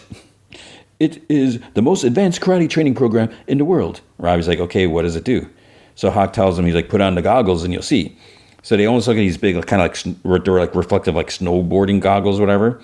He puts them on. Miguel's standing in front of him, and Miguel's like, what's up? And then there's like a bunch of readings on the side, and Miguel changes into that Axel guy. And Robbie kind of like, he steps back, he's like, whoa. And in Miguel's voice, with Axel's body, he's like, what do you see? Is it cool? And he starts kind of moving his arms up and down, almost like he's like dancing, and then like side to side. And Robbie's like, this is trippy. Dimitri says that they uploaded all of Axel's fights to develop a predictive algorithm that can be fed to Miguel's headphones. And Hawk's like, yeah, so today Miguel is Axel with more reps than you'd get at the tournament. This is a good chance to juice your odds. And Robbie's like, okay, what are my odds now?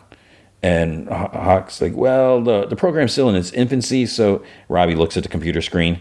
It says success probability 12%. He's like, I only have a 12% chance of winning. And Dimitri's like, yeah, well, but if you think about it, no one is able to get a point on a guy, and the last person to fight him ended up dead. All things considered, 12% is a pretty great place to build from. And he hits him on the shoulder. He's like, and we'd be bummed if you died. So Hawk's like, are you guys ready? So Dimitri's like, we're going to start you off slow. It takes a couple of moves to get it dialed in. So they're like up on the fighting stage. Robbie puts the goggles on. Miguel has the headphones on. He's like, ready, fight. Electronic voice like, front roundhouse. So Miguel does a roundhouse. Robbie goes down. And that's the thing. If he gets hit with the goggles on, I feel like that would hurt. But somehow he gets hit. Robbie goes down. And Hawk's like, good start. At the tiny fighting venue, Sam and Tori are there. Tori's like, breaking and entering, wouldn't have expected this from Little Miss Goody Two-Shoes. And Sam's like, well, if you want to be the best, you can't be afraid to get your hands dirty. And then she's like, my dad's a former board member, so lifetime privileges. And then Tori's like, things were a lot different last time we were here. And Sam's like, yeah, when we pretty much hate each other's guts. And Tori's like, well, you'd better still fight like you hate me if you got any chance of, get any shot of taking me down or something like that. And Sam's like, is that so? It's like, ugh. I mean, it's nice seeing them being friends, At the winery, Daniel's like, this is brutal. What are we going to do? And Amanda's like, simple. We tell her she can't go. We're her parents, right? We're within our legal rights to detain her. And they've been drinking. So Daniel's like, honey, I'm talking about Chosen and Winnie. And Amanda's like, yeah, no, that was a terrible idea on my part. It's like, Daniel, our little girl is about to move across the world and will never speak to us again. And he's like, no, she'll call us all the time. And then Amanda's like, we may be in different continents. When we're awake, she'll be asleep. When she's awake, we'll be asleep. You know how Sheila's asleep in? It'd be a miracle if she ever picks up the phone again. And then Daniel's orders more wine. So when he takes out tarot cards and suggests giving a reading, and Chosen, of course, he's like, only thing more foolish than crystals is tarot cards. And she's like, oh, wow, Chosen. It's like, was there any part of you that was looking forward to this date? And he's like, I'm sorry. I just received letter with sad news. Daniel and Amanda did not want to leave me alone. So instead of binging Storage War, they insisted I come here, drink wine, and meet stranger. "It is not your fault." And she's like, "I'm really sorry that you're having a bad day. And while I appreciate them trying to set us up, there are worse afternoons than watching Daryl Sheets overpay for a box of used vacuum cleaner filters." I don't know who Daryl Sheets is, but I'm assuming he's on the show. So Chosen's like, "You are a fan of Storage Wars?" And she's like, "Yup." He laughs. She's like, "My whole DVR is full of trash reality TV." And he's like, "Same." He starts listing all the different like shows and stuff like that. And she mentions like some couple whose love blossom after a tarot reading or something like that. And he's like, "Okay, deal me in." Johnny's sitting at his laptop. He Googles best proposal ideas ever. And we start seeing him do some stuff. It's like, okay, is he really doing this or not? Because it's like flowers or something like that. He's like, where am I going to get flowers? Then we see him like hacking away at like a neighbor's like rose, bush or something like that. And the guy comes out yelling at him, and he's just like still cutting and grabbing stuff like that. So it's like, okay, is that really happening or not? I guess it is. And then there's like about meals. He takes a cooking lesson. We see this like long. It's this big long montage. There's him like getting a suit, like all these horrific suits. First of him getting measured and everything like that, and it's supposed to be funny because it's like, oh no, he's like measuring the inseam, getting close to his crotch. That's funny, haha. So more VR training. Miguel / Axel is getting in lots of hits. Dimitri's like, something's off. Robbie's odds are dropping faster than a quantum particle in a gravitational field. So he asks Hawk if he overcalibrated a predictive algorithm or something, and he's like, "Are you asking whether I know how to design an AI-based battle module?" He's like, "Your VR overlay it has some lag," and he's sort of complaining. So Robbie asks how he's doing, and Hawk's like, "Oh, the AI is still calibrating," and Dimitri's like, "Oh, we rushed the prototype, so Robbie like just looks at the screen. It's down to 4%, and he's like, 4%? He's like, "The headset's not the problem," and he like walks away. Tori and Sam are sparring, lots of moves, blah, blah, blah, flips, kick, swing, whatever. And then Sam finally takes Tori down, like kind of like taps her on the chest with the foot. And Tori's like, "Nice move, LaRusso." And Sam says, "It kind of feels right, us being back here again, doesn't it?" And Tori's like, "I guess so." So Sam's like, "That's why you can't quit. You've come so far. We've come so far." And Tori's like, "Would you give it a rest already? I told you I'm done." And Sam's like, "Please, just tell me, help me understand." And Tori's like, "Because every time I put on that gi, it destroys everything that matters to me. I get caught up in Crease's messed up plans. I ruin my relationships with my friends and Robbie. I'm not doing any of that ever again." So we see Johnny's in a suit, and it's like he actually picked out a nice suit. So it's just like a regular, like a real suit, like real black suit. And he's got a tie and everything like that. There's like decorations on the wall, balloons that says, "Will you marry me?" There's like a string quartet. There might only be 3. Maybe it's a, what do you call a tricycle? I don't know. The door opens. They start playing. He gets on his knee because he hears her coming, whatever. And he's like, "Carmen, will you make me the happiest?" Ah, poop, false alarm, girls. It's Carmen's mom. And she's like, "Tu hiciste todo estos?" And he's like, "Yeah." He's like, "I took a cooking class too." And he's like, "I just want our girl to come into a world with 2 parents, who are in it for the long haul. But more than anything, I really want to marry your daughter." So then, she looks at the ring. He's like, "It was my mom's. I stopped by Sid's today, and he agreed to give it to me. He's still an a-hole, but he's getting soft in his old age." And she says, "It's beautiful." And she says, "Sorry for the pressure." And she's like, "Baby, no bastardo." She's like, "Baby, lucky. Carmen, lucky." And she hugs him. Then his phone buzzes. He's like, "Hey, Carmen, what now? Like, right now?" Like, "Okay, we'll be right there." And she's like, "¿Qué estás pasando?" And he's like, "Her water broke." So he blows out all the candles, and they get ready to like grabs her to-go bag and all that. Winnie says that they'll draw a card for his past, present, and then future. He says his past is very complicated. The cards will not understand. So regardless, she pulls a card. She's like, "Reverse hermit. Severe loneliness. You set forth with noble intentions, but your path is challenged by life or death danger, usually of your own making." And he's like, "What does next one say?" So she flips one. She's like, "Oh, death card." He's like, "I understand. It is a metaphorical death of old self to prepare for a rebirth into new life that lies ahead. Huh?" And she's like, "No, literally it means that someone is going to die, like very soon." And then she's like, "Oh, maybe even more than one person." He's like, "I like my interpretation better." Flips the next card. The Empress. He's like, this is my future? He's like, this card tells me that the journey that you've been on will soon end, and someone who matches your strength and resolve will be waiting on the other side. And he's like, waiting for what? And she's like, that is up to you. A partnership? Maybe something more? A love match? So probably talking about Kim, right? And he sighs. She's like, there is someone, isn't there? So he's thinking about Kim in Barcelona. He's like, there is, but we are from different worlds. It is not possible. And when he's like, the only thing that is not possible, chosen, is a journey which you do not take. Then he's like, thank you, Winnie-san. And he raises a glass to her. So he's pouting inside the dojo. Miguel comes in, closes the door. He's like, so what's it like fighting with that thing on? He's like, it's pretty realistic, probably a little too realistic. Miguel's like, it doesn't matter what the numbers say, okay? He's like, you can beat Axel. And Robbie's like, no, I know I'm a good fighter, but clearly I'm not the best. The numbers prove it. And Miguel's like, screw the numbers. And Robbie's like, no, I gave it everything I had last time, Miguel. It didn't make a difference. And Miguel's like, so you're just going to give up because Axel scored a couple hits and you didn't? He's like, what about when I beat you? How come you didn't give up then? Because you knew how hard you worked. You weren't going to give up fighting because it wasn't easy. So, okay, so forget the computer numbers. Numbers are for wussies. He doesn't say wussies. All that matters is whether you want to win. And Robbie's like, of course I do. Then prove it. Get your ass back out there. Training isn't over. And Robbie's like, wow, it's scary how much you just sounded like my dad. And Miguel's like, well, we both know Sensei probably failed math, so it's not that big a stretch. So Robbie's like, okay, be careful what you wish for. Tori's sitting in the bleachers. Sam comes up to her, mind if I sit? And Tori's like, it's your arena. So Sam's like, I'm sorry for pushing. I wasn't appreciating how hard this is for you. Or all this is. And she's like, I was finally on a good track. Tori's like, she's like, then my mom died, and my whole world blew up. I thought going back to Cobra Kai was my only option. All it did was ruin every relationship I ever cared about. I'm lucky Robbie and I are even talking. If I go back to Cobra Kai, I know it'll be the thing that ends us for good. You wouldn't understand.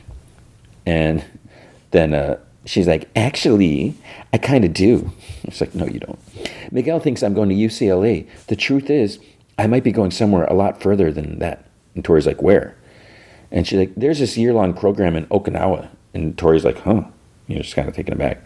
She's like, I haven't, and of course it's Okinawa, right? She's like, I haven't been accepted yet, so it's not final or anything, but I grew up hearing my dad's stories, and Mr. Miyagi was basically my grandfather. I've just always really wanted to go, but I don't know how to tell Miguel. It's like, well, why doesn't he apply to this thing too? Is there only one spot? And Tori's like, just don't do what I did. Keeping secrets from the people you love will only hurt them worse. When you make your decision, just be honest. You and Miguel will figure it out. And she's like, that's good advice. So here's mine, even though Tori didn't ask. She's like, nobody's going to think badly of you for finishing this fight. You might not have gone back to Cobra Kai in the best headspace, but you're not going to lose your friends or Robbie. I can promise you that we will have your back, no matter what logo's on it. It's kind of cheesy. Plus, I was kind of looking forward to seeing how hard you could kick Zara in the face. And Tori laughs. And so Sam's like, is that a I'm back in a tournament laugh or? And Tori stands. She's like, well, don't just sit there. Got a fight to train for. And she's like, yes, Sensei. Daniel's just like kind of scrolling through his phone. Amanda like holds up a picture of him and Sam after the first karate lesson. She's like, oh, look at that. There's like lots of glasses in front of them. And she's like, I'm going to get the baby key out of storage when we get home. And Daniel's like, we could always move. Anthony could always learn a new language. We could learn new customs and culture. Then his phone beeps. And he's like, oh my God. And she like looks and she just like stares at his phone, trying to try focus. And she's like, we got to go. And he's like, wait a second. We just had 3 bottles of wine. We can't drive. She's like, I can. He's like, what? She's like, no, I can't. And then Danny's like, Chosen, we're taking an Uber. Robbie and Miguel are sparring. The headset, he's got the headset on. Miguel's got the headphones. Dimitri says, 42%. Then he says to Hawk he's like, how about I visit Pasadena in the winter and you come to Cambridge in the spring? And Hawk's like, classes at Stanford in the summer? And they're like, okay. A nurse asks Carmen if she's okay. She's in a hospital room. Johnny arrives like, I didn't miss it, did I? And doctor's like, no, contractions are still about 6 minutes apart. It's like, you still have some time. So he starts looking around. He's like, where's the emergency call button? All like that. She's like, I'm so much better now that you're here. She's like, I am a little scared. He's like, yeah? And she's like, what are you wearing? He's like, oh yeah, I wanted the circumstances to be different, but there's no time like a present. He gets on his knees. He's like, you're the woman of my dreams. You made me a better man. I can't wait to see what a badass mom you're going to be to our little girl. You make me so happy. There's only one thing that'll make me happier. He takes out the ring. She gasps. Carmen Diaz, will you be my wife? And she's like, oh, Johnny, you've changed my life completely and I love you. Yes, 1,000 times yes. Smooch. And I think she said something else too. And she's like, I can't wait to marry you. And he's like, I'm so glad you said that. And he's like, guys, it's on.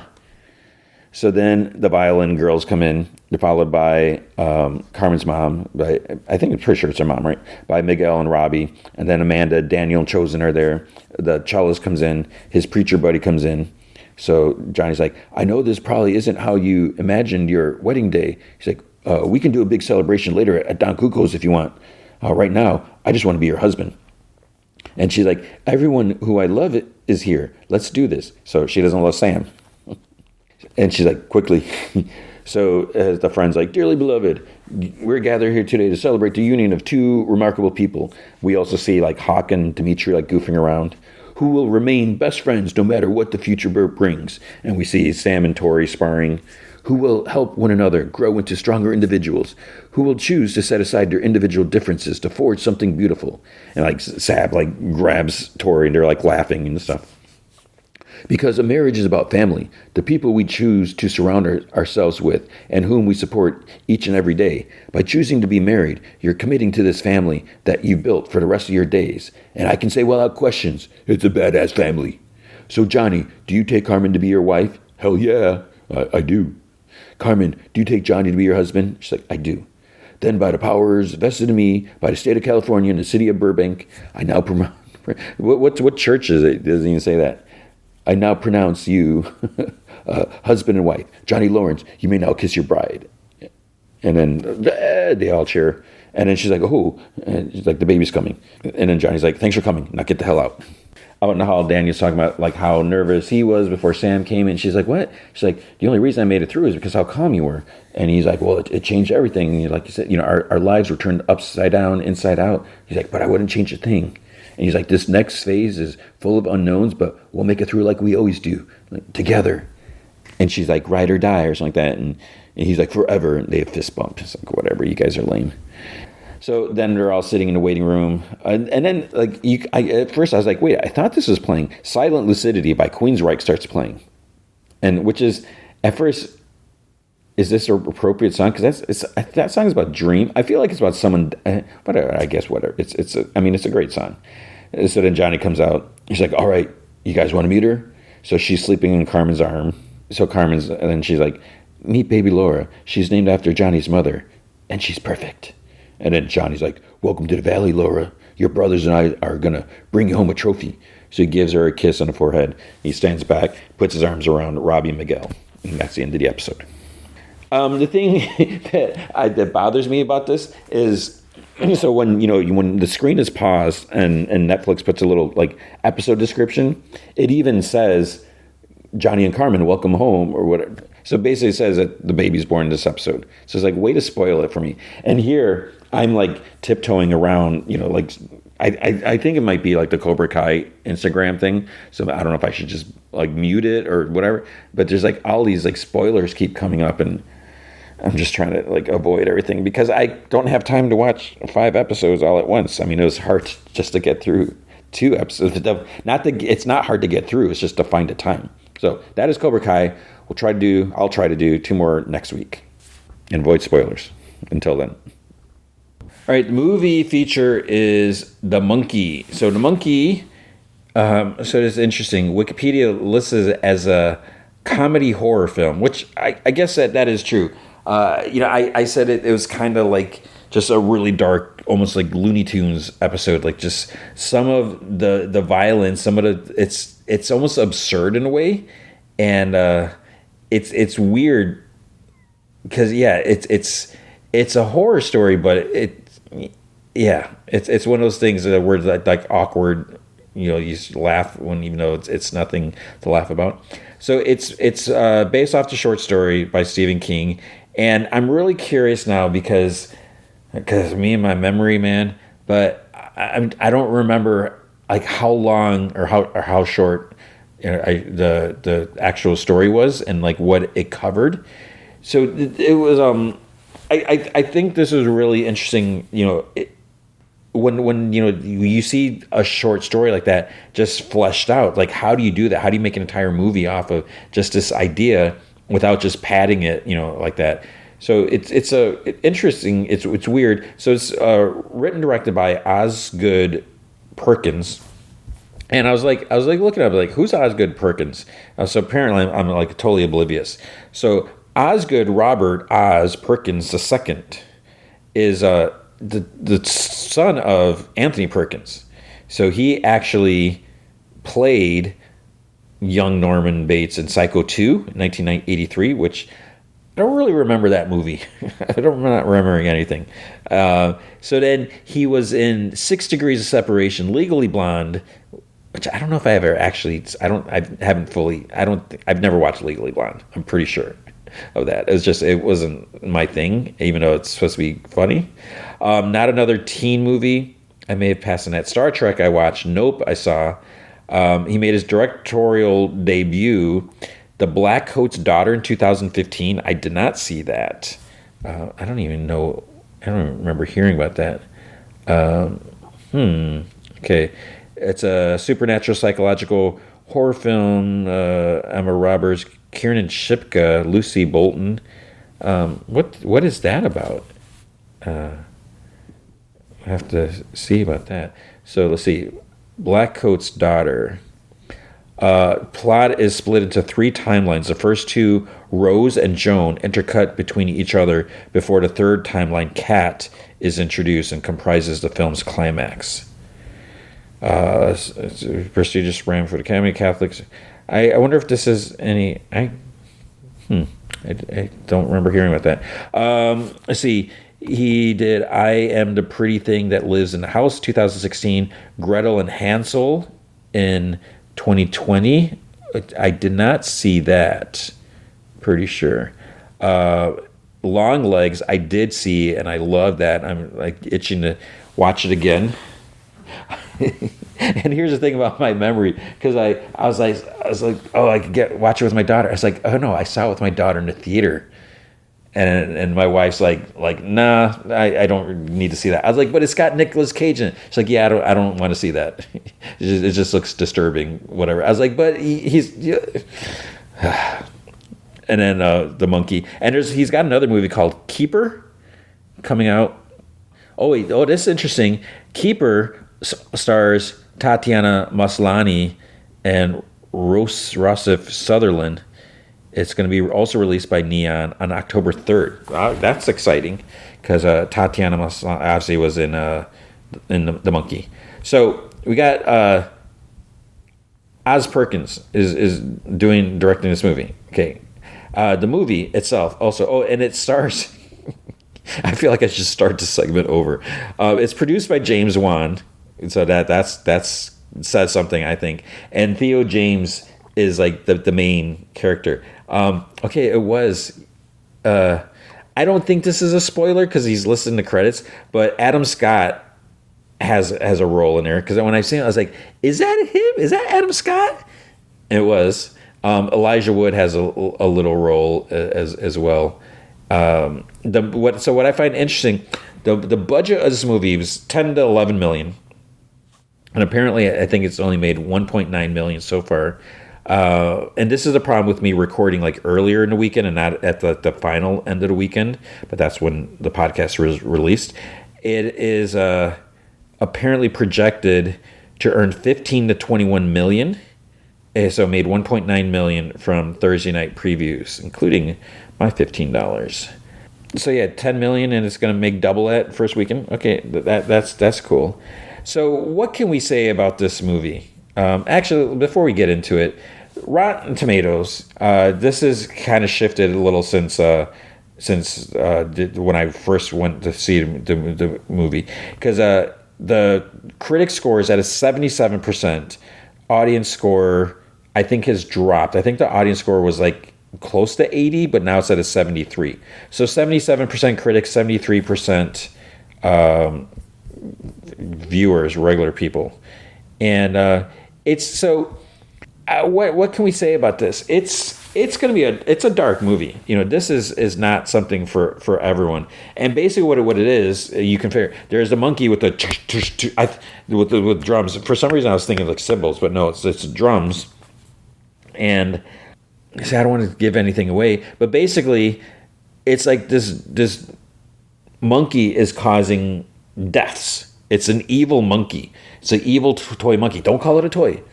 It's an evil monkey. And it's what do you do? How, you don't wind it up. You don't let the drums hit.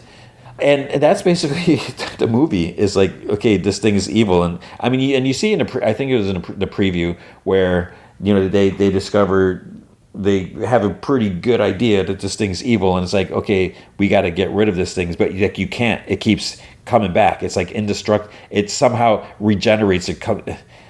And that's kind of like the premise of the movie. And there's like some of the deaths, it's just, they're crazy. They're like, oh my gosh, like splattered in blood, and just, it's dark and everything. But there are some elements of humor. So Tatiana Maslany, is that how you say it? I feel like I keep saying her name wrong. She is great. She plays young Theo. So Theo James has a twin brother, and his brother's a jerk because he's a little bit older than him. But Tatiana plays their mom, and single mom, because what happened to the dad. Won't mention that.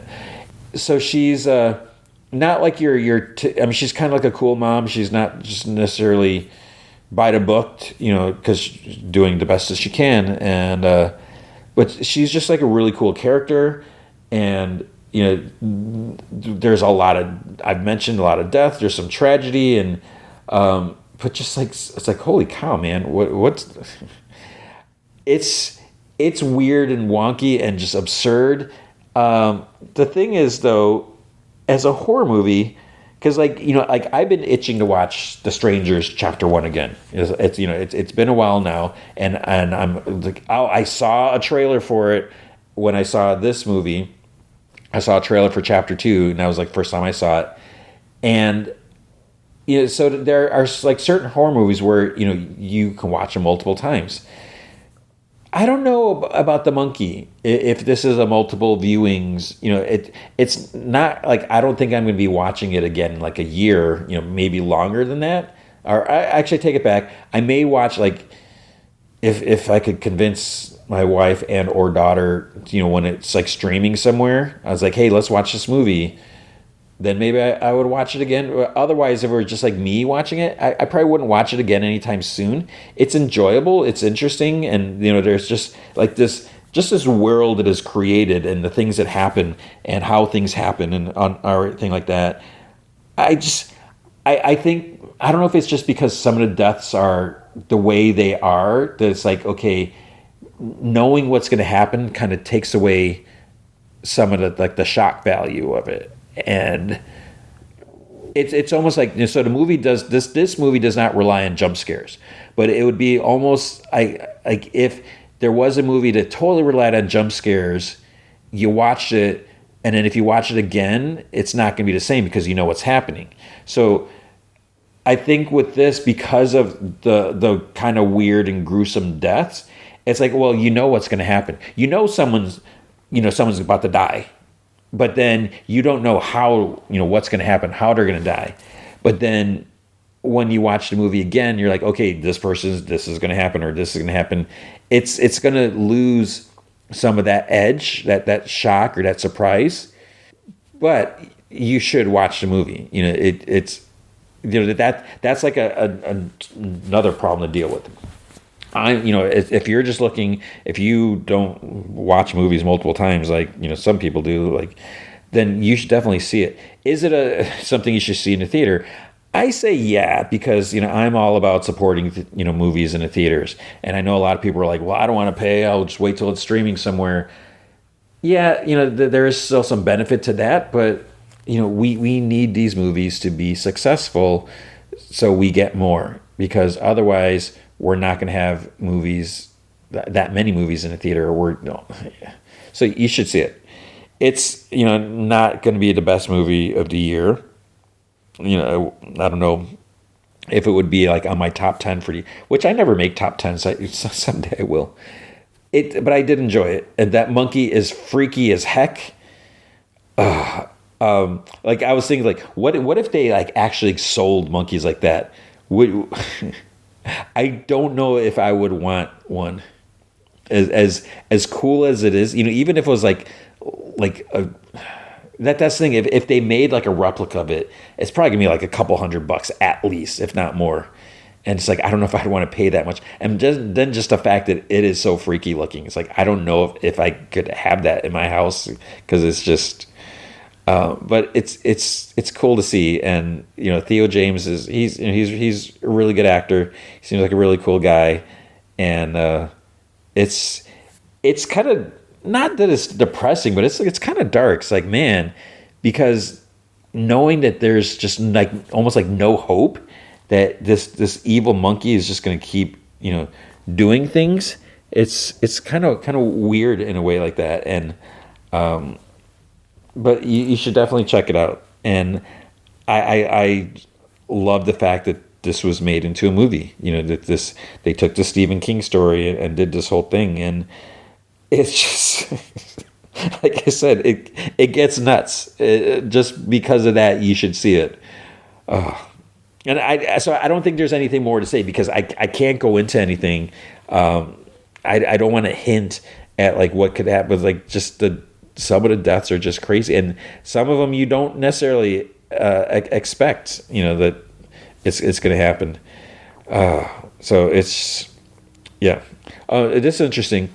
Director Frank Darabont originally held the film rights to the monkey and planned to begin working on a film adaptation upon completing The Mist, 2007, itself an adaptation of King's novellas. The project never materialized. I wonder how come.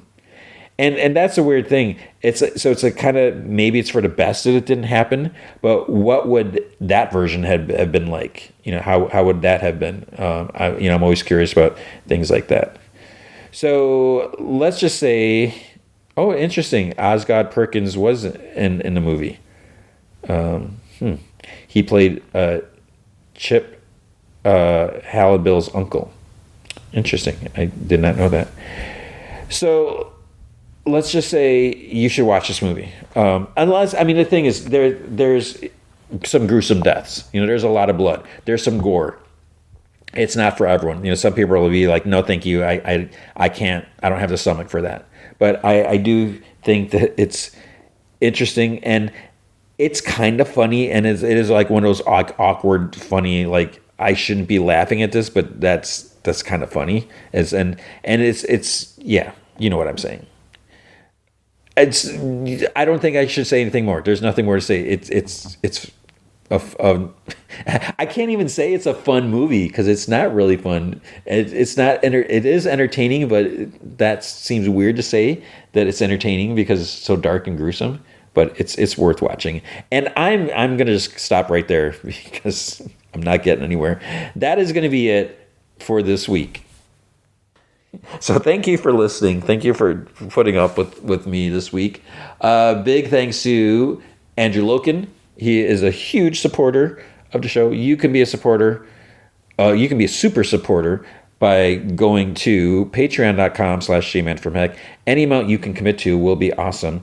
If you commit at the Rick Jones tier or higher, you get access to The Secret Podcast from Heck, which is an additional 30 minutes of podcast entertainment every single week.